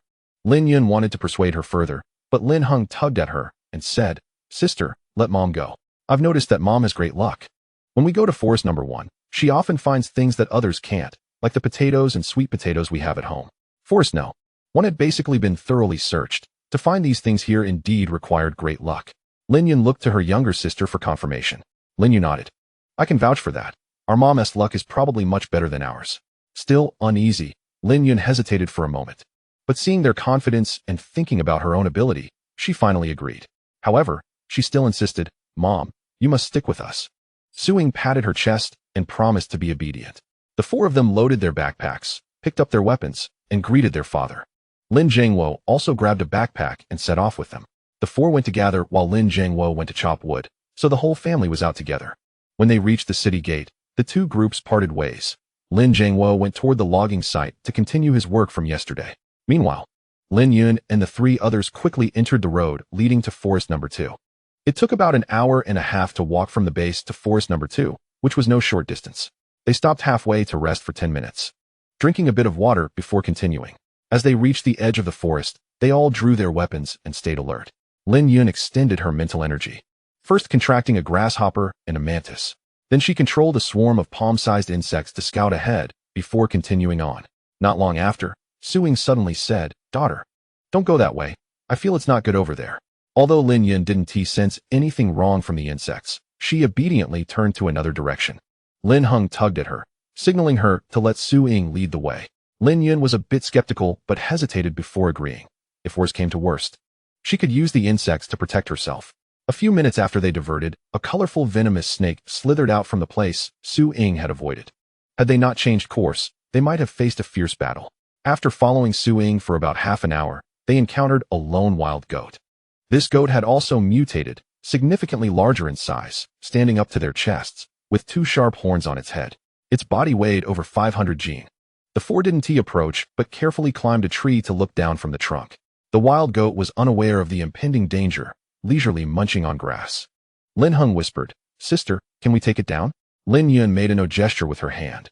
If it were a group, she wouldn't dare to go up and kill them, but just one, she was indeed willing. Lin Yun commanded a swarm of flying insects to rush toward the goat's eyes. Before the goat could close its eyes, she ordered the swarm to explode. The palm-sized insects had also mutated. Although they weren't as large as others, their self-destructive attacks would unleash more power than a regular attack. The goat's two eyes were instantly blinded. Lin Yun ordered the mutated grasshopper and mutated mantis to attack. The mutated grasshopper's hind legs kicked violently towards the goat's abdomen, creating a sharp sound as it left a shadow, and its hard exoskeleton collided with the goat's thick fur, tearing open a bloody wound. The mutated mantis swung its sickle-like forelimbs, accurately striking at the goat's neck, the gleaming blade embedding instantly into flesh. The goat bleated and struggled madly, bending down and charging around with its sharp horns. The surrounding flowers, grass, and trees all suffered, debris flying everywhere as it attacked wildly. Chapter 36. Unleashed this goat, blinded and panicked, crashed around without direction, but no matter where it ran, it couldn't escape the attacks. It stumbled forward, already covered in blood and staggering, looking like it was about to collapse. Then it crashed into a sturdy tree, its horns getting stuck in the trunk. Lin Yun's eyes sharpened as she controlled the mantis to stab a sickle into the goat's eye. The goat let out a painful cry, its massive body crashing to the ground. Su Ying was seeing her daughter use her powers for the first time, her eyes filled with admiration. Thinking her daughter was so cool. She wasn't afraid of the blood. If people in the apocalypse were afraid of blood, they would have died countless times already. Once they confirmed the goat was dead beyond recovery, the four of them climbed down from the tree, letting the grasshopper and mantis guard the surroundings as they began to inspect the goat. They couldn't take the whole goat with them. and they certainly couldn't eat all of it. They needed to use their wristbands to detect the edible parts. Su-Ying rolled up her sleeves and swiftly began to gut the goat. The goat meat, internal organs, and head needed to be monitored separately. Su-Ying cut the meat into chunks and placed them on the spread-out goat skin. The four of them took turns scanning with their wristbands. First, they scanned the largest goat head. Beep, highly contaminated, not recommended for consumption. As expected, most animals' heads, except for fish, were generally inedible. While Lin Yun was examining the goat's head, the mantis flew over with an energy core the size of a glass bead. Lin Yun's eyes lit up, surmising that it must have come out when the sickle went into its head. At this size, it was probably a level 1 core. This level 1 goat was indeed difficult to kill. If it hadn't been isolated and caught off guard by Lin Yun, it would have been hard to take down. She patted the mantis's head and praised it before continuing her own inspections. A part of the forelegs meat scanned as beep, highly contaminated, not recommended for consumption. Beep, highly contaminated. After scanning both forelegs, they were all highly contaminated. They weren't discouraged. People in the apocalypse had grown accustomed to this and patiently continued testing other parts of the meat. Beep, moderately contaminated, recommended for small amounts of consumption. Su-Ying found that the goat's heart was edible, marking a good start, and they subsequently tested and found more edible parts. Lin Hung held the goat's lungs and scanned. Beep, lightly contaminated, edible. Wow, that's great. Lightly contaminated meat is worth much more at the base. One goat lung weighed about 1.5 gene. Beep, moderately contaminated. Recommended for small amounts of consumption. Following Lin Hung, Lin Yu also tested a piece of hind leg meat. Only Lin Yun was still getting beeps of high contamination, which left her looking frustrated. After testing 2 more pieces, she finally came up with one that was edible. Beep, moderately contaminated, recommended for small amounts of consumption. Lin Yun sighed in relief, wiping away non-existent sweat, thinking her luck wasn't that bad after all. They spent over 2 hours testing a 500+ gene goat. After carefully packaging all the edible parts, Su-Ying glanced at the sky and said, "Kids, it's getting late. This forest isn't very safe. We need to hurry back to the base." Today had been a big harvest. They had gathered around 140 gene of moderately contaminated goat meat, about 3 gene of lightly contaminated goat meat, and 1 goat heart, along with moderately contaminated goat lungs and intestines, and rolled up the goat skin to take with them, as well as the pair of goat horns, which the mantis had worked hard to cut off. Lin Yun immediately called back the mantis and grasshopper, positioning them to guard the sides of the group. The noise made during the goat's killing could attract more troublesome creatures. The group managed to exit the forest smoothly. They hadn't eaten lunch, and now on the main road, it was unlikely anything would come out. However, they walked a little further and sat down on an open flat area where others were already resting. People gathered in small groups, whispering to each other, drinking water, and nibbling on food. The 4 of them were eating black bread filled with shredded rabbit meat. In the apocalypse, being able to eat meat was already a luxury, but most people here were ability users, eating much better than them, and no one felt envious. In one group, everyone had a meat sandwich, overflowing with meat. There were also vegetable wraps, boiled dumplings, pork rice bowls, braised pork rice bowls, and meat soup, all much more extravagant than what they had. After finishing their meal and resting enough, they continued on their way back with their backpacks. On the road, they saw many people, and as they got closer to the base, they could see the city guards patrolling, which felt quite safe. At the city gate, Lin Jiangwo was still waiting for them, carrying a large basket of firewood. The family didn't go home immediately, but went to the buying point first. Goat meat had a higher purchase price than pork because the base still raised pigs, while cows and goats were raised less. They kept 40 gene of moderately contaminated goat meat for themselves, planning to make jerky, so they wouldn't need to buy meat. The rest was sold. Moderately contaminated goat meat was worth 120 points per gene. Lightly contaminated goat meat was 180 points per gene, totaling 35 gene. 1 lightly contaminated goat heart. Goat offal was slightly cheaper than goat meat, but still worth 150 points per gene for the lightly contaminated variety, totaling 18 gene. Moderately contaminated goat lungs and intestines totaled 5 gene, at 80 points per gene. In total, they earned 300 points. Wow, that's so much. Lin Heng's eyes widened at the number reported by the buyer. Lin Yu leaned in, her little face full of surprise. "Mom, Dad, Sis, we hit the jackpot this time." The points were transferred to Lin Yun's wristband, and Su-Ying smiled broadly, saying these points could last their family through the winter. Lin Jiangwo moved the firewood basket aside, smiling broadly. "You all worked hard, especially you, Xiaoyan. We owe it all to you today." On the way back, Lin Hung and Lin Yu had chattered on about Lin Yun's heroic deeds to their dad. Lin Yun waved her hand, feeling quite pleased that level 1 energy core, goat skin, and horns hadn't been accounted for yet. She planned to find an opportunity to sell them for extra income. There were many people at the buying point, and seeing their family selling so much edible meat, many cast envious glances, and some familiar faces greeted them. The Lin family had a good harvest today. Suing responded with a smile, not lingering much longer, and the family carried the remaining items back home. Once home, they put everything away, and Lin Yun planned to sell the energy core, goat skin, and horns. These were useful items. Goat skin and horns could be made into weapons and armor, and a level 1 item would definitely be worth more than a beginner one. Chapter 37. Buying gene serums. The weapon store would accept these items, and Lin Yun headed to the weapon store with a pile of goods. It was still Fu Nian from last time. They were now familiar acquaintances. Lin Yun piled the items on the counter, along with the beginner energy core. Fu Nian picked them up one by one for inspection. A beginner energy core is 100 points, a level 1 is 500 points. That's the base rule. Is there a problem? Lin Yun shook her head. The sheepskin is quite sturdy and intact, suitable for making leather boots and armor. I'll be fair and give you 500 points for it. Lin Yun nodded again. As for the sheep horn, after polishing, it can be used to make bone tools, but can only produce tier 1 weapons, so I'll give you 800 points for it. Tier 1 weapons are already made. Someone else has done the polishing, crafting, and adding enhancements, which takes effort, so they sell for 2,000 points. This is just one type of raw material, and the point value is not low. Lin Yun had no objections and sold everything. In total, it was 1,900 points. It was said that ability users burn through money, but in reality, they earn a lot. Lin Yun took the points and went home. Now their points had exceeded 15,000. Not to mention this winter, it would last them a whole year. Lin Yun happily returned home and transferred 5,000 points to her mom for household expenses. She also planned to transfer 500 to each of her younger siblings. But they stopped her. Sister, since you have points now, don't give us any. Go buy gene potions instead. Each gene potion costs 2,000 points. Hearing about this potion made her feel a sting. It's so expensive. Moreover, to level up to tier 2, at least 10 potions are needed. That's 20,000 points. It feels like the points she just got are about to fly away.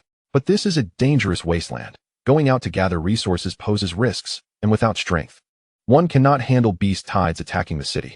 So, despite the sting, Lin Yun still had to level up. Only by leveling up can she protect her loved ones and earn more points. Thus, despite the pain, she had to make the purchase. Lin Hing tugged at her. Do you want me to go with you? Lin Yun waved her hand. No need. The clinic is right next to the main road, just a few steps away. Lin Yun went to the clinic, where the doctor had awakened healing abilities. The shelves were filled with a dazzling array of medicines, all developed by the base after the apocalypse. There were special cold medicines, quick hemostatic sprays, gene repair liquids, etc., each clearly priced, making one's eyelids twitch at the point values. Lin Yun glanced at the gene repair potion, priced at 30,000 points per bottle. Too expensive, still unaffordable.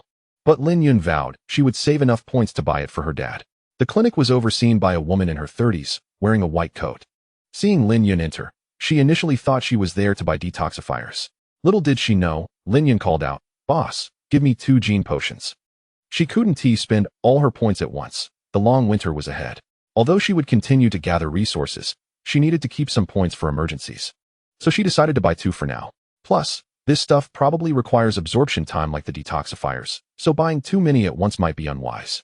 The doctor in the white coat raised her eyes at Lin Yun's words, her gaze sweeping over her with a hint of barely noticeable surprise. 2 tubes? She confirmed, already reaching for the hidden compartment under the counter, which specifically stored high-value items like gene potions. The potions, packaged in soft plastic tubes, glimmered with a pale blue light. The liquid inside resembling flowing stars, exuding a mysterious power. The doctor placed 2 tubes of potions on the counter, totaling 4,000 points. Lin Yun gritted her teeth and scanned to pay. Glancing around, she spotted another potion, the quick recovery potion that Yang Lu had given her before. This one wasn't cheap either, costing 200 points per tube. But after some thought, Lin Yun decided to buy it. Although she wouldn't venture too far into the forest, she feared her abilities might suddenly deplete. Having this would at least provide an emergency solution. Take care, the doctor pushed the potions over. The absorption speed varies by person. The fastest you can digest 1 tube is 3 days. Don't rush to take too many. An overdose could overwhelm your body with energy. Thanks for the reminder. Lin Yun carefully tucked the potions into her clothes, feeling reassured by keeping them close. These were life-saving treasures, and there could be no room for error. Stepping out of the clinic, the cold wind whipped tiny gravel against her face, stinging painfully. Lin Yun tightened her collar and quickened her pace home. In the streets, the city guards patrolled in pairs, helping resolve neighborhood disputes and deterring thieves. Overall, the atmosphere in the base was quite harmonious, with no conflicts or fights occurring. Lin Yun returned home, shutting out the cold wind, and snuggled into the warm, heated Kong, a traditional heated bed. During the day, they only heated the Kong in her parents' room, where the family would gather to chat and pass the time. Lin Jingwo was on the floor teaching her younger siblings to read. When the disaster struck, Lin Heng was only 4 years old, just starting kindergarten. And Lin Yu was just a year old, unable to attend school at all. The Lin siblings learned to read, all from their parents. However, they only taught them basic literacy and simple arithmetic, as anything more complex was useless in the apocalypse. Lin Yun took out the potion, cut open a corner, and directly poured it into her mouth. The light blue potion was a bit cool, sliding down her throat and bringing a refreshing chill all the way down. Lin Yu curiously leaned over the edge of the Kong. Sister, what does the Gene potion taste like? Lin Yun smacked her lips, reminiscing about the cool sensation, and smiled at Lin Yu. It's a bit like chilled mint water, but much fresher, and after swallowing, it feels a bit warm in the stomach. What does chilled mint water taste like? Lin Yu had never had ice in her life. Lin Yun wanted to explain, but didn't he know how? Racking her brain for a description. It's that kind of icy coolness. You take a breath in, and it goes from your mouth to your stomach. Lin Yu listened, somewhat confused, but she understood that without experiencing it personally, mere descriptions wouldn't convey the feeling, so she didn't ask further. Lin Heng, watching from the side, couldn't help but ask, Sister, do you feel anything after drinking it? Can you become stronger immediately? Lin Yun shook her head, feeling the cool energy within her slowly spreading, like countless tiny streams penetrating into her limbs and bones. Not that fast. The doctor said to absorb it slowly. The fastest you can digest one tube is 3 days. Right now, I just feel a bit tingly and numb, as if there's energy slowly drilling into my bones. Lin Jiangwo paused his teaching, looking at the remaining potion in his daughter's hand, his brow furrowed slightly. Xiaoyan, you must follow the doctor's advice and not rush to achieve results that could harm your body. Our life is manageable now. We don't need to suddenly become very strong. Chapter 38. The unwanted person has arrived. I know, Dad. Lin Yun carefully stored the remaining potion. I'm aware, and won't act recklessly. I just want to gather more points during winter, and with more strength comes more security. Suing came over, holding a bowl of hot water, and handed it to Lin Yun. Just came back from outside. Drink something warm to warm up. Don't always think about making money. Your health is the most important. Our family doesn't lack food and clothing. Lin Yun cradled the warm bowl, feeling a warmth in her heart. Her nose slightly tinged with emotion. Mom, I understand. I will take good care of myself. Sipping the hot water, feeling the energy flowing within her, and listening to her younger siblings quietly discussing how powerful they wanted to become in the future, Lin Yun felt that even if the apocalypse was bitter and difficult, as long as the family could be together like this, it was already very good. The next morning, the whole family set out to chop wood. Winter was approaching, and they still needed a lot of firewood. For now, their points were enough, so they wouldn't gather resources but focus on collecting firewood first. They needed to heat 3 kangs, which required about 10,000 pounds of firewood, and each person could chop over 100 pounds a day. Several trips in the morning and several in the afternoon, all relying on manpower to carry it home. Lin Yun wiped the sweat from her forehead, thinking that once they saved up enough points, they could buy an electric tricycle. At least they wouldn't have to carry things back by hand each time. But the tricycle wasn't cheap. She had seen one before, with a canopy and a cargo area, selling for 5,000 points. Without a canopy, only a pickup truck with 3,000 points. During the break, everyone sat together, gnawing on lamb meat sandwiches and discussing everyday matters. They have now moved to Area D, where the goods sold are more complete than in Areas E and R, and there are also car dealerships. Suing had looked around before, but didn't inquire about the fully enclosed 4-wheeled vehicles, just asked about this one, and was discouraged by the price. She originally thought that with 3 children going to the forest, they had to walk more than 3 hours round trip each time. So she wanted to see about getting a vehicle. It didn't need to be too expensive. A tricycle would be enough. Having a pickup truck would allow them to carry some things without needing to rely on their backs every time. Lin Yun patted her hand soothingly. Mom, don't worry. Our lives are getting better and better. Sooner or later, we will buy a tricycle. Just as she finished speaking, a sarcastic voice came from behind. Oh, really shameless. A woman with a bunch of old, weak, sick, and disabled people. Halfway through, he saw their hands full of meat sandwiches and changed his tone to a sour one. What kind of people has Lin girl hooked up with? No wonder she looks down on my son how. She's already eating meat. I haven't seen you around the shantytown lately. This annoying way of speaking. And immediately bringing up his foolish son was the same old Wong who had lost his way after having a son. This old guy, unable to reach the grapes, said they were sour, and seeing them eat meat made him jealous, so he immediately started slandering Lin Yun. Clearly, Lin Yun had never even met his son. Lin Yun looked at him coldly, just about to summon a mantis to make a cut on him when Lin Hung couldn't take it anymore. He picked up the axe used for chopping wood and swung it at old Wong. Old Wong's heart nearly stopped, narrowly dodging the axe. Lin Hung didn't swing a second time, but he started cursing, radiating insults at old Wong's whole family. Su Ying rolled up her sleeves, hands on her hips, and started cursing, the mother and daughter duo unleashing their fury. Old Wong, you old fool. Do you have shit in your mouth? Spitting nonsense everywhere. You are just like the maggots in a latrine. All you see is shit. Your son is just as foolish as you, a maggot from a latrine. No one wants to feed you two shit. Su Ying stepped forward, shielding Lin Yun behind her, her voice loud enough to penetrate the woods. My daughter Yun is innocent. Who are you to gossip about her? You should take a good look at your stupid son. Does he deserve even a strand of my daughter's hair? Old Wong was frightened by Lin Hung's axe swing and now felt weak, being scolded by Su Ying. His face losing composure, he stiffened his neck to retort. Did I say something wrong? Before you lived in the shantytown, you couldn't even fill your stomach with steamed buns. And now you not only live in Area D, but also eat meat. What else could it be if not hooked up with a rich person? You old fool, spouting nonsense. Lin Hung's eyes turned red, gripping the axe tightly. My sister earns points by hunting exotic beasts. Our whole family chops wood and can exchange it for food. What about you? All you do is hide in corners gossiping about others. What else can your son do besides stealing chickens and dogs? Last time he stole from Aunt Lee's house and sneaked into a girl's home at night, only to be caught and beaten by the city guards. Your son is garbage. Who wants to associate with him? As soon as these words came out, those around them who were also chopping wood revealed knowing expressions. Old Wong's son, Wang Ahao, had a notoriously bad reputation in the shantytown, often stealing and causing trouble. However, everyone had been reluctant to break the peace out of neighborly feelings, but now that Lin Hung publicly exposed it, old Wong's face instantly turned the color of liver. Yet he took pride in his son, ridiculing Lin's two daughters every day, while his own son, like a rotten cucumber, was treated as a treasure. Now being poked in the sore spot, he jumped up in anger. You're talking nonsense. My son Ahao is capable. Those little bitches just don't know how to appreciate it. This kind of nonsense could only mean something was wrong with him.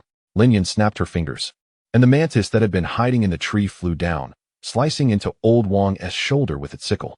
The little bit of defense from the protective suit was like paper, and old Wong instantly had a large gash on his arm. He screamed like a pig being slaughtered. Holding his arm, the crowd surrounded him, not stepping in to mediate, but rather watching old Wong with glee. The old fool was finally getting his comeuppance.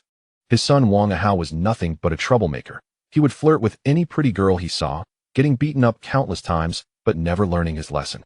Some people are just born to be lowly and will never change, even if beaten to death.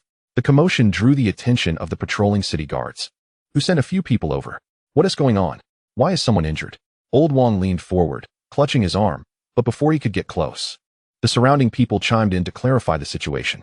Normally, it would be difficult to handle, but now that they had the chance to kick him while he was down, they were more than willing. The city guards listened to the explanation, looking helpless, and turned to Lin Yun, saying, he has a foul mouth. Just teach him a lesson. With him injured like this, even if you're right, you'll end up in the wrong.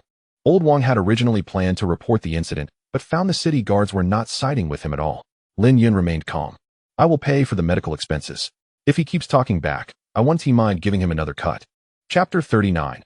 Harvesting mutated dogtail grass. The city guards saw Lin Yun's firm attitude and willingness to cover the medical costs, and after glancing at the crowd that clearly favored the Lin family, could only sigh. However, the Lin family didn't have time to deal with him. They still had a pile of firewood to carry. Not wanting to risk being scammed, only Lin Hung followed along. Although Lin Yun had given old Wong a long cut, the old man was not guilty enough to die. The cut, though not shallow, was just bandaged and treated without stitches. In the end, it cost 50 points. Old Wong had initially planned to go alone and get more points, but he didn't expect the Lin family would follow him. Moreover, Lin Hung kept glaring at him with a fierce look, holding the axe, like a little wolf cub. Seeing Lin Hung like this, he didn't dare to scam them anymore. After this incident with old Wong, the family chopped firewood for another half-month and finally stocked up enough for winter before the cold set in. After solving the firewood issue, The four continued to gather in the forest, aiming to collect more fresh vegetables for the seller so they wouldn't need to buy from the supermarket in winter. Thanks to their mom's good luck, they had brought Su-ing along on these trips. The first time they gathered over 100 pounds of cabbage. The second time over 100 pounds of radishes and more than 20 pounds of lettuce. On the third trip, they didn't get much green vegetables but caught 5 rabbits, bringing back over 200 pounds of edible rabbit meat. This was to be used for winter. And they planned to freeze the rabbit meat in the yard, so they didn't sell any. On the fourth trip, they gathered 10 pounds of apples, keeping 2 pounds for themselves and selling the rest. Apples had a higher purchase price than vegetables, selling for 35 points per pound with moderate pollution. In total, they earned 280 points. After these few trips, they confirmed that their mom was really lucky. Every time she went with them, not only did they find good things, but they also increased their yield. Their mom was simply a natural gatherer. Previously, Su-ing had been looking for work in the safety zone, and the 3 siblings didn't dare to leave forest number 1, fearing danger, let alone take Su-ing out. If it weren't for Lin Yun having special abilities now, they still wouldn't dare to take their mom out. It was too dangerous. They had originally planned to continue going out, but the base called for everyone to harvest. They needed to harvest the mutated dogtail grass, which had a high yield and grew quickly. The base had planted a large amount in forest number 1, making it the main food source for ordinary people in the base. It could be harvested 4 times a year, and this was the last season. With winter approaching, any snow would freeze everything in the ground, so every year at this time, the base mobilized the people's strength to hire workers for large-scale harvesting. It was essential to finish harvesting before the heavy snow fell. Everyone gets 10 points per day, which is better than nothing. For them now, even if all 5 people participate, that's only 50 points. It's tasteless to eat, but a pity to waste. Fortunately, it's not mandatory. They are not the privileged elite who look down on others. Lin Jiangwo bluntly stated that they should continue gathering, and he would go himself. Working at the lumberyard only earns 3 to 4 points a day, so it's better to help with the harvesting. After all, the first forest is very safe, and the city guard has sent people to defend it. After hearing Lin Jiangwo's words, Lin Yun and the others exchanged glances and felt that this arrangement was appropriate. Dad, you need to take care of yourself. Don't push too hard. If you're tired, take a break, Lin Yun reminded him with concern in her eyes. The harvesting work looks simple, but in reality, it requires bending over and working all day, which is physically exhausting. Especially since Lin Jiangwo has been working hard for the family these years and is not in the best shape. Lin Jiangwo waved his hand and smiled in response. Don't worry, I know what I'm doing. You all be careful in the forest, don't overdo it, safety first. The next morning, as dawn broke, Lin Jiangwo took 2 black steamed buns and headed to the designated harvesting area at the base. Meanwhile, Lin Yun, Lin Heng, Su-ing, and Lin Yu carried empty bamboo baskets and stepped into the second forest again. They had become accustomed to entering the second forest, but today was different. Usually, there weren't too many people when they came in, but perhaps because winter was approaching, there were exceptionally many ability users coming and going. However, these ability users generally operated in small teams, targeting large mutated animals of a certain level, unlike them who were still gathering wild vegetables. Lin Heng held up an axe. Looking enviously, if only we could all awaken abilities, then our family of 5 could form a small ability team. Su-ing chuckled and poked Lin Heng's head. Just having your sister awaken an ability is already a huge blessing. You want the whole family to awaken? Dream on. Lin Heng covered his head and laughed foolishly.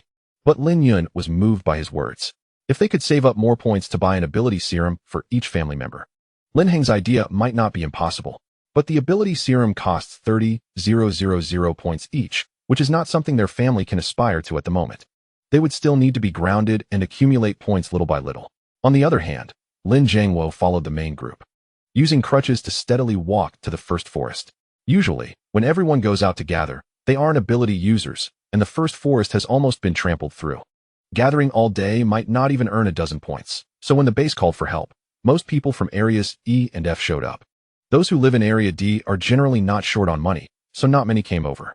Tens of thousands of people gathered, but scattered across the vast planting fields. They looked very few. The vast planting area stretched endlessly, filled with mutated dogtail grass reaching half a person's height. The grass stalks were as thick as a forearm. The leaf edges were jagged, and the heavy, full tassels hung down, hiding dense clusters of fruit. This stuff is not tasty but has a high yield, is abundant, and fills the stomach, which is why the base planted it in large quantities. To finish harvesting such a large area is indeed no small project. Lin Jiangwo found a relatively secluded spot, put down his water bottle, and picked up the special sickle that had been distributed. This sickle was significantly heavier than a regular one, and the blade was exceptionally sharp to deal with the tough, mutated dogtail grass stalks. He took a deep breath, bent down, grabbed a tassel of dogtail grass with his left hand, and with his right hand, he cut forcefully along the ground. With a crisp sound, the thick grass stalk snapped. He bundled the cut grass into a small bundle and placed it at his feet, then immediately began cutting another stalk. The mutated dogtail grass has many uses. Its fruit can be ground into powder to make steamed buns, and the straw can be used for warmth in winter. Killing 2 birds with 1 stone.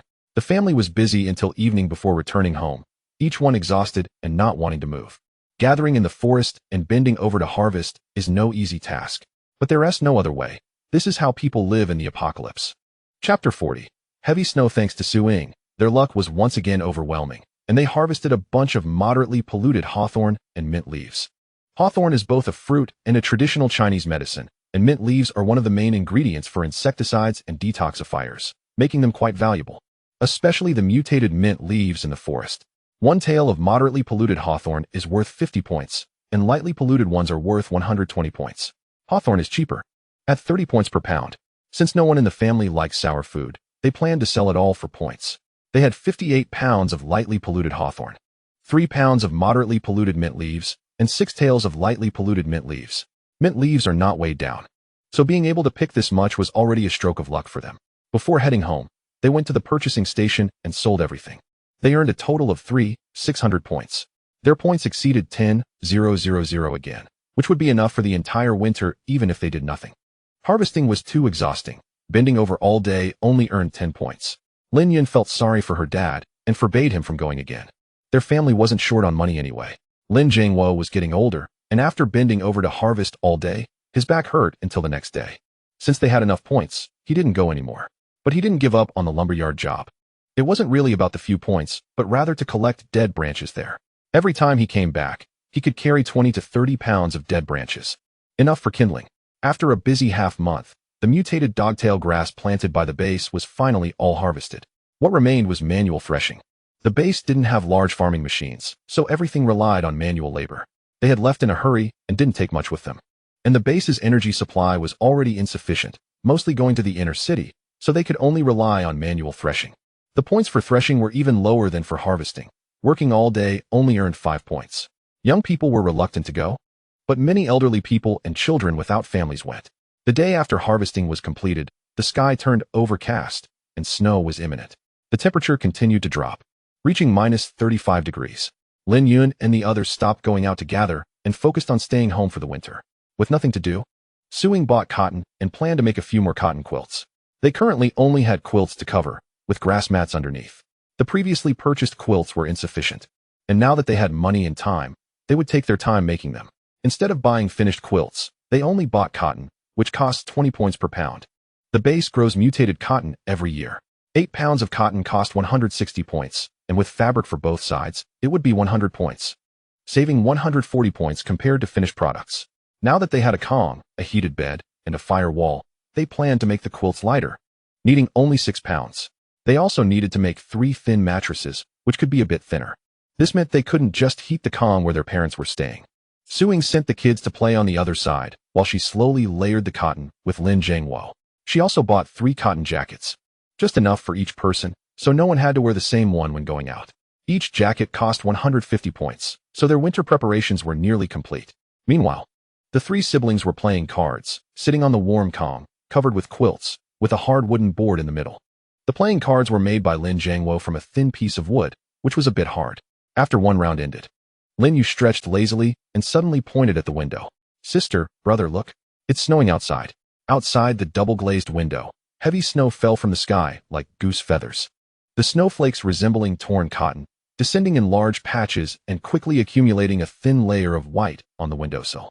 The cold wind whipped the snowflakes against the glass, making a crisp sound that added to the warm atmosphere inside the house. The snow is really coming down hard. It's the first time it snowed this much right at the start of winter. In the past, it was usually just dry and cold. Lin Hung also joined in, his tone filled with curiosity. The weather in the apocalypse is always extreme. Either it's a long drought with no rain, or it's a sudden blizzard like this. At this rate, it seems like it's going to snow for several days. Lin Yun suddenly remembered something and shouted, "Mom, How much flour do we have left? About 5 or 6 pounds. Why? Suing answered while continuing her tasks. I'm afraid if the snow gets too heavy, the roads will be blocked, so we should stock up on some food. In fact, their home was only 5 minutes away from the mall, but in extreme weather, even a 5-minute walk could be difficult. All right, dress warmly and be careful not to catch a cold. Lin Yun took her younger siblings to the mall and bought 100 pounds of black flour in one go, spending another 500 points. Their family was large and consumed a lot, so it was fine to stock up a bit more. Each of them carried back 30 pounds of flour, while the snow continued to fall heavily, and a strong wind picked up. The wind and snow were wild, swirling the thick snow around, hitting their faces painfully. Lin Yun pulled her scarf up to cover half her face, leaving only her eyes visible, which were fixed on Lin Hung's back. Hurry up, she shouted. The wind is getting stronger. Her voice was mostly swallowed by the howling cold wind. Lin Yu and Lin Hung also lowered their heads, hunched over, stepping carefully through the accumulating snow. Fortunately, carrying 30 pounds of flour added some weight to them, otherwise, they might have been blown away by the strong wind. Thankfully, they were close to home. No matter how strong the wind was, they could get back in 10 minutes. The 3 siblings quickly burrowed under the blankets, and Suing poured each of them a cup of hot water. It looks like this could turn into a snowstorm. Suing frowned, not optimistic about the weather conditions. The base experiences this kind of weather a few times every winter, but this time it came way too early. Luckily, they had plenty of firewood stored. If they had to buy it from the base later, who knows how expensive it would be. Lin Yun tilted her head towards the kitchen, where 2 large pots were always boiling water. Otherwise, if the pots ran dry, they'd be ruined. These 2 pots were left behind by the previous homeowner. They switched to gas and didn't take them. After moving to District D, they had water and electricity. So they no longer needed to go out to fetch water and purify it with purification tablets. The tap water was already treated. It was just that they had to pay for water and electricity every month. Last year, they were still living in a shanty town, huddling together to keep warm during extreme weather. This year, they had already moved into a new house, able to hold hot water in their hands. Snuggled up on a warm Kong, a heated bed, watching the raging wind and snow outside. Compared to their previous life, it was like heaven and earth. It was all thanks to Lin Yun awakening her powers. Otherwise, they would still be struggling in that shanty town. Suing spread out half the cotton, her brows furrowed with worry. I wonder if Sister Zhang's family has enough wood and food stored? This snowstorm came too suddenly. Chapter 41. Snowstorm. The snowfall outside was no longer something that could be described as soft feathers. Initially, they could barely make out the outlines of distant houses. But within 2 hours, the world was completely swallowed by thick, white chaos. The snowflakes were no longer just flakes, but clusters of snow, whipped by the fierce wind, pounding against the walls and windows. The snowflakes were as big as mats, which probably referred to this. The wind grew increasingly violent. It's howling like the roar of a giant beast, causing the window frames to tremble slightly. The snow on the ground was accumulating at a visible speed. It started just above their ankles, but soon covered their calves, and the snowdrifts blown together by the wind rose like small mountains. The world was left with only one color, white, a nearly fierce white that seemed to bury all life. The wind and snow wove together into an impenetrable giant net, firmly enveloping the entire base, as if it intended to completely freeze this piece of land. Even time seemed to slow down in this violent storm. Suing lost her mood, continuing to spread the cotton, anxiously pacing under the Kong, worried about her old friend. After pacing for a while, she suddenly went to grab her cotton coat. No, I have to go check, she said as she put on her coat, ready to go outside. In this weather, even if she wasn't going out into the wilderness but just to the base, she would probably freeze to death on the way to the shantytown. After all, it was impossible to go out in this weather. Lin Yun grabbed Suing, saying, "Mom, calm down. Going out in this weather is no different from seeking death. District D and District F are not close. You probably wouldn't even make it halfway before being buried by snow." But Suing was anxious. When their family was down and out, Sister Zhang's family had helped them a lot. Although they had returned the favor, they had become close friends over time. In this weather, she really couldn't set her mind at ease. What should we do then? Suing knew, but her concern had thrown her into a frenzy. "Mom, let's see if we can communicate. The wristbands work in the base, right?" Lin Yun was amused, knowing that older people often didn't know how to use these wristbands. Although the signal might not work well in this snowstorm, it was better than being left in suspense. Suing finally came to her senses and hurriedly touched the wristband on her wrist. At that moment, her fingers trembled slightly as she swiped on the cold wristband screen for a long time before finding Sister Zhang's name. Pressing the call button, a spinning signal icon appeared on the wristband screen. spinning for a full half-minute before a line of red text popped up. Signal weak, unable to connect. No good. Su Ying's voice instantly dropped, her brows furrowing tighter, the anxiety in her eyes nearly spilling over. This cursed weather must have disrupted the signal. Should we try sending a message? Keep it short, just ask about the situation. Lin Hung leaned over, pointing to the message icon on the wristband, suggesting that text should use less signal than voice. Su Ying quickly clicked it open, her fingers slowly tapping on the small screen. Sister Zhang, is everything at home okay? Do you have enough firewood and food? Hitting the send button, they faced another long wait. The progress bar on the screen crawled slower than a snail, reaching halfway before suddenly stalling. After a few seconds, it popped up with send failed. What do we do now? Su Ying anxiously paced around the room, her gaze unconsciously drifting to the window. The snow was still wildly falling. Just a moment ago, they could vaguely see the outline of the roof across the street. But now it was completely a white blur, with cold air seeping through the cracks in the window, and the storm mixed with ice particles pounded against the glass. Lin Yun pulled her to sit on the Kong, saying, Mom, doesn't Aunt Zhang's family have 3 strong laborers? They must be prepared. Although conditions in the shanty town were poor, every household knew they had to stock up on firewood and food for winter. They had survived for years and would surely be fine this year too. That's right, Mom. In previous years in the shanty town, they lived better than we did. Even though this year's snowstorm came earlier, they should be fine. You don't need to worry about it. Her younger sister Lin Yu also urged. But this year, the snow came nearly a month earlier. Who could have anticipated that? Su Ying rubbed the edge of the Kong, her voice filled with worry. Just then, Lin Yu suddenly pointed at the wristband and shouted, Mom. Aunt Zhang replied. Aunt Zhang sent a message saying, this year's snowstorm came too early. We didn't store enough food. Old friend, can you lend me some points? I will definitely repay you in the spring. Aunt Zhang's family had helped them a lot, lending food and points, and now that they were in trouble, they had to help. How much? Su Ying didn't even ask Lin Yun. She knew that if it were Lin Yun's decision, she would also lend it. 200 points would be fine. We should hurry before the snow gets too heavy and rush to get food. With points redeeming food at 1 point per pound, 200 points could buy 200 pounds. Su Ying transferred 200 points without hesitation, and when she saw that it was received, she let out a sigh of relief. Aunt Zhang sent a flurry of thanks. And Su Ying replied, Sister Zhang, there's no need to be polite. You helped us so much in the past. After Su Ying sent the message, the weight in her heart finally eased a bit. But looking at the relentless wind and snow outside, her brows remained furrowed. She hoped they could successfully exchange for food. She murmured, rubbing her slightly cold hands. Lin Yun handed her a cup of hot water. They definitely can, Mom. Aunt Zhang's 3 sons are quick on their feet. Once the points are in, they should be able to get to the market before the snow gets any worse. Even so, the atmosphere in the house was still heavy due to the sudden and severe blizzard. Lin Hung walked to the window, wiped the fog off the glass with his finger, and the outside world was still a white blur, with the wind whipping up snowflakes like countless white whips, fiercely lashing everything. This snow came too suddenly. Lin Hung said in a deep voice, I just checked the base's announcement, and they said a level 1 cold weather alert has been issued, advising all residents to minimize going outside and stock up on food as much as possible. Lin Yun frowned upon hearing this. A level 1 cold weather alert? There have been very few in the base's history, right? It seems this storm is worse than we thought. In previous years, it had been cold, but they never issued any cold weather alerts. Who knows?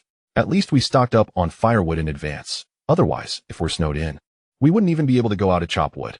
Lin Zhangwo frowned, feeling heavy-hearted as he looked at the raging blizzard outside. The storm intensified again, and they could no longer see the nearby houses. The streets were deserted, and even the city patrols had retreated to their camps.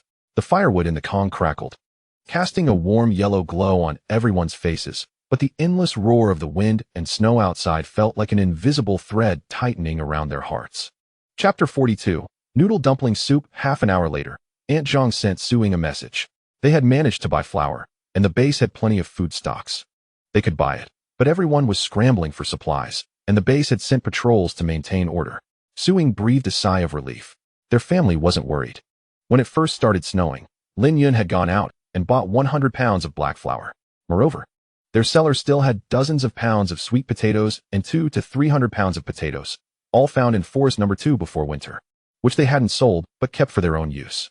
The cellar also contained cabbage, radishes, lettuce, some mutton, and a bit of rabbit meat.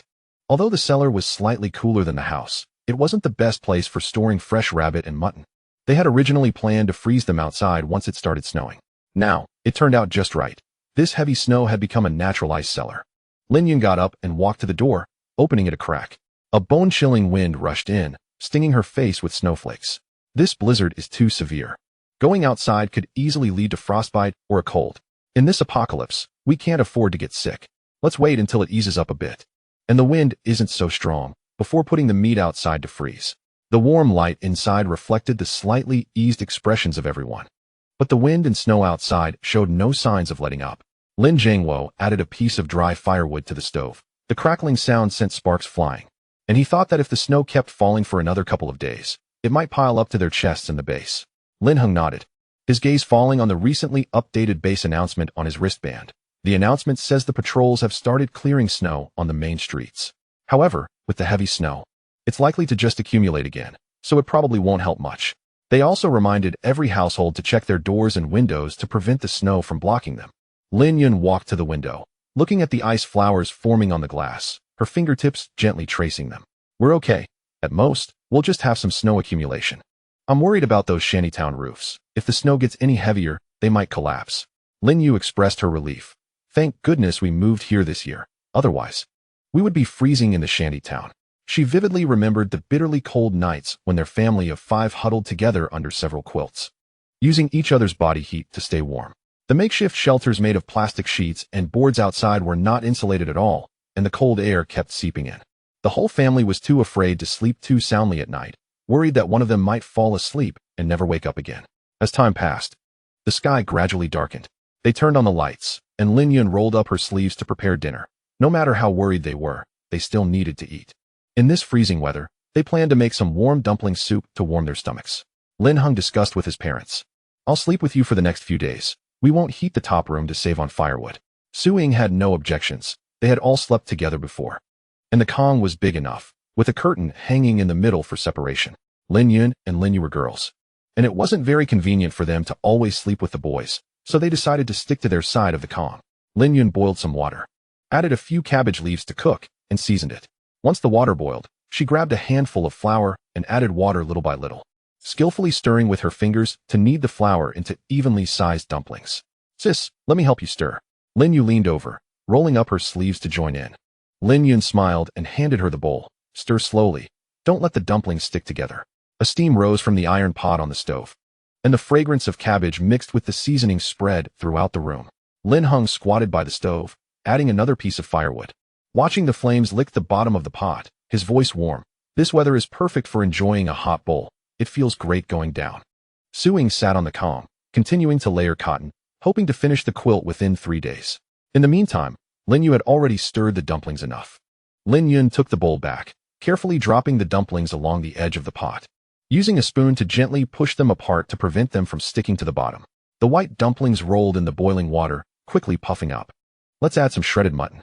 They had cooked mutton at home, but it wasn't seasoned, Lin Yun said, retrieving a tightly frozen piece of cooked mutton from a nearby bowl, and carefully sliced it into shreds.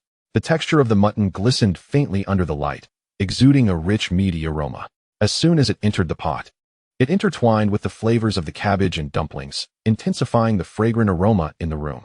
Dad, Mom, Xiaohong, dinner is ready. Lin Yun stirred the dumpling soup with a spoon, the steam wafting up and adding a flush to her cheeks, which had been pale from the cold. Lin Yun responded, adjusting the fire in the stove, with sparks flickering in the ashes. Su Ying set down the cotton and needle in her hands, brushed off the fluff on her hands, and smiled as she got up. It smells so good. Yin Yun's cooking skills are getting better and better. Lin Yu, already drooling, grabbed 5 porcelain bowls and set them on the table, staring eagerly at the stove. Sis, hurry up and serve. I'm starving. What's the rush? It won't run away. Lin Yun teased her, but she still picked up a large spoon and filled a bowl for her sister, adding a bit more shredded mutton on top. Cautioning her about the heat, Lin Yu held the bowl, blowing on it to cool it down, took a small sip, and winced at the heat, but couldn't help but exclaim, wow, so delicious. The mutton is so fragrant. The family gathered around the table, the howling wind and snow outside contrasting with the warmth inside. After dinner, Lin Yun went to wash the dishes, while Su Ying and Lin Yun continued working on the quilt. The 2 sisters waited for Lin Yun to finish washing so they could continue playing cards with them. In this raging storm, they couldn't go outside, and with no entertainment options in the apocalypse, they had to find their own fun. The 3 siblings played until after 10 o'clock, at which point Su Ying and Lin Yun had finished laying out half of the quilt and called everyone to sleep. All right, you 3, stop playing and go to bed. If it snows again tomorrow, we won't be able to go out, and you'll have a whole day to continue playing. Lin Yun stretched. Lin Yu tidied her cards. And Lin Hun got up to walk to his parents' bedroom. The two sisters laid out their bedding, washed up briefly, and crawled into bed. The heated Kong was warm, and the quilt felt cozy, making it very comfortable to sleep. Lin Yu comfortably squinted her eyes. Sister, the warm Kong and quilt are really nice. Lin Yun responded with a hum, pulling the quilt up to cover her shoulders. Yeah, it's much better than in the shantytown. Back then, at night, she always felt the cold seeping into her bones, nothing like the solid feeling now. Outside the window, the wind and snow seemed to intensify. The howling wind sounding like a beast growling, pounding against the window with a soft thud. Chapter 43. The water pipe is frozen. Lin Yu leaned closer to Lin Yun. Sister, when do you think this snow will stop? If it keeps falling like this, I'm feeling anxious. Lin Yun reached out to touch her sister's hair and softly said, Don't worry, the snow will eventually stop. We have food and firewood at home. As long as we take care of our little home, we won't be afraid. She comforted her sister, but inside, she felt uncertain. This snowstorm came too suddenly and lasted too long. No one knew what would happen next. After all, natural disasters affect all humanity, and it wasn't enough just for her family to be well fed. But she also knew her power was limited, no matter how worried she was. She couldn't change much. All she could do was remain unchanging in the face of change. After a moment of silence, Lin Yu's voice, tinged with sleepiness, broke the quiet. Sister, do you think the city guards at the base can hold on? With so much snow, clearing it must be exhausting. They are trained. They should be able to manage. Lin Yun paused and added, and the base must have measures in place. Let's not worry unnecessarily. It's more important to get a good night's sleep and conserve our energy. Lin Yu nodded, yawned. Okay, sister, good night. Good night. The room gradually quieted down, leaving only the howling wind and snow outside. Lin Yun closed her eyes and fell asleep. The next morning, Lin Yun woke up from the cold. She groggily opened her eyes and felt that the temperature in the quilt had dropped significantly. Reaching out to touch the Kong's surface, it was indeed not as warm as yesterday. Sister, it's so cold. Lin Yu also woke up, curling her neck and mumbling. Lin Yun sat up and put on a coat. I'll go check if the fire in the stove has gone out. She got off the Kong and walked to the outer room, only to find that the embers in the stove had long since gone out, leaving only a pile of cold ashes. This was the downside of heating with a Kong.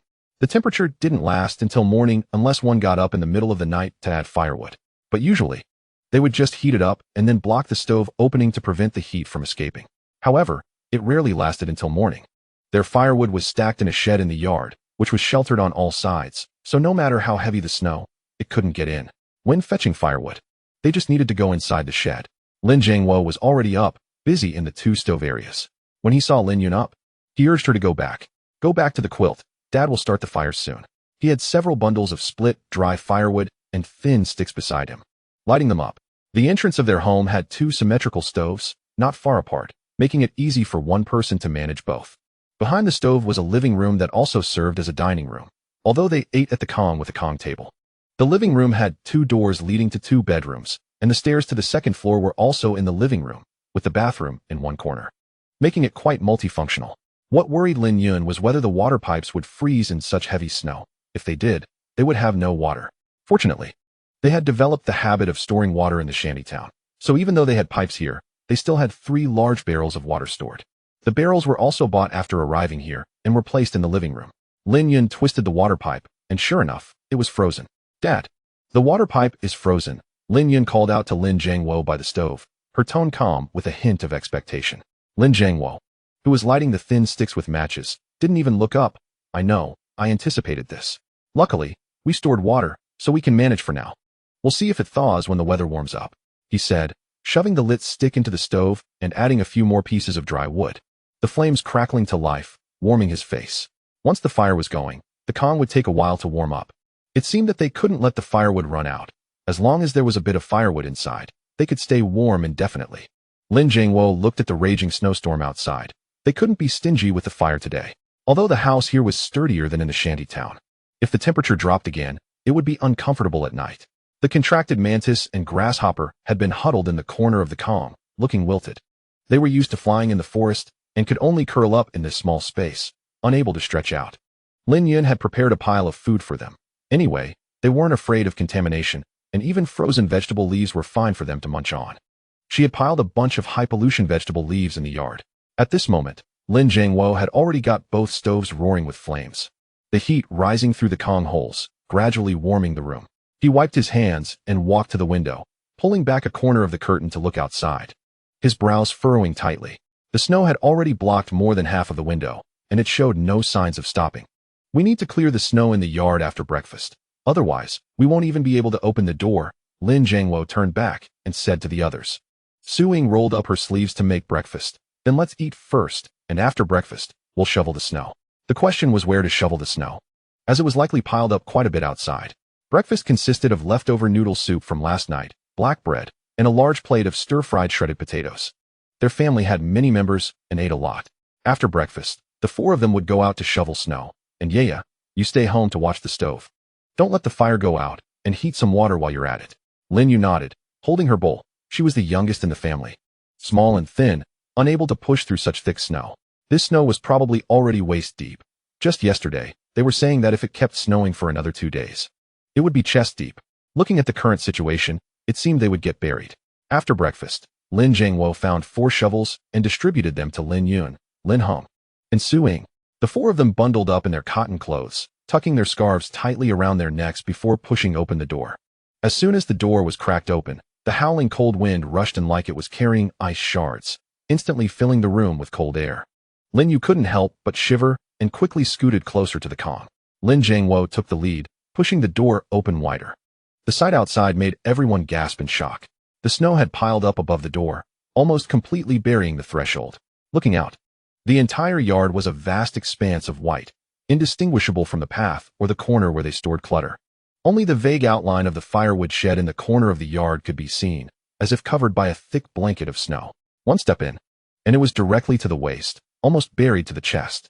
Wow, this snow is heavier than expected. Lin Hong weighed the shovel in his hand, frowning tightly. This isn't shoveling snow, it's practically digging snow. Su Ying tightened her scarf, revealing only her eyes, her voice muffled. Let's clear a path at the door first, otherwise, we won't even be able to get out of the yard. Lin Jiangwo took a deep breath and took the lead, stepping into the snow, which instantly reached his waist. Every step was exceptionally difficult. Don't just stand there, clear this part at the door first, or we won't even have a place to step. He waved the shovel and vigorously started to clear the snow to the side. The shovel sank into the snow with surprising resistance, and Lin Yun gritted her teeth, pushing the snow aside bit by bit. Chapter 44. Shoveling snow. The cold wind cut against their faces like knives, and the exposed skin quickly numbed. The white breath they exhaled was blown away by the wind as soon as it appeared. Lin Hong, young and strong, moved quickly. He first cleared a small patch of ground at the door. Dad, Mom, stack it here first. Let us clear a path before we do anything else. He shouted while quickening his pace. Su Ying, with less stamina, was panting after only a few shovels. She stopped to rub her frozen, red hands. This snow is so solid, like frozen ground. Even so, she tightened her grip on the shovel and continued to clear the snow. Inside, Lin Yu watched her family struggle to shovel the snow through the window, feeling a bit uneasy in her heart. She stoked the fire in the stove, adding more fuel, and boiled a pot of hot water, thinking that they could have some warm drinks when they came in. The wind and snow outside showed no signs of letting up. The areas that had just been cleared quickly accumulated a layer of fresh snow. Lin Jiangwo wiped the snow off his face and realized this wouldn't do. They needed to clear a path to the firewood shed and the main door first, or they would be trapped inside without firewood. Lin Yun nodded and began shoveling towards the firewood shed as her father had suggested. The snow was up to her waist, and each step required great effort. Her cotton coat quickly became wet from the snow, and the cold seeped through the fabric to her bones. Lin Hong was responsible for clearing the path to the main door, and he occasionally turned to check on his parents and sister, telling them to take it slow and not to tire themselves out. He was almost done on his end. After an unknown amount of time, they finally managed to clear 2 barely walkable paths. Leaning on his shovel, Lin Jiangwo gasped for breath as he looked at the white expanse before him, his brows furrowing deeper. If the snow kept falling like this, it would likely bury even the walls of the base. After half an hour of hard work, they had cleared 2 small paths. Exhausted, they returned to drink some hot water before heading back out to shovel the snow again. It seemed they would have to shovel the snow periodically before it piled up, otherwise it would become too difficult to handle. After clearing 1 path, they brought out a small cart and took turns loading snow to pile outside the door, packing it down with shovels. The snow fell thick and heavy, and there was nowhere to pile the snow they took out, so they had to stack it at the door. As long as they could walk in the yard, that was all they could do. After a busy morning, They had only cleared half the yard, and the four of them were exhausted, so they returned home for lunch. The fire crackled in the stove, warming the walls. Lin Yun brought the freshly warmed ginger soup to the table, and when she saw her family come in, she hurried to take the shovels from their hands, urging them to drink some ginger soup while it was hot to ward off the cold. Su-Ying rubbed her frozen, stiff fingers and took the bowl, drinking it down in one go. The spicy warmth slid down her throat, helping her regain some strength. This dreadful weather was indeed cold. Lin Yun had already cooked a pot of vegetable porridge, with strands of lamb mixed in, just right to eat with steamed buns. She said to Lin Jiangwo, "Dad, I'll go out to shovel snow this afternoon. Your legs are easily affected by the cold and might flare up." Although Lin Jiangwo didn't want his daughter to tire herself out, his legs were already disabled, and he could barely walk. Staying in the cold for too long could indeed trigger old ailments. After a moment of silence, seeing the determination in his daughter's eyes, he finally nodded, his voice slightly hoarse. "Then you go with your brother, don't overexert yourself, and rest if you feel tired." Lin Hung took a couple of bites of porridge and replied, "Little sister, you just help out on the side, I'll handle the heavy work." Although Lin Yun was an ability user and stronger than him, he felt that as a man, he should take on more responsibilities. Lin Yu agreed and served her mother a bowl of porridge. In the afternoon, Su-Ying was also asked by Lin Yun to stay home and rest while the three siblings went out to shovel snow. But Su-Ying and Lin Jiangwo couldn't just sit idle. They spread out a cotton quilt on the heated Kong and continued making cotton quilts. They worked until nightfall, turning on the yard lights and shoveling for a while longer before finally clearing all the snow from the yard. However, the blizzard in the sky showed no signs of stopping. While they were clearing the front, more snow was piling up behind them. Luckily, it wasn't too thick, and they swept it again. As for the snow on the roof, they let the mantis fly up to push it down. If the snow on the roof got too thick, it could collapse. They were busy until past 9 o'clock before they returned inside. The three siblings collapsed on the warm Kong, and Lin Yun complained, "Now that we've cleaned up, I'm afraid it'll snow heavily again tonight. And tomorrow we'll have to shovel again." Su-Ying replied, "There's nothing we can do. If we don't shovel, the yard will be blocked, and we won't even be able to bring back firewood. Tomorrow, you two rest in the morning, and your mom, yeah, and I will go out to shovel snow." Lin Jiangwo pulled 3 sweet potatoes from the stove and handed them to them as a late-night snack. Since they hadn't gone out to labor, they hadn't roasted their own, but they still got a portion, and each of the 3 siblings broke off a piece to share. The 5 of them huddled together on the Kong, breathing in the warm air while gnawing on sweet potatoes. Their house was solid, so they were fine, but the problem lay with the shantytown. The shanties were built from plastic sheets, and under the weight of the heavy snow, they simply couldn't hold up. The plastic roofs of the shantytown groaned under the weight of the snow, with the edges of the plastic sheets cracking under the frost, causing blocks of icy snow to crash into the shanties, followed by widespread collapses. Curses and cries of panic echoed everywhere. Some people struggled out from beneath buried blankets, their hands frozen and purple, clutching broken bamboo poles, but they could barely muster the strength to curse as they trembled. The water mixed with melted snow inside the shanty had turned to ice, creaking underfoot. It was less a home and more an ice cave. Damn it! This broken roof couldn't hold up. A man kicked at the collapsed plastic sheets, revealing frozen luggage underneath, the cotton clothes inside soaked long ago, feeling like blocks of ice to the touch. Nearby, a woman huddled in a corner with a child, the child crying from the cold, but the cries grew weaker. The woman could only pull the child tighter into her embrace, her own lips cracked and bleeding, with no time to wipe them. Without warm clothing and firewood, they likely wouldn't survive the night. A loud thud suddenly shattered the wind and snow. One of the shanties on the west side completely collapsed. The plastic sheets crushed into a pile under the weight of the snow, revealing several crooked bamboo poles bent into C shapes. Screams from women and cries from children mixed with the wind and snow, sounding particularly tragic. People from the neighboring shanty peeked out, then shrank back in fear. Their own roof was creaking too, with some plastic sheets torn by the wind, and snow was starting to pour in through the gaps, forming a thin layer on the ground. No one cared about anyone else. It was enough to just protect their own small space. Chapter 45. The collapsed shantytown. It was unfortunate for the people in the shantytown. They had just experienced flooding and, not long after, a blizzard struck. Some elderly and young children couldn't withstand the cold last night and froze to death. This year's blizzard came suddenly, and the base was unprepared. In previous years, before a blizzard, temporary relief points would be set up to evacuate people from the shantytown. But this year, the blizzard arrived as soon as winter began, trapping the people in the shantytown. However, there were too many people in the shantytown, and evacuating them would take time, during which many would die. Not to mention that this year's blizzard arrived early. In the apocalypse, There were no professional devices to monitor weather disasters. They relied on guesses to get by. The city defense troops were still clearing the snow and would head out to rescue people after clearing, taking them to temporary relief points. The news was released on personal wristbands, and it was thanks to this news that the people in the shantytown could grit their teeth and hold on. Zhang Yimou tightened his patched old cotton coat around him, and the white breath he exhaled instantly crystallized into frost flowers before his eyes. He squinted at the gray sky, where snowflakes as big as goose feathers were still falling fiercely, as if they intended to completely bury the shantytown. The intermittent cries from Aunt Wang's house next door floated over. Her grandson hadn't made it through the night, just turned 5, and was found this morning with a body as stiff as ice. Zhang Yimou felt a lump in his throat, but didn't dare to sigh too hard. The cold air rushed down his throat, stabbing like a knife. His wristband vibrated slightly beneath his sleeve, a residual tremor from the base's message.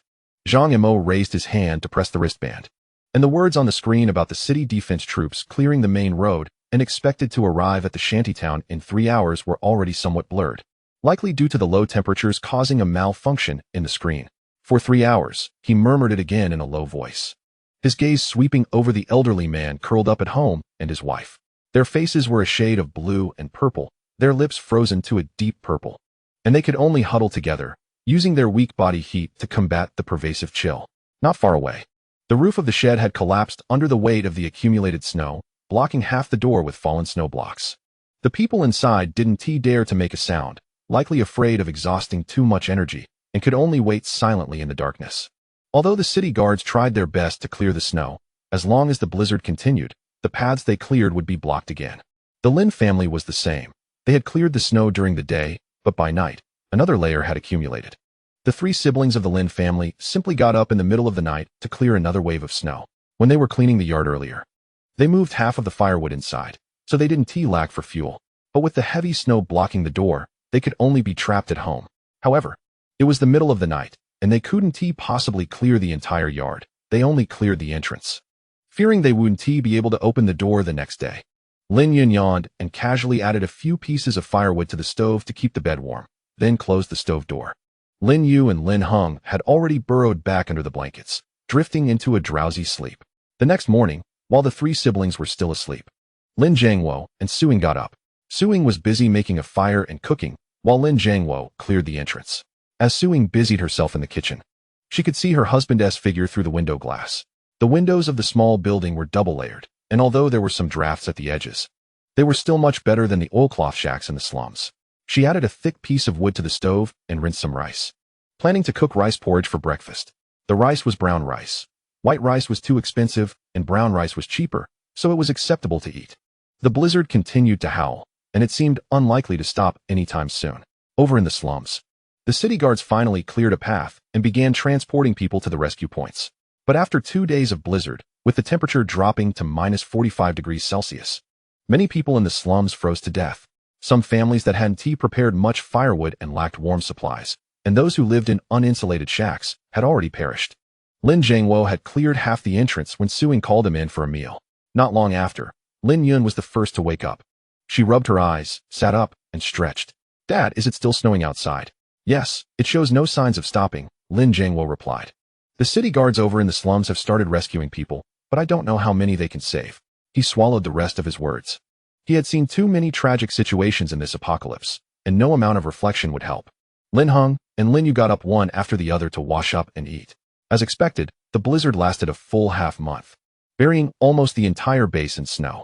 The snow piled higher than the houses, and if it melted come spring, the base would be flooded. But thankfully, it finally stopped. The city guards began organizing manpower to shovel snow, offering 5 points a day, enough to buy a pound of coarse flour. But the Lin siblings still went. It was better than sitting idle at home. Lin Zhangwo's legs were not strong, and Suing was older. So the siblings didn't let the 2 of them go. Their family didn't lack for points, but sitting at home with nothing to do was stifling. So they might as well find something to do. Shoveling snow was exhausting. In the freezing temperatures, they would sweat when they worked, but once they stopped, the cold wind hit, chilling them to the bone. No matter how thickly they dressed, it didn't help much. Lin Yun, Lin Hung, and Lin Yu took turns resting, their hands still numb from gripping the iron shovels, even with thick cotton gloves. Once packed down, the snow was harder than stone. Every shovel required all their strength, sending vibrations up their arms. Lin Hung broke up the snow, and the two sisters loaded it onto a small cart. Once filled, someone would take it away, and they would continue loading another cart. The small carts would take the snow out of the base and dump it in the frozen river and along the road. By spring, it would turn into water for irrigating the fields. The base was too large, and it would take a long time to clear it all. Even with the cooperation of military and civilians, it was no easy task. The city guards had to recruit more people again. The loudspeakers of the city guards rang out across the base, urging able-bodied individuals to participate in shoveling snow, in addition to the daily reward of 5 points. There was also a small bag of coarse grain, about half a pound, as a supplement. This amount was usually not enough to fill the gaps in their teeth. But in the current tense supply situation after the snow, it was enough to tempt many people. Lin Yun swung the iron shovel, her breath forming frost on her eyelashes, and she had to raise her hand to wipe it off every so often, or her vision would be obscured. Nearby, Lin Hung had already removed his thick outer cotton jacket, wearing only a patched-up old sweater, with fine sweat beading on his forehead, turning to steam upon contact with the cold air. "Let us take a break," Lin Yu said, tossing the last shovel of snow onto the cart, straightening up and rubbing her sore back. Shoveling snow is even more tiring than a whole day of gathering, and the points aren't much. In reality, it wasn't very cost-effective, but since they were here voluntarily, the points were settled daily, and when they got tired, they would rest for a day. Chapter 46. Another drop in temperature. After resting for about 15 minutes, Lin Yun rubbed her frozen, stiff cheeks and was just about to pick up the iron shovel when she noticed a commotion not far away. A few city guards were rushing by with a stretcher, covered with thick blankets, but the corners still revealed spots of dark red. "What is going on?" Lin Yu tiptoed to look, her brow furrowing. In the past few days of shoveling snow, they had occasionally seen frozen corpses, but it was rare to see one being rushed away like this. They had become accustomed to corpses. Even 16-year-old Lin Yu could remain indifferent. A middle-aged man, weathered and lined with hardship, spat out a mouthful of icy saliva as he walked over, his voice hoarse. What else could it be? They dug someone out from under the snow. The snow in that area looked wrong, as hard as stone. Once they pried it up, they discovered it was a collapsed shack, and there was still a breath inside.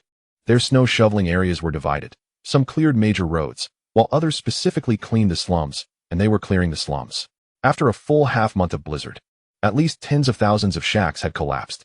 Lin Hung paused his shovel, walking a short distance and glancing over the area that had been cleared. The thick snow was shoveled away, revealing the frozen, hard ground beneath, along with scattered wooden boards and rags, remnants of the shack. The ground was also frozen and solidified with snow. Who knew how long they had been buried? To survive under the snow for so long was already a miracle.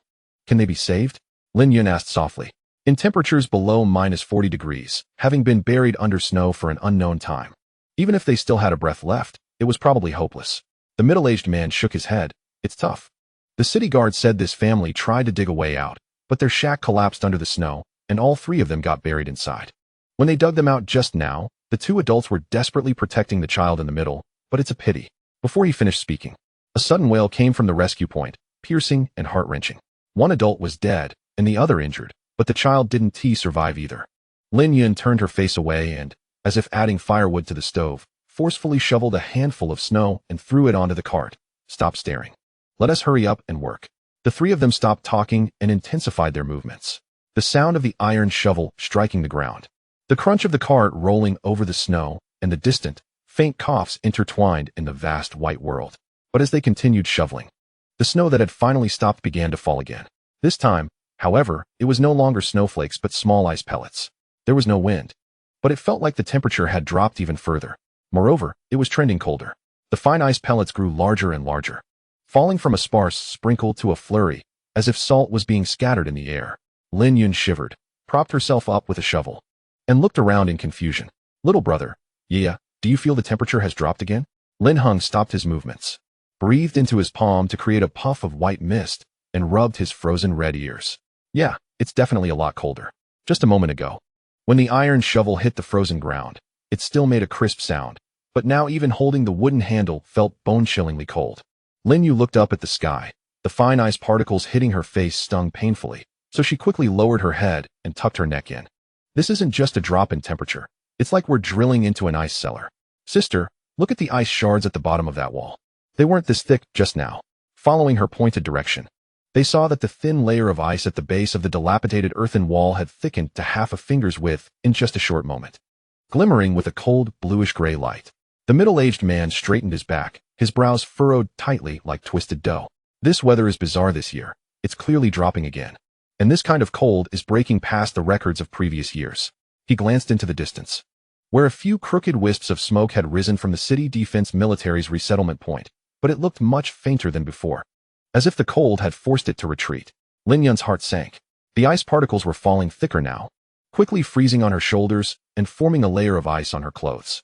Let's go home, she decisively said. If this continues, we won't even finish clearing this snow before we freeze to death here. The two siblings also felt that the temperature was abnormal, so they greeted the middle-aged man and ran home with the shovel. The middle-aged man clearly noticed something was off as well and hurriedly headed toward the resettlement point. Area E was closer to Area D.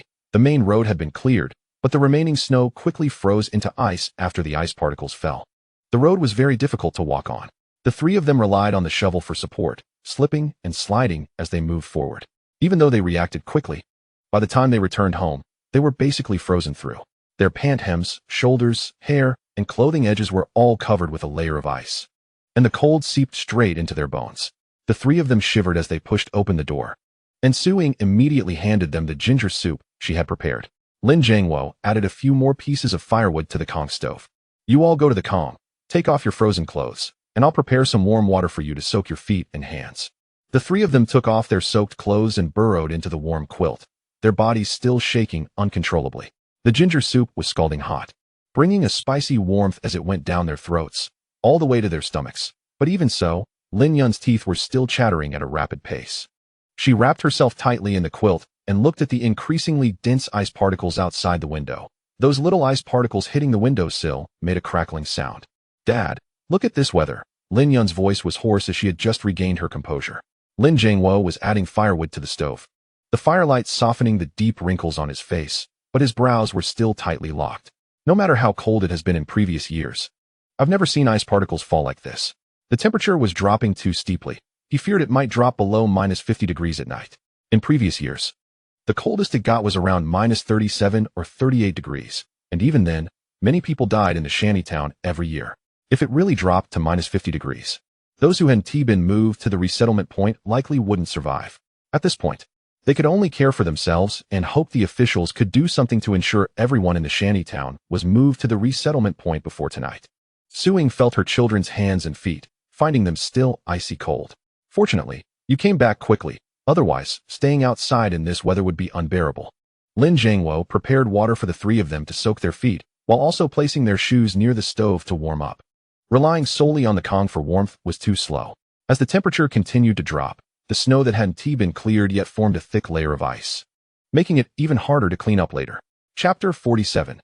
Power outage. Wherever the ice particles fell, ice formed, not just on the snow surface, but on the walls, roofs, and courtyard walls, all quickly covered with a thick layer of ice. Stalactites hung under the eaves.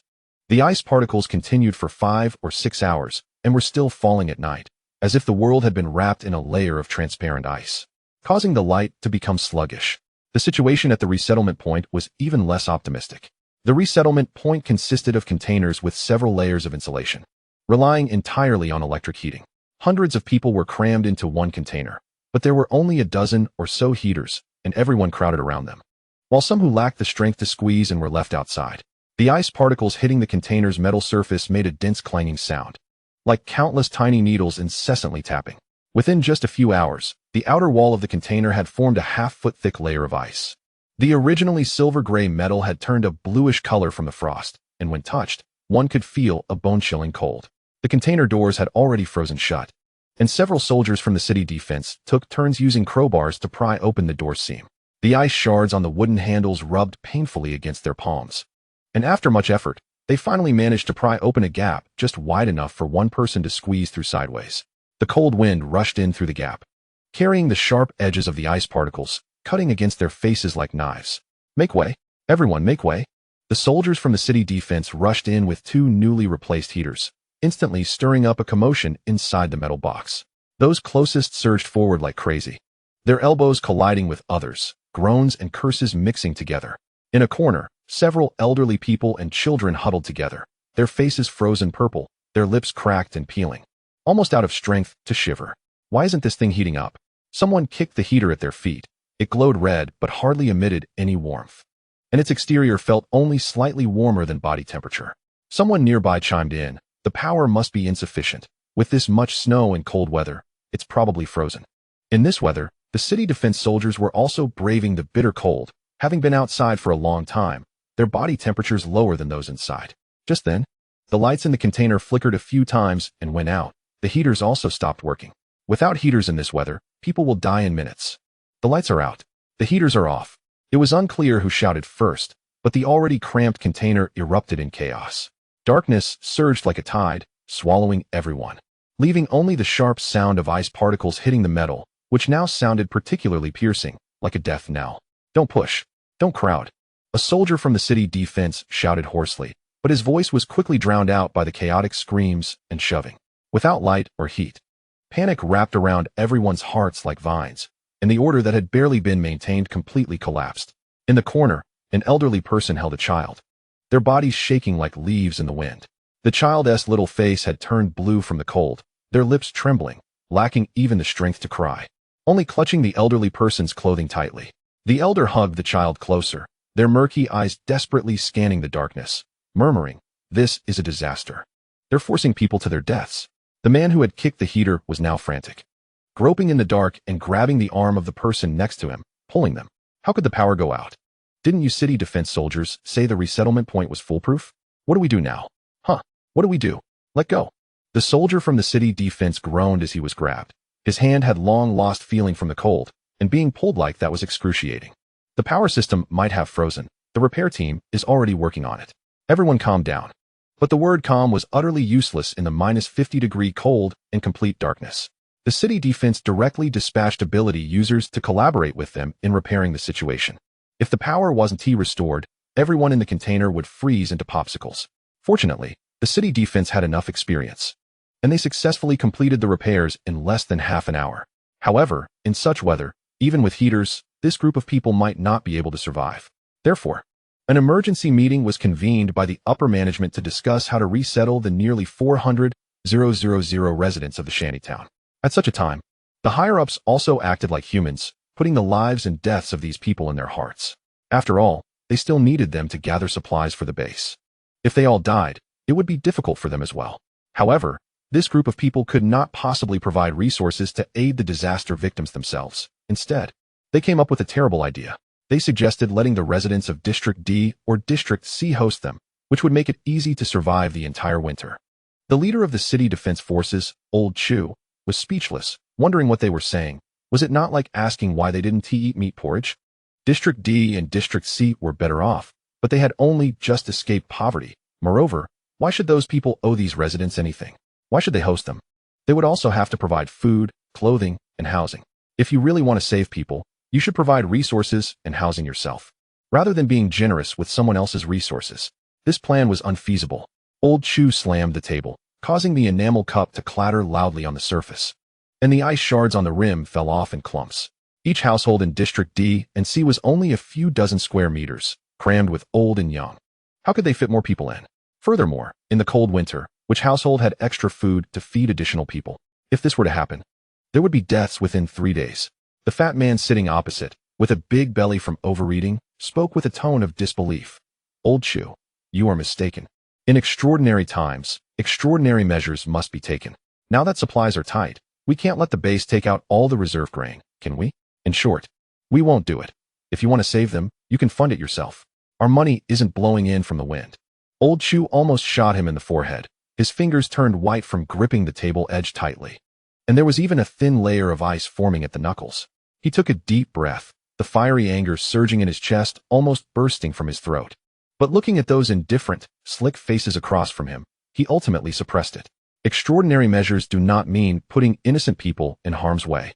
His voice was hoarse, but carried an undeniable firmness. The reserve grain was originally prepared for disaster response. If it wasn't used now, should it be saved to feed rats when everyone freezes or starves to death? What Old Chu said prompted the thin man next to the fat man to push up his glasses, which were fogged with a layer of white frost. The reserve grain was the foundation of the base. If that foundation was touched, how could they rebuild after spring? Hundreds of thousands of people would be demanding food, which could exhaust the base. Exhaust the base? Old Chu sneered, sweeping his gaze across everyone present. You are living in warm houses and eating special supply grain. But have you forgotten who is out there risking their lives to gather supplies? Now that they are in trouble, you think of stuffing them into someone else's home while you contribute nothing? Chapter 48. Rescue. He suddenly stood up, his military boots thudding heavily on the icy ground. Our military personnel can eat half the rations and can distribute their warm military coats, but it is impossible to have ordinary civilians fill this gap with their own food.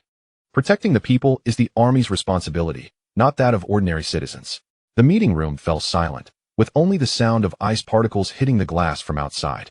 Old Chu's gaze fell on the elderly man at the head of the table, who had been silent. He was one of the highest officials of the base, Old Li. Old Li slowly raised his eyes, the murky gaze reflecting the flickering candlelight, as the backup power in the meeting room had failed during the recent electric repairs, forcing them to light candles. Old Chu is right. We cannot make the people of District D and C suffer. He paused, tapping his fingers on the table. Allocate 30 of the reserve grain first, prioritizing the supply for the resettlement points. Additionally, clear out all vacant warehouses and abandoned factories.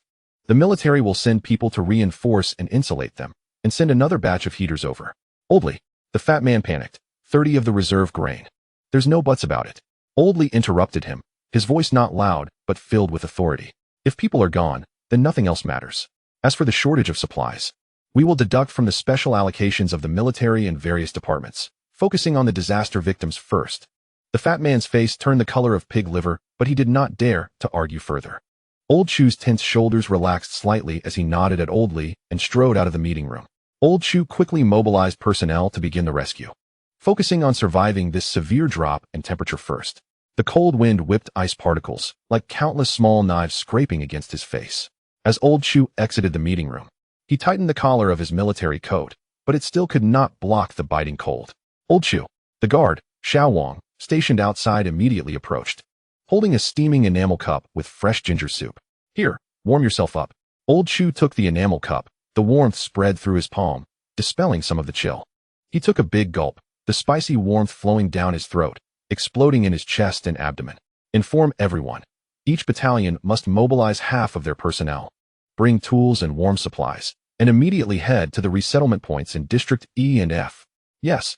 Xiao Wang stood at attention and saluted, ready to run. Wait. Old Chu called him back, his brow furrowed. Have the cooking team set aside some of tonight's rations to make hot porridge for the elderly and children at the resettlement points. Tell the brothers that they might have to go hungry tonight, but if they get through this, everything will be fine. Xiao Wang's eyes turned red, nodding vigorously yes. I will ensure the task is completed. Watching Xiao Wang hurriedly leave, Old Chu took a deep breath, the cold air stinging his throat painfully. He looked towards the direction of the resettlement points, where it must be a sparsely lit scene at this moment, in the cold wind. Who knows how many people were curled up in thin blankets, shivering. Everyone, pull yourselves together, Old Chu said to the few officers who had gathered around him. Old Li has already issued orders to allocate 30 of the reserve grain to prioritize the resettlement points. And all vacant warehouses and abandoned factories must be cleared out for reinforcement and insulation.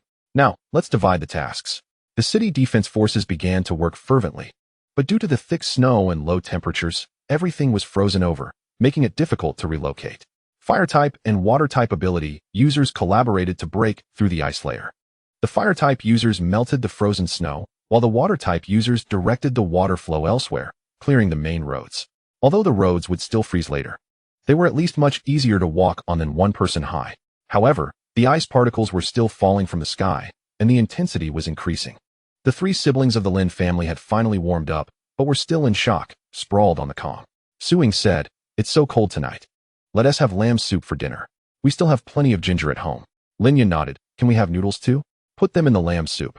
Suing readily agreed. "Sure, since we have nothing else to do, we might as well spend some time cooking." Lin Hung and Lin Yu cheered, while Lin Zhangwo continued to help Suing by tending to the fire at the stove. They had enough firewood, but the only concern was running out of flour at home. However, they still had over 100 pounds, which would last them for a while. Suing brought back a piece of frozen lamb from outside, which was rock hard, and it made a dull sound when struck against the stone slab in the yard. Suing picked up the kitchen knife, struggling to chop it into small pieces, then threw them into warm water to thaw. At the stove, Lin Zhangwo added more firewood, the flames licking the bottom of the pot, casting a warm glow on his face.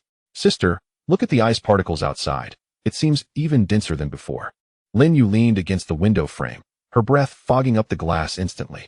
She used her finger to clear the mist and gazed at the white world outside, her small face scrunching up as she wondered how those without a place to go would spend the night. Lin Yun was helping Suing peel ginger when she paused at the words, looking out the window. A notification had just come through on her wristband, informing that those who could move in District E and F should make their way to the abandoned factories in District D.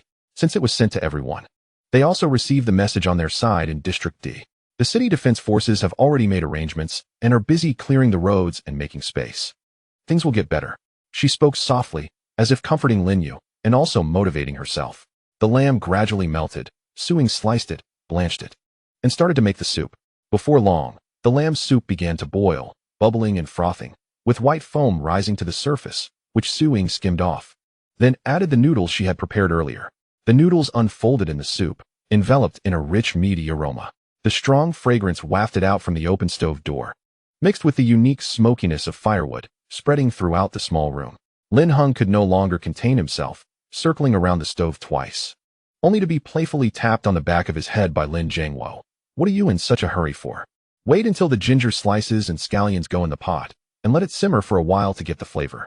Su Ying's hands moved quickly as she sprinkled a handful of salt into the soup, then tossed in some cabbage leaves.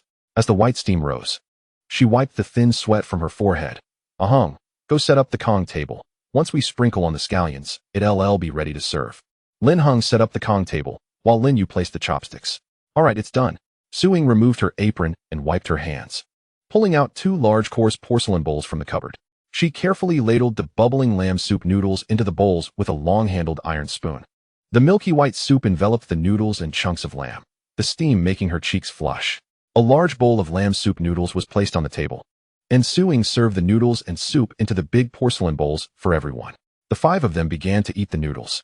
Having a warm bowl of soup noodles in winter was truly a delight. Chapter 49.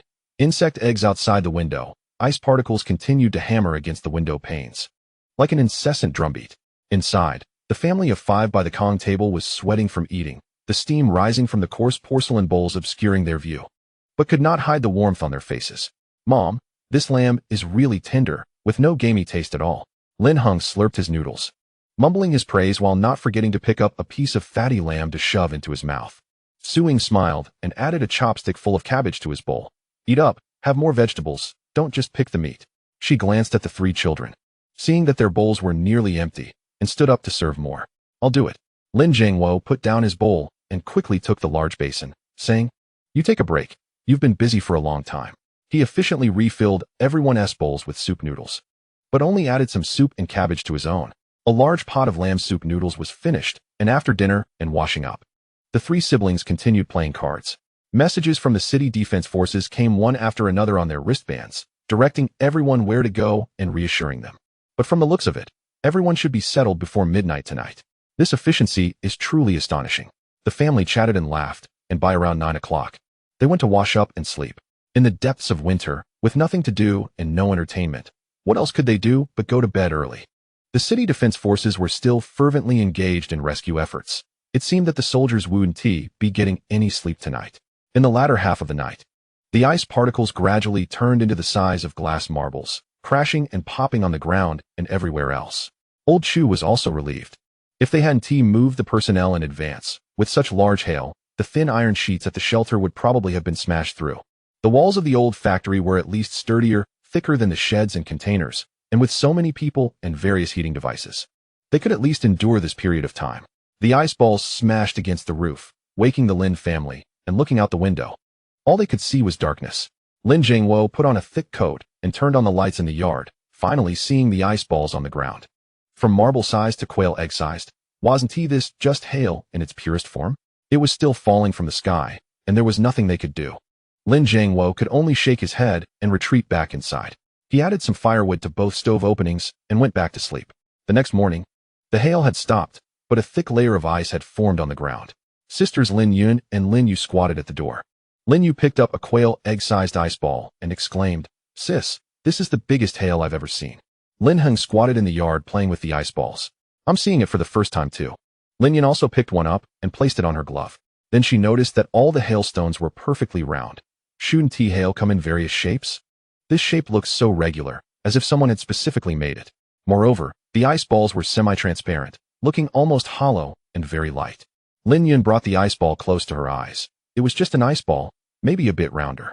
Sis, look how slowly this ice ball is melting. Lin Yun held the ice ball in her hand, and after a while, it hadn't melted much at all, curiously leaning closer to Lin Yun. You're wearing gloves, which insulates the warmth from your palms, so of course, it melts slowly. However, Lin Yun didn't want to try taking off her gloves to see how cold it was. She still wanted to keep her hands. Lin Heng fiddled with the ice ball in his hand, exclaiming, "Wow, these things are so round. Is hail really this perfectly round? It's even rounder than the snowballs I make. It is a bit strange." She pinched the surface of the ice ball through her gloves. It felt unusually smooth, unlike natural hail, which has rough edges. And don't you think there seems to be something inside this ice ball? She held the ice ball up to the sunlight, and as the sunlight passed through, it illuminated something faintly transparent inside. She instinctively scanned it with her abilities. Her mental energy swept through, and she discovered an insect egg inside. Lin Yun was startled. Her ability as an insect whisperer was specifically for insects, so she could indeed sense the presence of insect eggs. Wow, there are insect eggs inside. Insect eggs?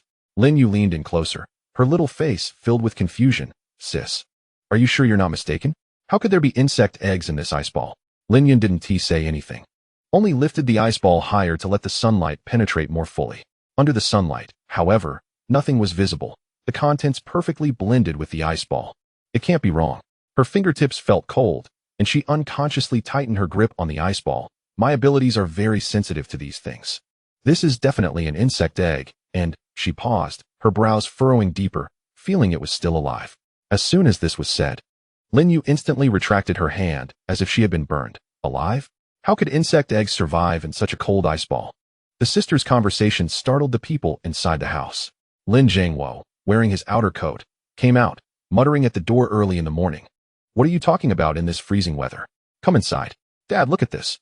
Lin Yun handed over the ice ball. There are insect eggs inside. And it's not melting at all. It's not normal. Lin Jiangwo took the ice ball, putting it on his gloves. Who would be foolish enough to handle that without gloves? It's 50 degrees below zero right now. He examined it closely under the light for a long time, but couldn't figure it out, only finding the ice ball indeed very round. Could it be a mistake? Or could insect eggs hide in ice? He and Lin Yun couldn't see the insect eggs inside. I'm not mistaken. Lin Yun spoke firmly. My abilities won't deceive me, and there's not just one. Look at the ones on the ground. She pointed to the scattered ice balls in the yard. Perhaps they all have them. Suing also came out, her expression changing slightly upon hearing this. Yun'er, are you sure? If there are really insect eggs, that is a serious matter. She recalled the dense hail from last night. If each ice ball contained these things, how many would that be? Lin Heng also came over, picking up an ice ball to weigh it. This ice ball is quite light, almost like it's vacuum sealed. Normally, hail should have some weight, but this thing feels like just a layer of ice. Lin Jiangwo's expression grew serious. He placed the ice ball on the ground and picked up a few more for a careful examination. Still, he couldn't see what was inside. This isn't right, he said solemnly. Natural hail can't be like this. Yun'er, can your ability sense what these insect eggs are about? Lin Yun closed her eyes, concentrating her mental power to scan again. The insect egg felt like a dormant seed in her perception, wrapped in a weak yet stubborn vitality. It didn't feel like anything good. But what exactly it wasn't something that could be perceived externally. The insect egg couldn't be sensed. Chapter 50. Notify Yang Lu. Lin Yun picked up the ice balls from the ground one by one, testing each of them, and indeed, almost every one contained insect eggs. These insect eggs could survive in such cold weather, probably a type of mutated insect's egg. This needs to be reported to the higher-ups. Lin Jiangwo felt a strong sense of unease, but couldn't pinpoint what was wrong.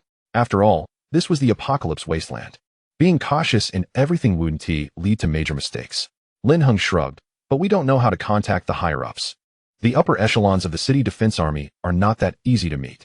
Lin Yu reminded her, Sister, when we joined the external team of the city defense army, wasn't Captain Yang quite friendly with you? Can you let her know? Lin Yun shook her head, deciding not to report for now. Instead, she put on her clothes, went outside, and started picking up snowballs on the main road, testing them one by one. Are they everywhere, or just in our yard? Let us check first. Lin Yun stepped onto the frozen ground, walking a few steps toward the middle of the road. The number of ice balls scattered on the road was more than in the yard, densely covering the surface like a layer, glistening coldly in the sunlight. She bent down to pick up the nearest one. and as her fingertips touched the icy surface, the bone-chilling cold made her involuntarily retract her hand. She probed with her mental power, and, sure enough, an insect egg lay quietly inside the ice core, identical to those in the yard. After picking up the second and third ones, she tested a dozen more, and the results were unsurprising. Lin Yun straightened up, gazing at the road stretching into the distance. Her unease growing stronger. This ice ball was clearly not a local phenomenon. Just how wide the coverage of last night's hailstorm was. These ice balls hiding insect eggs could have scattered far and wide. How could this be? She murmured. This is definitely not naturally formed. It feels more like a deliberate deployment. But who would do such a thing? What purpose would they achieve through these insect eggs? Mutated insects? Have they evolved intelligence or merely instinct? Lin Yun continued moving forward, probing further. She nearly ran through half of District D, where the ground was covered with a thick layer of ice balls, about half a meter high. After all, it had hailed all night, plus the previous heavy snowfall, which was enough to pile up to this height. Lin Yun initially thought it was just a local issue, but now it seemed that this stuff was likely spread throughout the entire base. She stood up and looked towards the inner city. The base has a population of about 1 million. If these things hatch in the spring, who knows what abilities these mutated insects will have? Whether it's poisoning, psychic abilities, or parasitism, it would be a disaster for their base. Lin Yun took a deep breath of the cold air, feeling as if a chunk of ice had been stuffed into her chest, heavy and cold. She turned around and walked home, her steps heavy as if filled with lead. Each step on the ice made a creaking sound, echoing against her taut nerves. Back in the yard, Lin Jiangwo, Lin Heng, and Lin Yu were waiting for her, their faces full of anxiety. How is it? Lin Jiangwo approached first, his voice carrying an imperceptible tremor. Lin Yun shook her head, her voice dry. It's not just our yard. On the main road outside, I ran through half of District D, and it's all over. All over? Lin Heng gasped, his face instantly paling. That means the entire base is very likely affected. Lin Yun nodded, her expression grave. Just how wide was the coverage of last night's hailstorm? And how far had these ice balls with insect eggs scattered? Lin Yu tightly gripped the hem of her clothes, her knuckles turning white. What should we do? If they all hatch in the spring, she didn't dare to think further. In the apocalypse, the terror of mutated creatures was ingrained in their bones. She also wouldn't believe that the other party had deployed the insect eggs through the hailstorm for the benefit of the base. Yunner, no matter what, notify Captain Yang. This matter cannot be delayed. Whether it's a bad thing or not, the higher-ups need to know. Lin Yun nodded and called Yang Lu. Yang Lu had been busy clearing the ice and snow last night, helping relocate residents, and only fell asleep in the morning. Just as she lay down, the phone rang. The ringing startled Yang Lu awake, and she answered the phone with a furrowed brow, her voice heavy with sleep. Hello? Who is it? Captain Yang, it's me. Lin Yun. Lin Yun's voice was low but carried an undeniable urgency. Yang Lu thought for a long time before remembering Lin Yun, one of the two insect speakers in the base. They had previously said she could be contacted if something happened. Perhaps something had occurred. But hadn't they just moved to District D? What could possibly happen? What's wrong? Is there something going on over there? Or did the roof collapse? Yang Lu joked half-heartedly. We're fine, but we've discovered a more serious situation. Lin Yun spoke rapidly. Captain Yang, do you remember last night's hailstorm? The ice balls that fell on the ground are all full of insect eggs. Insect eggs? Yang Lu's voice suddenly rose. Her sleepiness completely dissipated. What insect eggs? Ordinary ones. Doesn't seem like it, Lin Yun replied solemnly. They can survive in ice blocks at sub-zero temperatures. They're probably mutated insects. I just ran through most of District D, and there are insect eggs in every ice ball. So many it's terrifying. The area covered by last night's hailstorm was vast. These insect eggs are likely spread all over the place. The entire base is probably. There was silence on the other end of the line for a few seconds, followed by Yang Lu's rapid breathing, clearly realizing the seriousness of the situation. Are you sure? You didn't see it wrong? I've probed at least 100 of them with my mental power. Every single one has them. There's no mistake. Lin Yun's tone was firm. These insect eggs seem to have been deliberately deployed through the hailstorm. Once spring arrives and the temperature rises, the consequences would be unimaginable. Yang Lu suddenly stood up from her bed, not even bothering to put on her coat. Wait for me. I'll bring Zhangya to confirm first. Once confirmed, I'll bring people over to find you. Zhangya was also an insect speaker, and her level was even higher than Yang Lu's, so having her confirm would be more reliable. No need to check in District D. The entire base has these ice balls. It's fine to confirm anywhere. The City Defense Army hadn't discovered the problem immediately because they had been busy until this morning, and most of them had just rested, lacking the energy to play with ice balls. They also wouldn't think, like the Lin siblings, to play with ice early in the morning. Secondly, they likely wouldn't suspect there were insect eggs inside. Yang Lu hung up the phone, not even bothering to fasten her coat, and dashed out in her military boots. The team members in the dormitory were startled awake by her commotion, groggily asking, "Captain Yang, what is going on so early? Don't sleep. Something big has happened." Yang Lu rushed towards Zhang Ye's residence without looking back. "Where is Zhang Ye? Tell her to meet me at the east gate immediately." Chapter 51. Reporting. Yang Lu leaned against the wall, catching her breath, her mind racing. Hiding insect eggs in hail. It sounded like a fairy tale. But Lin Yun was an insect speaker, with a sensitivity to insects stronger than anyone else. She had no reason to joke about such matters. If this is true, Yang Lu shivered. The entire base was covered with these ice balls. If they hatch after spring, it would be an overwhelming tide of mutated insects. No matter how strong the city defense army was, facing endless insects would be a headache, not to mention the ordinary residents. Even beneficial insects, when in excess, would also be a disaster. "Captain Yang, Zhang Ye said she's on her way," the communications soldier called out. Yang Lu nodded and turned to run outside. Just as she reached the east gate of the military camp, she saw Zhang Ye wrapped in a military coat, her face still showing signs of sleepiness. "What is going on? Why the rush?" "No time to explain. Just take a look at this." Yang Lu pointed to a pile of ice balls by the roadside. Lin Yun said they're all full of insect eggs, mutated insects. Zhang Ye raised her eyebrows, didn't ask more, and directly squatted down to pick up an ice ball. She released her mental power to sense the contents inside. After a moment, she suddenly retracted her hand, her face instantly darkened, and a hint of surprise flashed in her eyes. It was an insect egg, highly active, which meant that this insect egg was still alive. Due to the heavy snow half a month ago, there were snow piles taller than people all over the base, and they were frozen solid. The temperature was too low, and the base had decided not to clear them, planning to wait for them to melt naturally in the spring. Once the ice and snow melted or the temperature rose, these insect eggs would hatch, and the consequences would be unimaginable. If the mutated insects had figured this out, it meant that they had truly evolved intelligence. Yang Lu took Zhang Ye through several areas, picking up ice balls for detection one by one. The more they detected, the worse Zhang Ye's expression became. From Area A to Area C, the ice balls by the roadside, in corners, and on rooftops were almost unbroken. Each time Zhang Ye picked one up, her fingertips sent out mental power like a fine net, but the results returned were increasingly chilling. All of them had eggs, damn it. Zhang Ye couldn't help but curse. If it weren't for the Lin siblings playing with ice, they probably wouldn't have discovered this at all. These insect eggs were invisible to ordinary people. Even if they noticed their unusual roundness, they would just think it was nature's handiwork. They needed to notify the higher-ups quickly. Zhang Ye stood up straight, a thin layer of snow dusting her military coat, and figured they had to find a way to deal with all these ice balls. They couldn't wait for spring, nor could they wait for them to thaw. This winter, their city defense army was not going to have any downtime. The range of mental detection was limited. What they were seeing now was just the tip of the iceberg. How large was the entire base? Areas A to C were just the core area. In the outer residential areas, shanty towns, factories, and even under the city walls, there could still be many ice balls hiding insect eggs. "Zhang Ye, you continue monitoring. I'll send someone to assist you, and I'll report in person." This was a matter of life and death for the base. It couldn't be reported casually. Zhang Ye nodded, and Yang Lu casually pulled over a patrolling city defense soldier to follow Zhang Ye. She quickly headed to the headquarters. Yang Lu's military boots crunched on the hardened snow, making crisp sounds with each step, as if she were stepping on taut nerves. The wind whipped the snowflakes against her face, painful, but it couldn't disperse the anxiety in her heart. Yang Lu waited in the office, reporting layer by layer. This was no small matter, and she estimated she would see the City Defense Army commander, Chu He. She was the captain of an ability user team and not under Chu He's command. But now urgency took precedence, and she reported directly to Chu He.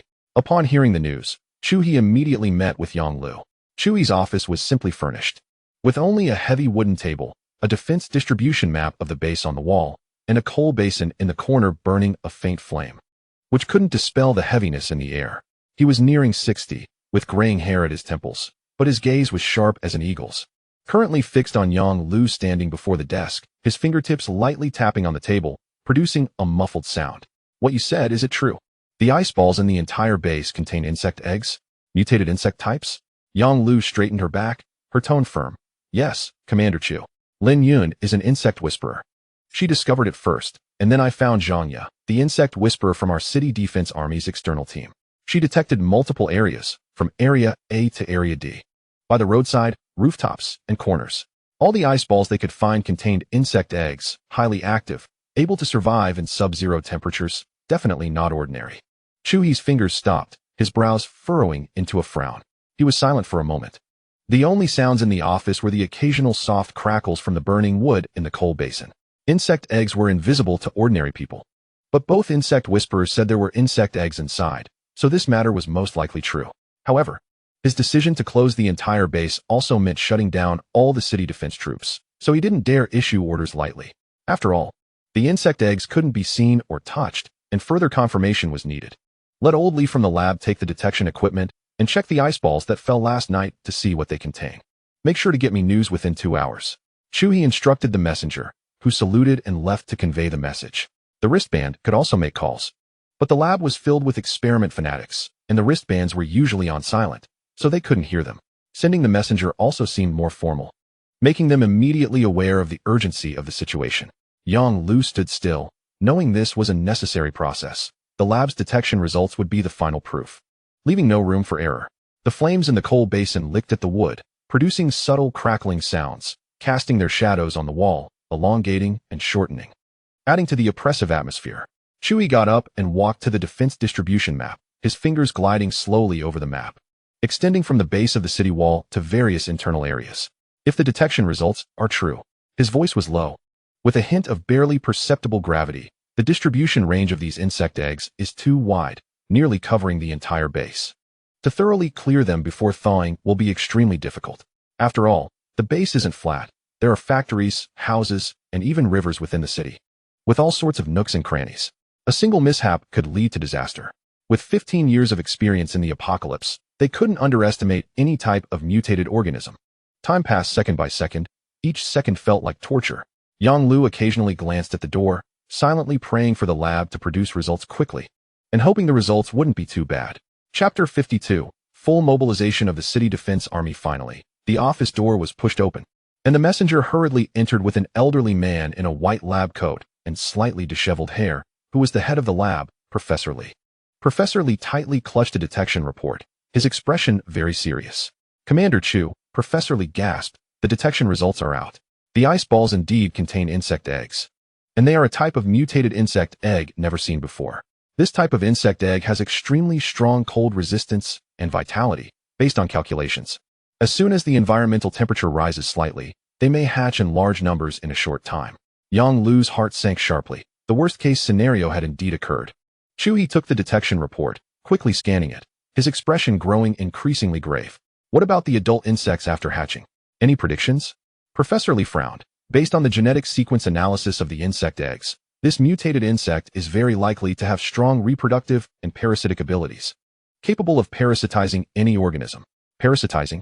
Chuhi's voice suddenly rose, his fingertips crumpling the report paper. Any organism, including humans? Wasn't that just like those bone-eating insects in the mist forest? Anyone who had been inside knew how troublesome those were.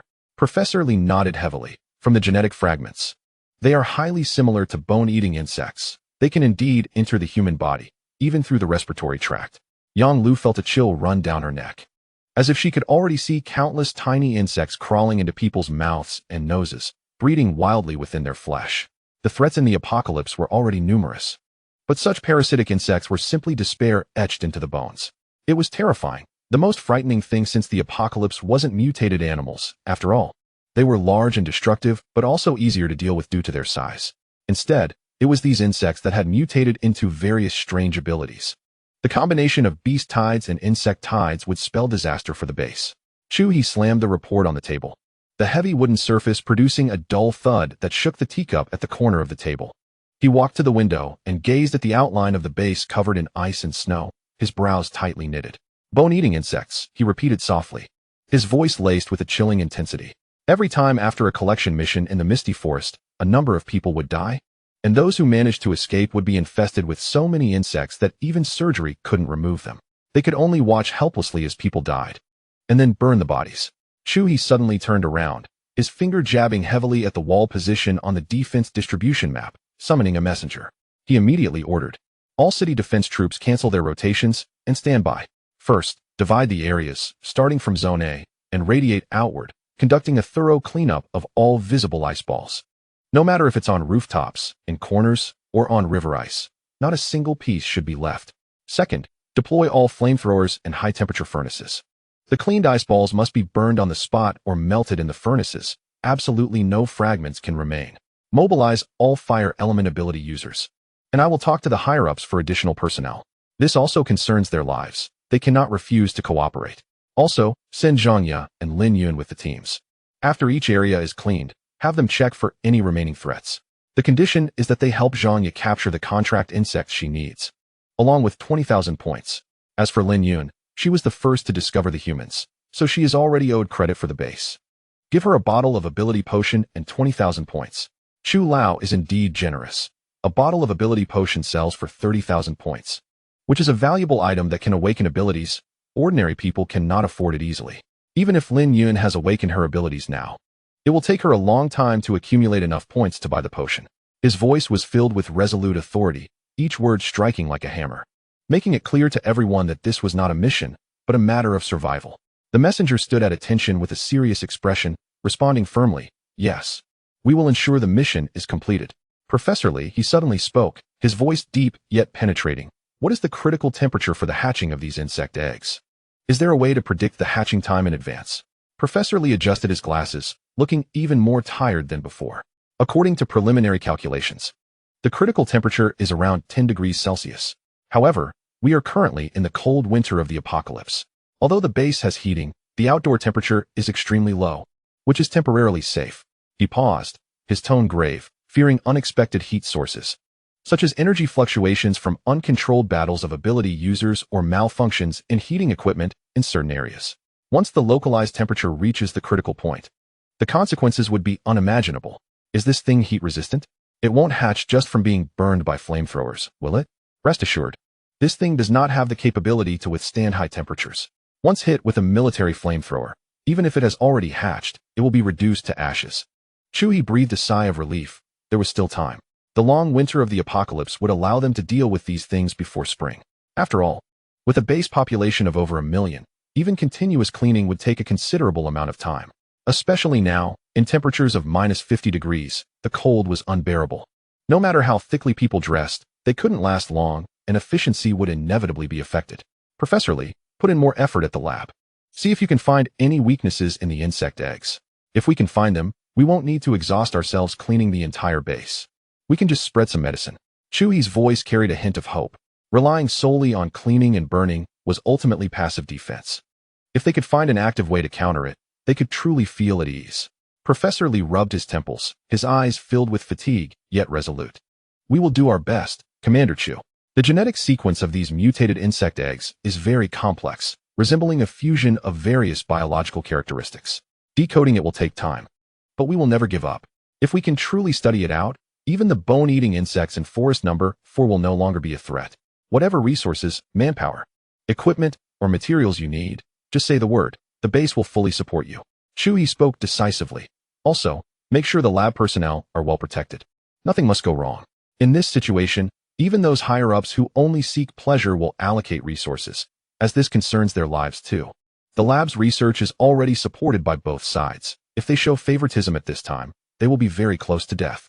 Chapter 53, Major Cleanup. Professor Lee nodded, taking the inspection report, and hurried back to the lab. Time was tight. He had to race against the clock. The action orders for the city defense troops spread throughout the entire base defense system within half an hour. On the streets of Zone A, the cold wind howled, swirling with fine snow, and the bare branches shook like a sieve in the wind. Zhao Gang, the captain of the 3rd Squad, rubbed his frozen red ears, and the white mist he exhaled was instantly carried away by the wind. He shouted, "Everyone, stay alert. Look carefully under the eaves, on the windowsills, and in the cracks at the base of the walls. No dead corners can be left." More than a dozen city defense soldiers, dressed in heavy cold weather gear and carrying flamethrowers, were advancing in a fan shape down the street. Each person held a long pole with iron sheets tied to the end, occasionally reaching up to knock down the ice. Others coordinated from the rooftops, pushing ice balls down so that those below with flamethrowers could burn them all at once. 2 soldiers immediately stepped forward, setting up the flamethrower. The orange-red flames, accompanied by a scorching wave of heat, surged forth, instantly incinerating the fragments on the ground along with the surrounding snow into vapor. The high temperatures made the nearby ice surface sizzle, and the melted snow water froze into ice shards as soon as it flowed out. The temperature was simply too low. Staying out for a while caused body temperature to drop continuously. Fortunately, Chu Lao had prepared well, requisitioning a large amount of supplies from higher-ups to help the soldiers ward off the cold and recover. If no one could help, then supplies would have to do. Similar scenes unfolded in various corners of Zone A. Some ice balls were hidden in wall crevices, some stuck to the backs of streetlight poles, and even a few were frozen on the icy river surface, requiring soldiers to pry open the ice layer to clean them. The roar of flamethrowers, the shouts of soldiers, and the howling of the wind and snow intertwined, becoming the only melody in this area at the moment. The city defense army ordered everyone in the base not to play with the ice balls and made it clear that the ice balls contained insect eggs. Those who had experienced the apocalypse understood the danger of mutated insects and were not so easily shaken. After all, if something was not explained clearly, some people might think the city defense army was exaggerating.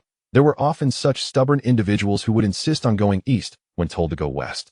Once the stakes were explained clearly, they would understand and be able to restrain their children from hiding insect eggs. Zhang Ye and Lin Yun, both limited in rank, could only check limited areas each day, so they were separated and did not follow the squad's movements. Instead, they waited for the squad to finish cleaning an area before checking themselves, ensuring that no place was missed. Behind them followed a few soldiers carrying flamethrowers, ready to clean up any stragglers at any moment. The entire city defense army started from Zone A, spreading outwards in a cleanup operation like a finely woven net, covering every inch of land in Zone A. The cold wind seemed to grow fiercer, whipping ice shards against the soldiers' cold weather gear, producing a crisp, cracking sound. Yet it did not shake their advancing footsteps. Chui set up tents in various places for soldiers to warm up when they could no longer bear the cold, providing them with ginger soup. Lin Yun and Zhang Yi usually stayed ready in the tents, going out to scout after the squad finished cleaning an area, then returning to the tents to rest and recover their abilities. If they didn't do this, neither of them could sustain their abilities. After all, Lin Yun was at level 1, and Zhang Yi was only at level 2.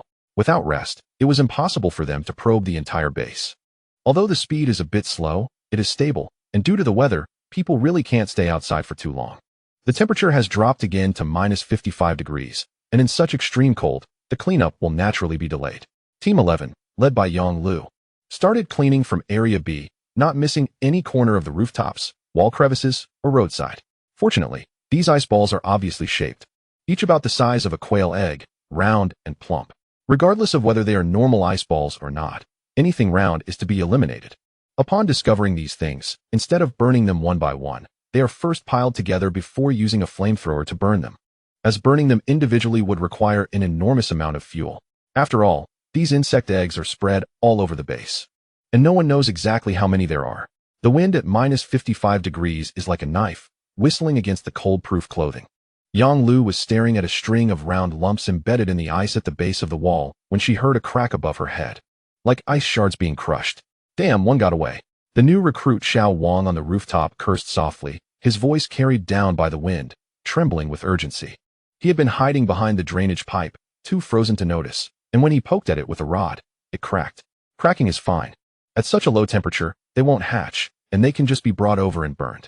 Yang Lu looked up at the half-head peeking over the edge of the rooftop, the cold wind drilling into her collar, making her teeth chatter slightly. Throw it down, she shouted, her voice slightly scattered by the wind. Xiao Wang on the rooftop responded, and after some rustling, a fist-sized ice block, wrapped in snowflakes, fell down, landing with a thud on the frozen ground and cracking open several seams. Yang Lu stepped forward and poked it with the iron tip of her long rod, revealing 3 or 4 round ice balls inside the broken ice, exactly like the insect eggshells they had cleaned earlier. TSK, this one was well hidden. The veteran Shin Chong, following Yang Lu, spat a mouthful of ice shards, saying it should have been knocked a few more times during yesterday's inspection while hiding behind the drainage pipe. It's not his fault. Yang Lu withdrew her gaze and rubbed her stiff fingers. In this damned weather, visibility is blocked by the wind and snow. It's inevitable to miss 1 or 2. She said, waving her hand behind her. Shaoli, come over and handle this. Over 1,000 insect eggs had already piled up on the ground. Shaoli walked over, carrying the hose of the flamethrower, stepping on the broken ice with a crunch. Shaoli didn't say much, pressed the trigger with his thumb, and the orange-red flame shot out with a whoosh, exploding into steam mixed with a burnt smell the moment it licked the pile of ice balls. Standing in the wind, the flame was blown crooked, but he steadied the hose and swept back and forth a couple of times. With the crackling sounds, the insect eggshells burst, and the contents burned into black residue in the fire. Chun Chong stood by, lifting the long rod to poke a few times, pushing the unburned ones into the flames. That's enough. Yang team, it's difficult to ignite in this wind and snow. It's too strong. Didn't Chu Lao gather the furnace over there? Chun Chong asked Yang Lu while moving forward. The furnace over there has been burning day and night, but can't keep up. The base is too large. And there are too many insect eggs. Everyone is racing against time to handle them, and it's uncertain whether they can manage. So let's not worry about waste for now. Chapter 54. Inspection. She raised her hand to wipe her face, brushing off the ice that had formed on her mask, and continued to move forward with her team. Keep searching forward. Yang Lu's voice came through the mask, sounding somewhat muffled and hoarse. They carefully checked under the balconies and in the gaps of the air conditioning units in the residential buildings ahead. Yang Lu's side was advancing slowly, as were the others. The city guard's various teams moved forward like scraping the ground. The logistics department was also working hard, tending to the fire, making pot after pot of ginger soup to provide warmth for the teams coming back. Lin Yun's location was in Area B. After they cleaned up a community, Lin Yun would go over to detect. She added an extra military coat over her cotton clothing. Otherwise, she wouldn't be able to withstand this weather. The military coat was given to her by the city guards. They couldn't let her work while shivering from the cold, right? Otherwise, it wouldn't be worth it. And it could even lead to less efficiency. Lin Yun's detection range was only about 200 meters in diameter. Once she confirmed there was nothing, she would draw a circle on the spot and then continue moving forward. If she encountered any fish that slipped through the net, she would pile them up at a designated spot for extermination. However, given the sheer number of these things and their small size, even with the city guards conducting a thorough search, it's inevitable that there would be omissions, so only the two of them could do the detection. This made the progress even slower, and once their powers were exhausted, they would have to return to the tent to recover, further delaying the pace. Fortunately, the city guards weren't making much faster progress either, so the two of them could still keep up. Areas A and B are relatively smaller compared to other areas. They would likely finish the inspection in about a week. But actually, the inner city was fine, consisting of organized buildings, and they had first checked the heating pipelines nearby. The most challenging part was the outer city, especially the shanty towns, where various materials were haphazardly constructed into shacks, the best hiding places for insect eggs. Areas E and F had endless shacks, totaling around several tens of thousands, which was the most time-consuming and labor-intensive. By that time, it would really test the city guard's eyesight and the abilities of the two insect speakers. The shanty town would definitely consume a lot of their powers. The buildings in Area C looked somewhat orderly amidst the wind and snow. The residential buildings here were mostly 6 or 7 stories high, with neatly painted walls. And the hallways still had the railings installed before the apocalypse, now just filled with ice shards. Those who could live here were mostly people with some savings or decent jobs in the base, or mercenary teams. The spacing between the buildings was spacious, and it belonged to the inner city, protected by a shield, unaffected by radiation in the air. The city guards continued to inspect one by one in a radial manner and had also invited some mercenary teams and ordinary people to help with the cleanup. Now, in the freezing cold of winter, everywhere was icy and cold. Even mercenary teams couldn't go out to gather or hunt. Some felt that idleness was also a waste, so they accepted the invitation, as there were points to earn. Others, not wanting to endure that suffering, declined and continued to huddle in their rooms. Compared to others, Lin Yun and Zhang Yu were the two who could not rest at all. They started working as soon as they opened their eyes. They wouldn't return home until it got dark at night because there were only 2 insect speakers in the base, and no one could replace them, making them the most exhausted. Lin Yun's powers had been overdrawn countless times. Every time she returned home and finished dinner, she would dive into bed and sleep soundly. Su-Ying felt distressed and truly didn't want her daughter to suffer like this. But she also understood the importance of the situation. Knowing Lin Yun's role was crucial to the safety of everyone in the base, so she had to go. Fortunately, Lin Yun's recovery ability was good. As long as she slept for one night, her mental strength would fully recover along with her powers. Moreover, she had discovered that every time she exhausted her powers, they would slowly grow the next day, although not significantly. It was indeed increasing. Coupled with genetic potions, Lin Yun felt that she should be able to level up to level 2 once winter passed. The city guards promised to give her 20,000 points plus a power potion, so no matter how tired she was, she had to go. A power potion costs 30,000 points. It would take a long time to save that up. If she could earn back a power potion by working all winter, she would do it. Otherwise, it would be too wasteful to stay at home all winter just spending without earning. Lin Yu and Lin Hong didn't want to just watch their older sister work so hard, so they also responded to the call to join the cleanup team. Although they only earned 20 points a day, it was better than staying idle at home. Su Ying originally wanted to go too, but was persuaded by Lin Jiangwo to stay home. After all, she was older now, and in such extreme cold, her body couldn't withstand it. If she got sick from the cold, it would become a burden. It's better to stay at home, cook, keep warm, and take care of them, he advised Su Ying. But he himself joined the logistics team. He was originally part of the lumber team, specifically chopping wood at the lumber yard. Now that he has joined logistics, he is still chopping wood, but has added boiling ginger soup to his tasks. He doesn't have to go outside. Instead, he stays by the stove in the tent, continuously chopping wood and boiling ginger soup, and still can't sit still. However, he doesn't have to face the cold outside, so he only earns 10 points a day. Even though his legs are not good, his family still can't stop him. Lin Yun tightened her military coat, and the white breath she exhaled condensed into a thin frost on the inside of her mask. She raised her hand to press her somewhat heavy temples. Her abilities flowed slowly within her, carrying a hint of recent sluggishness. She was in the same team as Lin Yu and Yang Lu, and they were currently inspecting Area C. They had been here for almost half a month. Area C is as large as Areas A and B combined, making the inspection even slower. But it must be inspected slowly, as there is no other way. Every time they saw Zhang Ye and Lin Yun's unpleasant expressions, they didn't dare to rush them. After all, they were just searching and hadn't used their abilities much, unlike the two of them who had been continuously using their abilities, which was always exhausting. However, they couldn't do without them unless another bug speaker could take over. But unfortunately, bug speakers were rare, and there were no extra people to switch out. Fortunately, with the use of abilities, Lin Yun's mental strength was also growing stronger. She had a premonition that she would likely reach level 2 without needing to wait until spring and wouldn't need 10 vials of ability potion. About 8 vials would suffice. She had already consumed 5 vials and could feel the energy accumulating slowly within her. If the human body were a bottle and energy were water, then right now the water level was 2/3 full, just 1/3 away from being full. After it was full, she could expand the bottle again. While Lin Yun was thinking about the advancement of her abilities, her foot suddenly tripped over a piece of hard ice, and she stumbled forward 2 steps before steadying herself. Be careful.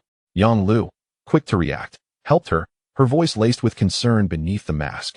If you're tired, just say so, and we can find a sheltered place to rest. Chapter 55. The New Year. Lin Yun shook her head, raising her hand to wipe away the new frost that had formed on the inside of her mask. I'm fine, I can hold on. Have they finished inspecting the building ahead? They just cleared the 3rd floor. The lower floors are fine. Yang Lu pointed to a nearby residential building. They are still searching the upper floors. You should rest here for now, and wait until they come down to switch. Lin Yun didn't refuse.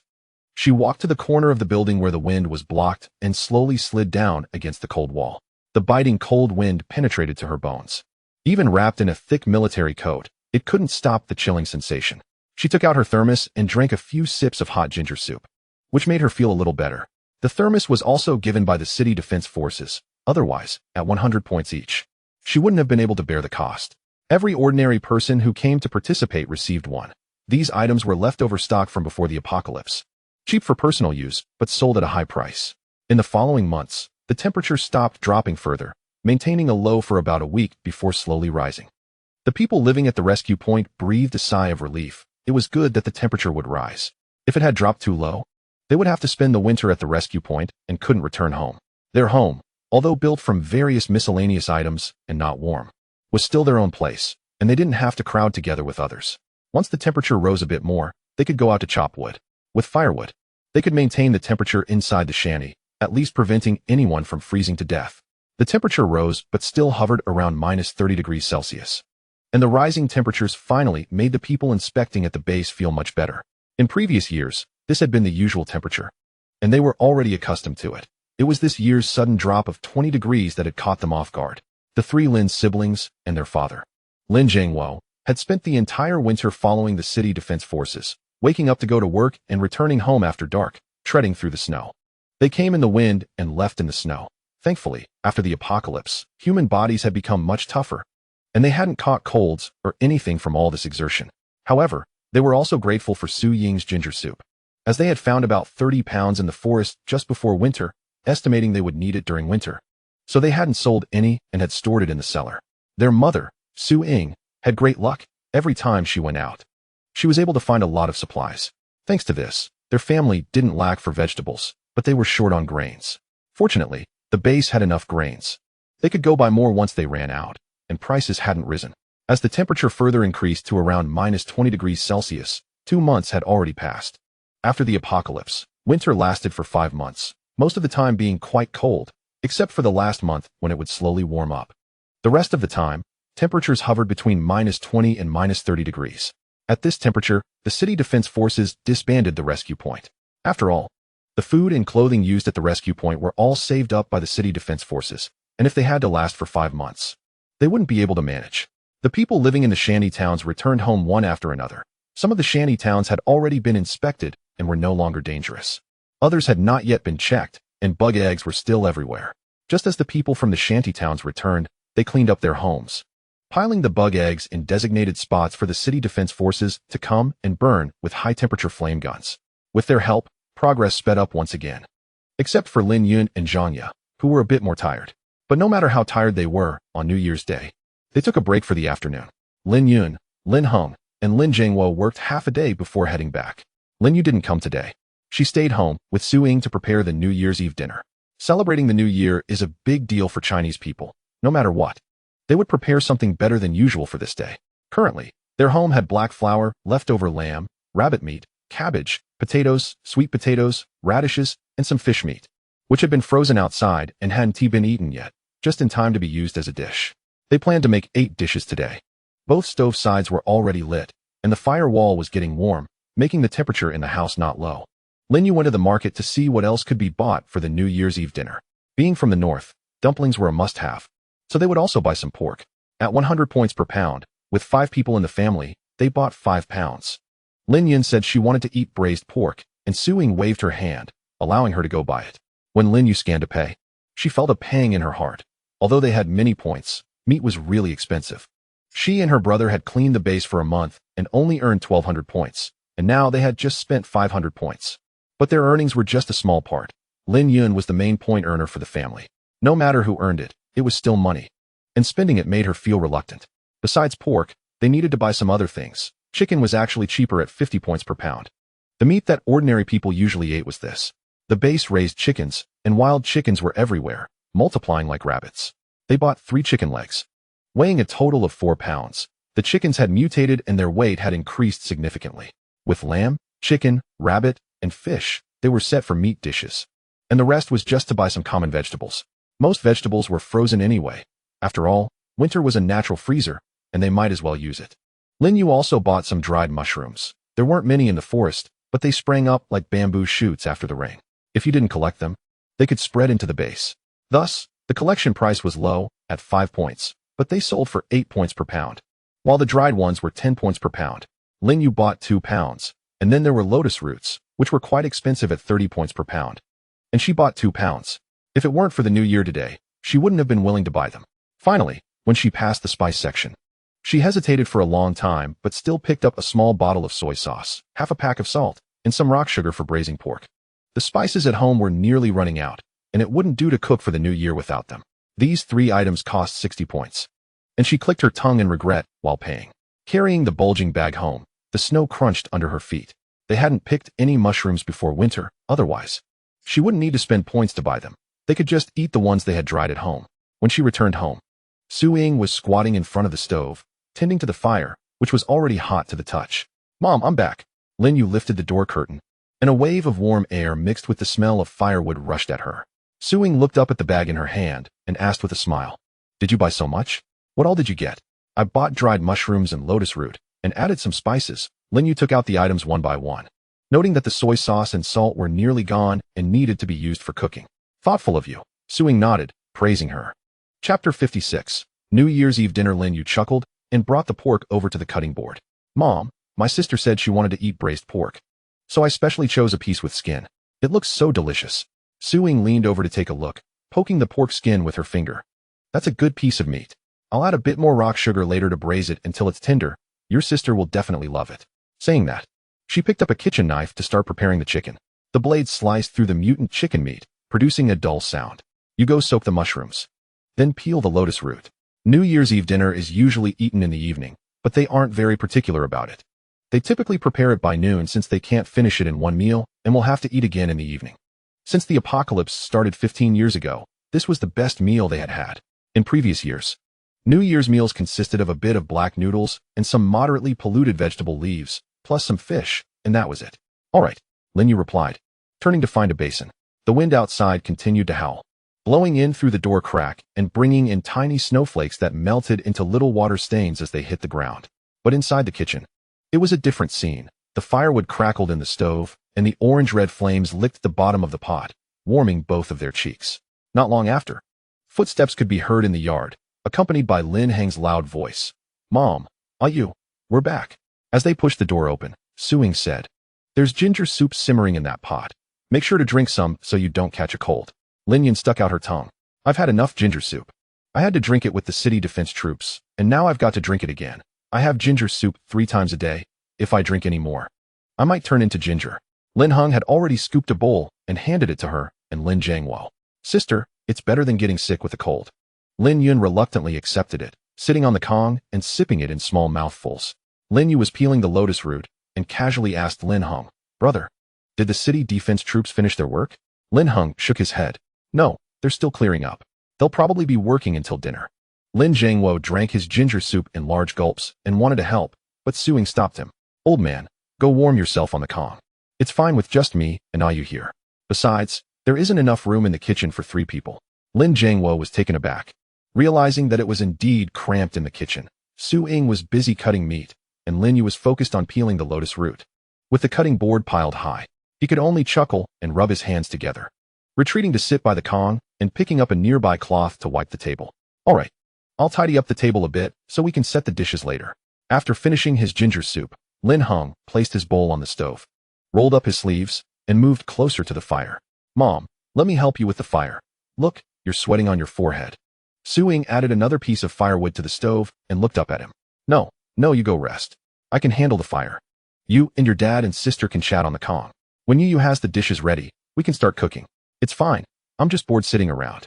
Lin Heng firmly took the fire tongs from Su Ying's hand and stirred the fire, making the flames burn brighter. Suing casually asked, "How's the inspection going with the city defense troops today? How many more shanty towns are left to clear?" Suing thought that since the kitchen was warm, she might as well let him help. "We've only cleared a little over half. It's just too big of an area. But I think it should be finished before spring." Lin Heng was tending to the fire and thought about roasting a sweet potato. But then he remembered how much meat there was and held back. "Anyway, I can have roasted sweet potatoes another time. I won't roast them today." "That's good. If it's cleared before spring, we won't have any trouble when it gets warm." As she spoke, Suing put the chopped chicken pieces into hot water to blanch them. White foam quickly floated to the surface, and she swiftly skimmed it off. Lin Yun squeezed the soaked dried mushrooms to remove excess water, rinsed them with clean water twice, and cut them into thin strips. Then she moved closer to Lin Heng. "Brother, don't you think these mushrooms would taste better if they were fresh?" Lin Heng added a split piece of firewood to the stove, and the flames shot up higher, brightening his eyes. "Of course, but in this situation, having dried mushrooms is already pretty good. When it warms up in spring, we can go to the edge of the forest and see if we can find some fresh ones." "Hey," Lin Yun's eyes also brightened. "We can take Mom with us. Bring a basket and gather more to dry. Then we won't have to spend points to buy them in winter." After all, Suing did have pretty good luck. Not long after, Suing fished out the blanched chicken, drained the water, and used another pot to heat some oil. Once the oil was hot, she added the chicken and stir-fried it until it turned golden brown, with a fragrant aroma spreading throughout the kitchen. She then tossed in a few star anise, stirred it a few times, added some water, and covered the pot to let it simmer. "Mom, when are you going to make the braised pork?" Lin Yun swallowed hard, her eyes fixed on the piece of pork with skin on the cutting board. "I'll make it once the chicken is almost done. There's no rush." Suing smiled and gave her a light pat. "Go wash a couple of radishes and cut them into pieces. They'll go in the lamb soup later." "All right." Lin Heng tended the fire, listening to the bubbling sounds from the pot and smelling the delicious aroma of meat filling the room, feeling warm inside. 15 years into the apocalypse, life felt like walking a tightrope. One misstep could lead to a bottomless abyss. But as long as the family was together, being able to gather like this for a warm meal made him feel that they could endure any hardship. He glanced into the stove. The fire was still strong. So he got up and walked to the door, lifting the curtain to peek outside. The snow had started falling again, the tiny flakes drifting down without any wind, and the temperature hadn't dropped much. Lin Heng shrank his neck, hung the curtain back up, and returned to the kitchen. Snow was falling outside again, not heavily, but it looked like it wouldn't stop anytime soon. In winter, it snowed every few days, like the heavens shedding dandruff, which was somewhat annoying. The family chatted and laughed, and before they knew it, they had finished preparing the New Year's Eve dinner. They brought the dishes to the table: braised pork, radish and lamb soup, potatoes with chicken, steamed fish, spicy and sour shredded potatoes, lotus root and meat soup, candied sweet potatoes, and rabbit meat with greens. Having such a spread in the apocalypse already placed them among the wealthier families. Everyone looked at the table full of meat, swallowing hard. Except for the greens and sweet potatoes, even the shredded potatoes contained meat. Suing untied her apron and waved her hand. Eat. What are you waiting for? Only then did they grab their chopsticks and start eating. Lin Heng sighed. It would be great if we had some juice. Lin Jingwo knocked on Lin Heng's head. Having food is already good enough. Hurry up and eat. Lin Heng chuckled and focused on eating. Chapter 57. Spring Festival Gala. Lin Yun was the first to pick up a piece of braised pork. The piece of meat, with its perfect balance of fat and lean, was coated in thick sauce and melted in her mouth, the salty sweet flavor exploding on her tongue. She sighed contentedly. Mom, your cooking skills are getting better and better. Lin Yue was also busy, her chopsticks heading straight for the plate of crispy sweet potatoes. The golden sweet potato pieces pulled long strands of sugar, and the sweet taste instantly dispersed the gloom of the apocalypse. She mumbled, crispy sweet potatoes are really delicious, they're sweet to the heart. She was born too late and hadn't eaten many sweets. It was only after accumulating some points that Lin Yun bought her candy a few times. Lin Yue had developed a fondness for sweet flavors. Lin Heng picked up a piece of steamed fish. The fish was tender and carried a faint freshness. He smiled at Su Ying. Mom, this fish is really well prepared. There's not even a hint of fishy smell. Su Ying looked at her children enjoying their meal with sweet smiles, a look of satisfaction on her face. She also picked up a piece of lotus root. The powdery lotus root mixed with the aroma of meat was both warming and comforting. If it's good, eat more, there's plenty in the pot, she said. Lin Jingwo picked up a bottle of cheap white wine beside him, took a small sip, smacked his lips, and said, you know, it's nice to have a meal like this with the family together. Lin Jingwo usually didn't drink much and didn't indulge in alcohol. This wine was bought for cooking. Today was a celebration, as they had returned to a better life. He allowed himself to drink a little. Lin Yun gave Su Ying another piece of chicken. Mom, you should eat more, you've been busy all morning. All right, Su Ying replied, her eyes filled with joy. Lin Heng watched his dad drink wine, eager to try it himself. Dad, is the wine good? Lin Jingwo shot him a sideways glance and pulled the bottle closer. Little brat. Don't drink wine. Lin Heng was amused. Dad, I'm 19 this year. In my eyes, you're still a kid. Lin Yun stretched her hand. Then Dad. Let me have a sip. I'm 22, not a kid anymore. Lin Jingwo wouldn't allow it. You're still a little brat to me. Besides, drinking wine has no benefits. The two of them bickered over wanting to drink, and Lin Jingwo, unable to resist, poured each of them a little. Drink slowly. This stuff is spicy. As Lin Jingwo said slowly, Lin Heng had already downed it in one go, and then he started coughing from the spiciness. I told you to drink slowly, but you wouldn't listen, Lin Jingwo scolded, but he was already handing over a water cup. Here. Drink some water to wash it down. Lin Heng took the cup and gulped down a few mouthfuls, his face still flushed from the coughing, but he chuckled. Dad. This wine really packs a punch, it's burning my throat. Lin Yun watched with amusement. She had just taken a small sip earlier, and the spiciness had burned down her throat. Hearing Lin Heng now made it even more entertaining. See, I told you it's not easy. Su Ying shot them a disapproving look. Aren't you too old to be acting like this? Can't you eat quietly? Though she scolded them. The smile in her eyes betrayed her. She picked up a piece of green vegetable and placed it in Lin Heng's bowl. Eat more vegetables to balance it out. Lin Heng obediently complied, rummaging through the food in his bowl. The earlier coughing had actually made him hungrier. Lin Jingwo watched the children's antics, took another sip of wine. His eyes filled with satisfaction. When spring comes, let us clear out the other half of the yard. Then get some land purification liquid and plant some vegetables we often eat. Maybe we can grow uncontaminated vegetables. Whether we eat them ourselves or sell them to the base for points, it'll be worth it. The vegetables gathered from outside could be contaminated. And if we eat them, the pollution will accumulate, needing regular detoxification. If we can grow our own toxin-free vegetables, we won't need to spend points on detoxifiers. The yard wasn't large, just half an area, with a stone path running through the middle leading to the house. One half had a firewood shed, while the other half could be used for a small plot of land. The shed was near the gate, taking up half the yard, but there was still enough space to plant something small. However, in the apocalypse, Both land purification liquid and seeds weren't cheap. Fortunately, their family now had points. Although they had been buying genetic agents to use, they would soon have another 20,000 points, which was enough to afford it. The meal lasted until nearly 2 in the afternoon before finishing. After eating, Suing sent them to rest on the Kong, quickly tidying up afterward. After the meal, they nestled back on the Kong to rest, feeling warmer, while the snow outside continued to fall, seemingly getting heavier. They just hoped it wouldn't be like last time, which lasted half a month and nearly buried the house.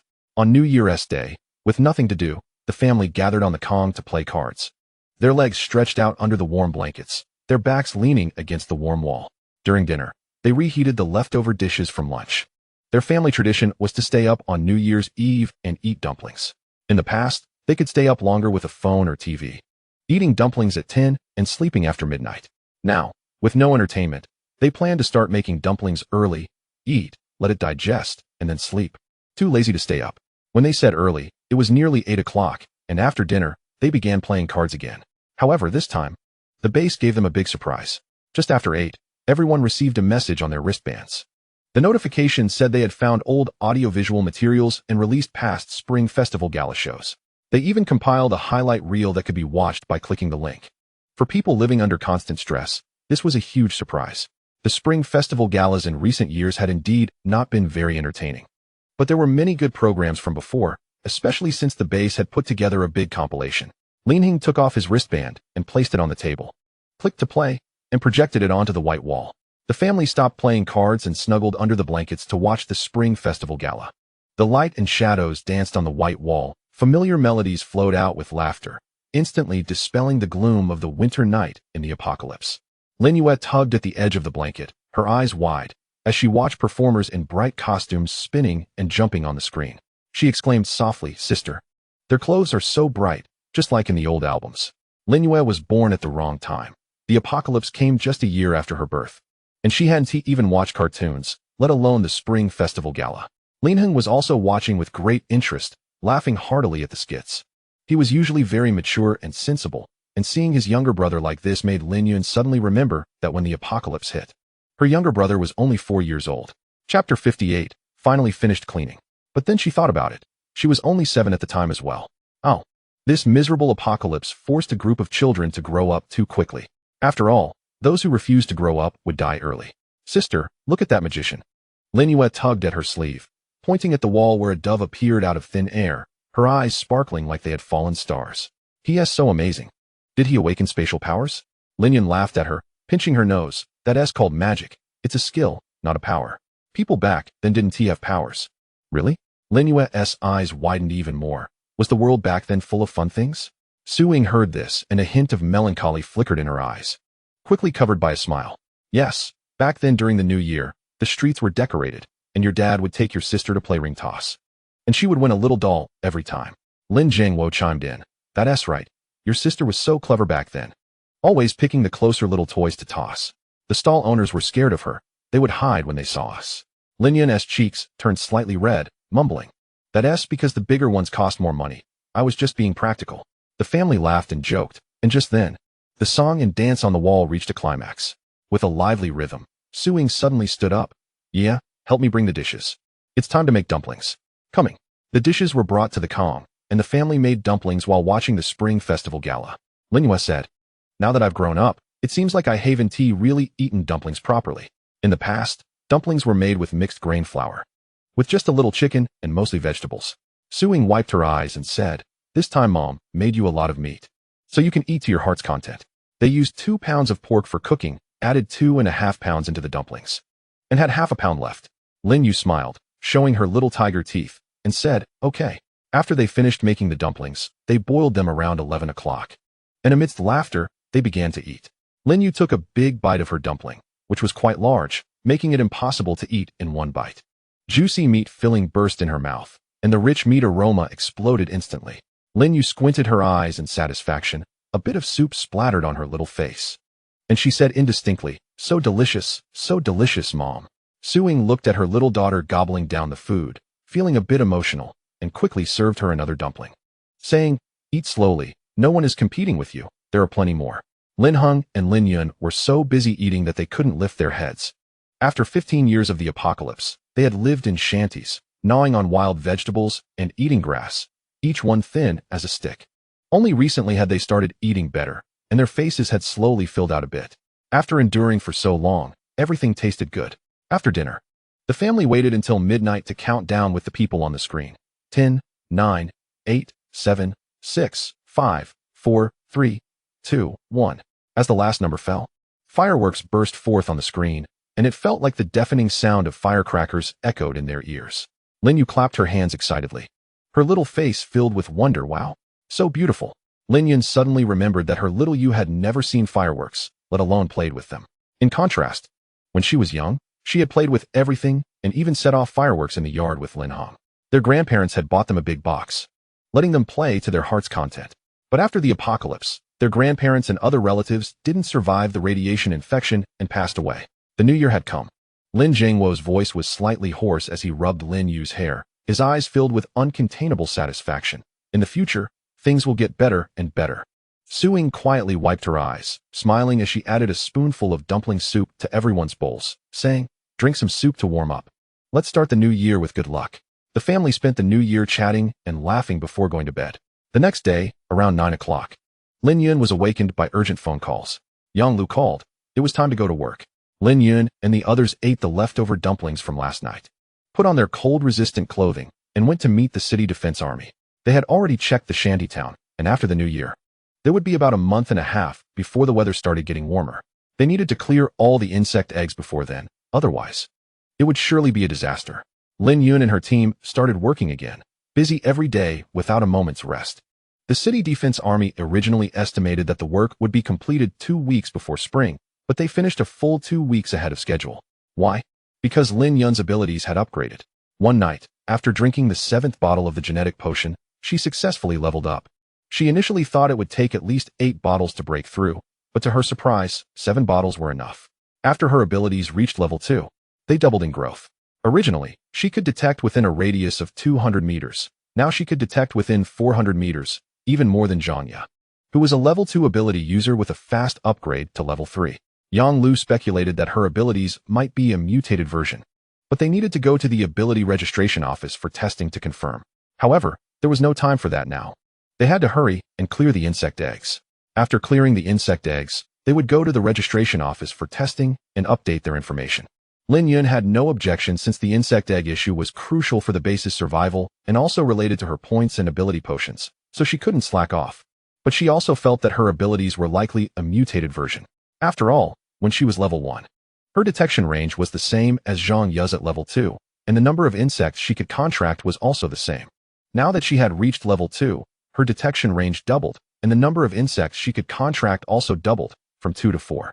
The size of the insects grew from the length of an arm to about the length of a person, roughly 1.7 meters. They should still be level 2 insects. But without testing, she was not entirely sure. When they finished clearing the last area of insect eggs, Lin Yun straightened up and rubbed her sore back. Finally, it was over. Yang Lu let out a long breath, her voice carrying an unmistakable weariness. But more than that, it was relief. These past 3 months had been exhausting. Feeling like they were about to shed their skin. The winter of the apocalypse was exceptionally long. It wasn't very warm now, but it would gradually warm up over the next month.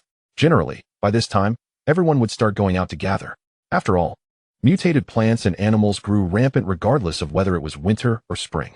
As the team that had cleared the insect eggs disbanded, the sunset painted the sky in shades of orange-red, and the cold wind whipped the scattered snowflakes against their faces, though it wasn't as biting as before.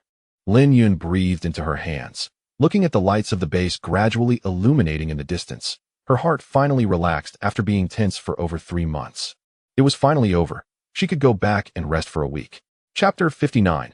Lin Yu awakens her abilities. The points arrived on time, and Lin Yun's bracelet suddenly showed an additional 20,000 points. Coupled with the unused points from winter, they exceeded 25,000. Plus, there was a tube of ability potion. But the question became who should drink the ability potion. Their family of 5 consisted of herself, who already had abilities but hadn't fully grasped her first one and didn't want to awaken a second one just yet, her brother Lin Hong, her sister Lin Yu, her mother Su Ying, and her father Lin Jingwo. She was definitely going to buy ability potions for the whole family to help them awaken their abilities. It wasn't just for safety during gathering, it was also to have the means to protect themselves during beast tides. Even if they couldn't fight, they could at least run away. But now, deciding who should awaken their abilities was a bit challenging. Currently, Lin Hung, Lin Yu, and Su Ying were all going out together to gather, entering the number 2 forest, which was not as dangerous as the number 1 forest. But relying solely on her insect-speaking abilities still felt risky, so they hadn't ventured deep into the forest yet. But now Su Ying was also going out to gather, so she had to be considered too. Lin Yun didn't know how to allocate it, so she simply decided to let them figure it out themselves. Lin Zhengwo was the first to withdraw. His legs were not in good condition, and he rarely went out, mostly just chopping wood in areas patrolled by the city defense army. Awakening abilities should be left to those who went out gathering. Lin Hung, Lin Yu, and Su Ying looked at the silver potion in front of them, and it was hard to say they weren't tempted. After all, this was a potion that could awaken abilities. But right now there was only one tube of potion. Although they could gather another 5,000 points to buy another tube, points weren't that easy to spend. They needed to set aside living expenses and also money for the next 2 ability users to buy genetic potions. When calculating, this 25,000 points didn't seem enough. If the ability awakened was combat-oriented, that would be fine, but if it was a support type, it wouldn't be very useful for gathering and would just mean staying at the base to find a job. Su Ying thought for a moment and decided to withdraw. I only occasionally help out at the base. The bulk of the gathering work is still on you 3 siblings. Besides, with my physique, I probably wouldn't awaken anything other than a support-type ability, which wouldn't be much help for gathering. You two decide. Lin Hung and Lin Yu looked at each other, hesitating a bit. Lin Hung spoke first, his voice steady. Xiao Yu, you take it. Lin Yu was taken aback and quickly waved her hands. Brother, you should take it. You're stronger, and if you awaken a combat ability, it will be safer for us to go into the forest in the future. You're a girl. You should have the ability to protect yourself. Lin Hung insisted. Besides, your skills are more agile than mine. If you awaken a speed or perception type ability, it might be even more useful than mine. The two exchanged words, neither willing to take the vial of potion first. Su Ying watched from the side, her eyes slightly moist. These 2 children had been understanding since they were young, and in the apocalypse, they supported each other, never having an argument. Lin Yun cleared her throat lightly to break the deadlock. Actually, there's no need to argue.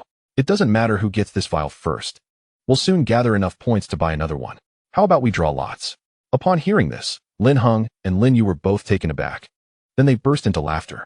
Though this method was simple, it was fair.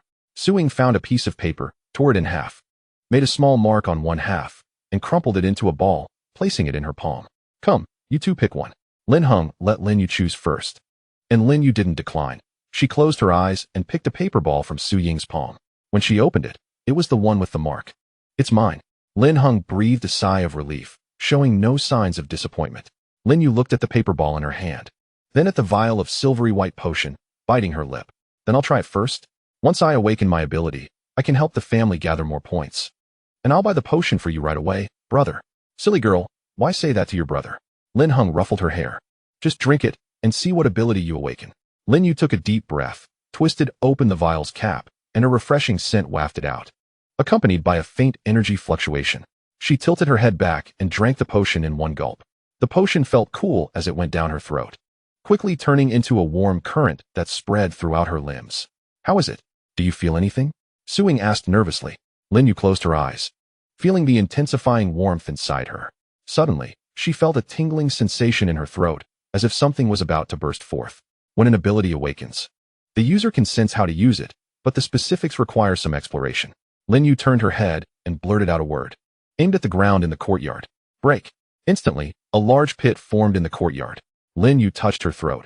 Her first use of the ability was uncontrolled, and she had used a bit too much, leaving her throat a bit hoarse. Lin Yun was puzzled. What kind of ability is this? Lin Yu knew her own ability well. It was a word spirit ability, but it was only at level 1 now, allowing her to use a one-word incantation. Word spirit? Lin Yun's pupils constricted. This ability was far more domineering than she had imagined.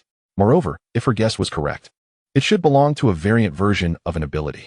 The manual for ability users provided by the base detailed all the abilities that had appeared so far, including major nature types like wind, fire, thunder, earth, water, ice, light, dark, and metal. These were the mainstream abilities currently awakening. There were also other abilities, like enhanced strength, increased speed, space for storage, transformations into various animals, healing abilities, poison abilities, etc. These abilities were powerful, with various methods of use, allowing for changes based on personal imagination.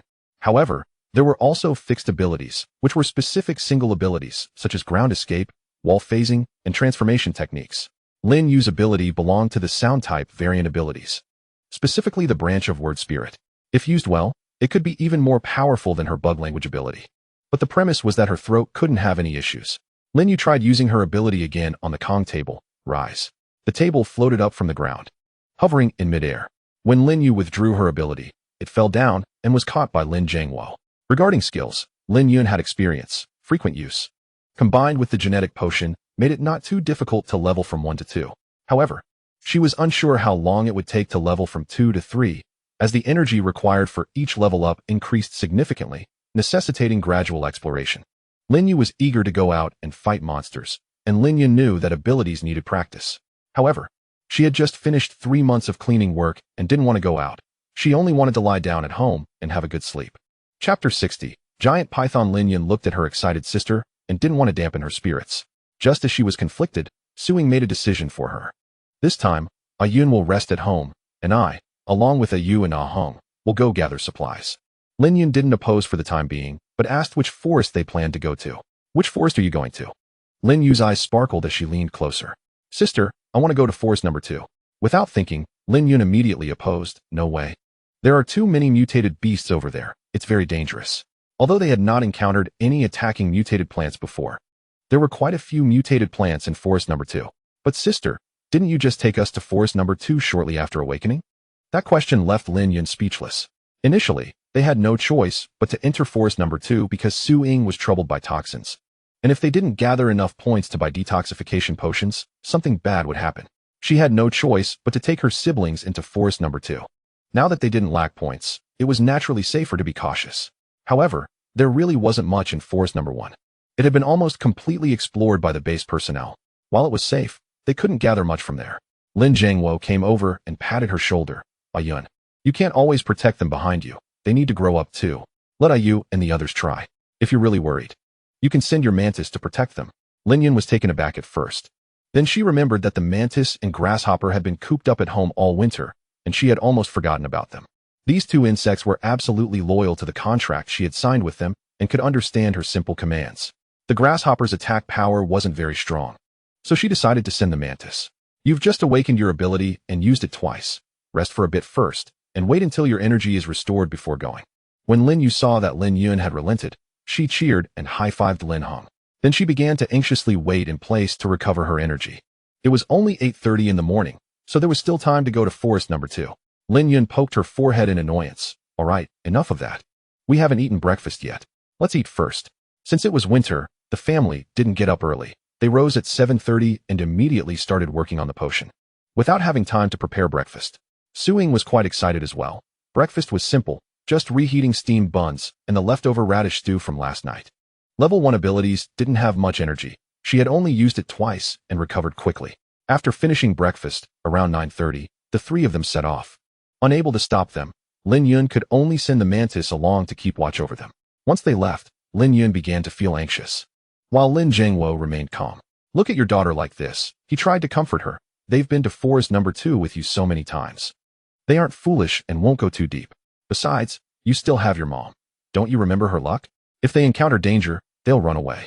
Lin Yun bowed her head in silence, and Lin Jiangwo continued to persuade her. You were complaining about being tired earlier. Why not take a nap? By the time you wake up, they should be back.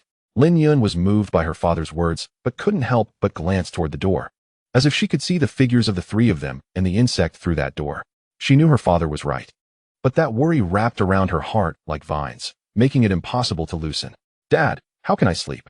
She sighed softly, walked to the window, and pulled back a corner of the curtain to look outside. The streets of the base were already bustling with pedestrians, most of whom looked hurried, each carrying a backpack as they headed out of the city. It seems that everyone has gone out to gather supplies. It's not as cold now, and the temperature is bearable for humans, so some people without stored food have started to venture out early to collect resources. After going out to gather, they found that there were no insect eggs outside the base, as if they were only laid inside the base. Otherwise, it would be dangerous for everyone to go out to collect. Although they don't know why this is the case, their lives must go on. Investigating the reason is the base's responsibility. They, the common folk, should just live their lives honestly. Lin Jiangwo walked over to her, followed her gaze, and said slowly, if you can't sleep, Find something to do. It's better than just thinking aimlessly here. Didn't you want to go to the ability registration office to update your ability information? Go ahead if you have nothing else to do. But unfortunately, Lin Yun didn't have the heart to go there now. Lin Jiangwo shook his head and stopped persuading her. Lin Yun leaned against the warm firewall, glancing outside from time to time, and soon her eyelids began to droop. She had been busy with the city guards for almost 3 months straight, with no time to rest. Her abilities were already severely drained, and she hadn't had time to recover. She had just stopped working yesterday, and the mental fatigue was even more intense than the physical fatigue. Drowsiness washed over her like a tide. Leaning against the firewall, her head drooped little by little, and eventually, she could no longer resist the sleepiness and slowly closed her eyes. Lin Jiangwo shook his head, laid her down, propped her head with a pillow, covered her with a blanket, and let her sleep. On the other side, the three arrived at forest number 2. They were not foolish. Without Lin Yun's guidance for the insects, they followed Su Ying's instincts. They accurately avoided several dangers and found a patch of mutated strawberries. They had no attack power, each growing to about the size of a human face, in various colors. The two took out scissors and began to pick them, while Su Ying scanned them.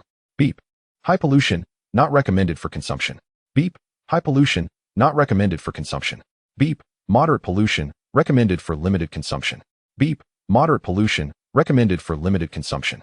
Lin Yu was delighted, continuing to scan to gather more, as the buying price of moderately polluted strawberries was 50 points, while lightly polluted ones could reach 100 points. It would be best to find some lightly polluted ones. While the three were busy, a mantis hovered around them, on guard. A giant python, as thick as a thigh, quietly approached from a distance. It slithered into the strawberry patch, getting closer to the three. The mantis suddenly took off, its wings making a sound. And Lin Hung quickly reacted. Damn, something's up with the little sister. The two didn't hesitate, scrambling to their feet and running, leaving the strawberries behind. The python had already lunged forward, baring its fangs and pouncing on them, while the mantis swung its scythe to meet it. Clang! The mantis's scythe clashed with the giant python's scales, producing a piercing metallic ringing sound. The python, in pain, twisted its massive body and opened its gaping mouth to bite at the mantis, a foul stench wafting through the air. Lin Hung pulled Su Ying and Lin Yu, rushing towards the edge of the forest, shouting, Mom, little sister, run towards the base. Don't look back. Although Su Ying was panicked, she remained calm. Running while being pulled by her son, she still glanced back at the battlefield. The mantis, agile, constantly dodged in the air, its double sides like two beams of cold light, each slash landing precisely in the gaps of the giant python's scales, forcing the python to roar, temporarily unable to chase them. Chapter 61. Lin Yu's powers emerge. Ahong. Do you think the mantis can hold it down? Su Ying gasped, her feet not stopping. Lin Hung looked back. The giant python was wildly whipping its tail against the surrounding trees, the sounds of splintering trunks echoing, while the mantis, like a black lightning bolt, managed to dodge the attacks just in time and occasionally counterattacked, clearly stabilizing the situation for now. I don't know what level this python is. If it's a level 1, that's fine, but if it's a level 2, the mantis can't handle it. Just as he finished speaking, the giant python broke free from the mantis's grasp and chased after them. The mantis lost one of its sides, but still lunged forward. The three ran around the trees to slow down the python's speed, but it was too fast and was about to catch up to them. At a critical moment, Lin Yu turned around, focused her mental energy on the python's head, gritted her teeth, and unleashed all her abilities, shouting, shatter. The next moment, the python's head exploded like a burst watermelon, splattering red and white everywhere. The giant python crashed heavily to the ground, its body still twitching. The three stopped in their tracks, and Lin Yu took out an ability recovery potion from her bag and drank it. Her abilities and mental energy quickly recovered. This was something Lin Yun had stuffed into her hands before they left, and she didn't expect it to come in handy. That was close, that was close. Luckily, UUS abilities saved us. Otherwise, we would have been caught. Su Ying patted her chest, while the mantis, missing an arm, landed on her shoulder, vigilantly watching the python on the ground. They only relaxed when the python stopped twitching. The python was also meat. Such a large python weighed at least several hundred pounds. But the edible parts were uncertain. They were already not far from the edge of the forest, and after running a bit more, they decided to dissect it right there. In the apocalypse, everyone was a good hand at dissection. This time, all three joined in, wielding knives to cut and separate the python meat. They sliced the python into chunks, peeled off its skin, and began scanning for detection. Carnivorous animals generally have higher pollution levels than herbivores, and it was uncertain how much edible meat could be obtained from such a large python. The three took out their wristbands and aimed them at the python meat to scan. Indeed, alerts for high pollution rang out one after another. Beep, high pollution. Not recommended for consumption. Beep, high pollution. Not recommended for consumption. Beep, high pollution. They scanned more than half of the python meat and found it all inedible. But those who gathered outside were used to it and had the patience to continue scanning. Su-Ying placed the snake gall on the ground and started scanning from the head. Every part of the snake was valuable: skin, gall, blood, bones, most of which could be used for medicine. The current snake skin could also be used to make armor, and if the pollution level was low, they would take it all. Beep, moderate pollution, recommended for limited consumption. Finally, they found something usable. With Su-Ying's lead, they quickly detected more edible parts. Beep, moderate pollution, recommended for limited consumption. Beep, moderate pollution, recommended for limited consumption. Beep, high pollution, not recommended for consumption. While they were detecting, a small creature quietly crawled into Su-Ying's backpack, curling up into a ball. Out of several 100 pounds of meat, they ultimately discovered less than 100 pounds were edible. The skin and bones were unusable due to high pollution, leaving only the gall. Because of dissecting the python and scanning, it was almost dark by now, so the three shouldered their backpacks and ran home. They returned to the city gate just before dark and happened to meet Lin Jiangwo and Lin Yun waiting at the entrance. Upon seeing the three, Lin Yun and Lin Jiangwo finally breathed a sigh of relief. The family first went to the purchasing point to sell the python meat. With only 3 strawberries, they decided not to sell them and keep them for themselves. The python meat was 110 points per pound, totaling 76 pounds, and the snake gall was 200 points.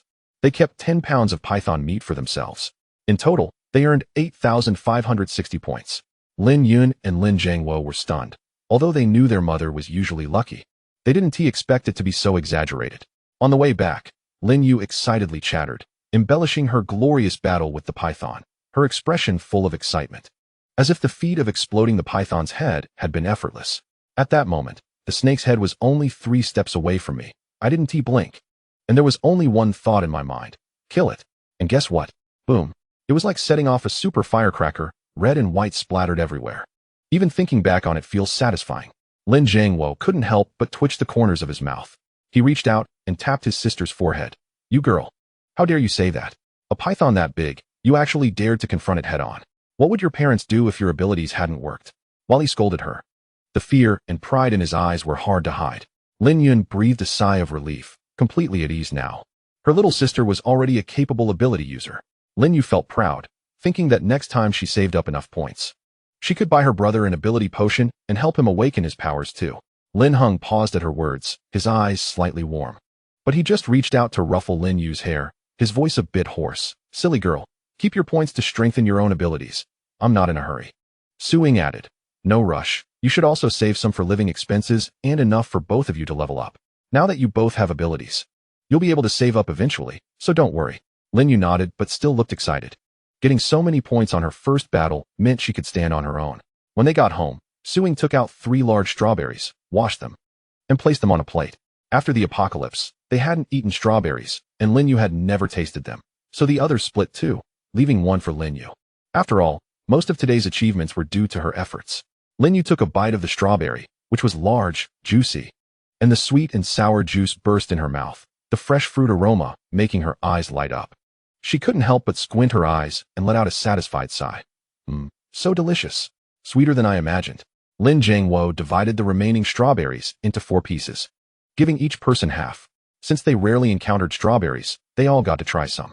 In their family, no one was selfish. They all shared. But they still favored the younger children a bit more, especially since Lin Yu had been born into the apocalypse just a year ago. The family was particularly fond of her. After all, they had eaten everything, but the little sister truly hadn't eaten much. One strawberry was about the size of half a head, not small at all, weighing nearly a pound. After finishing the strawberry, Lin Yu felt almost full and patted her belly with satisfaction. She wanted to eat strawberries again next time. Su-Ying chuckled, saying, "Okay, next time we find strawberries, I'll save some for myself."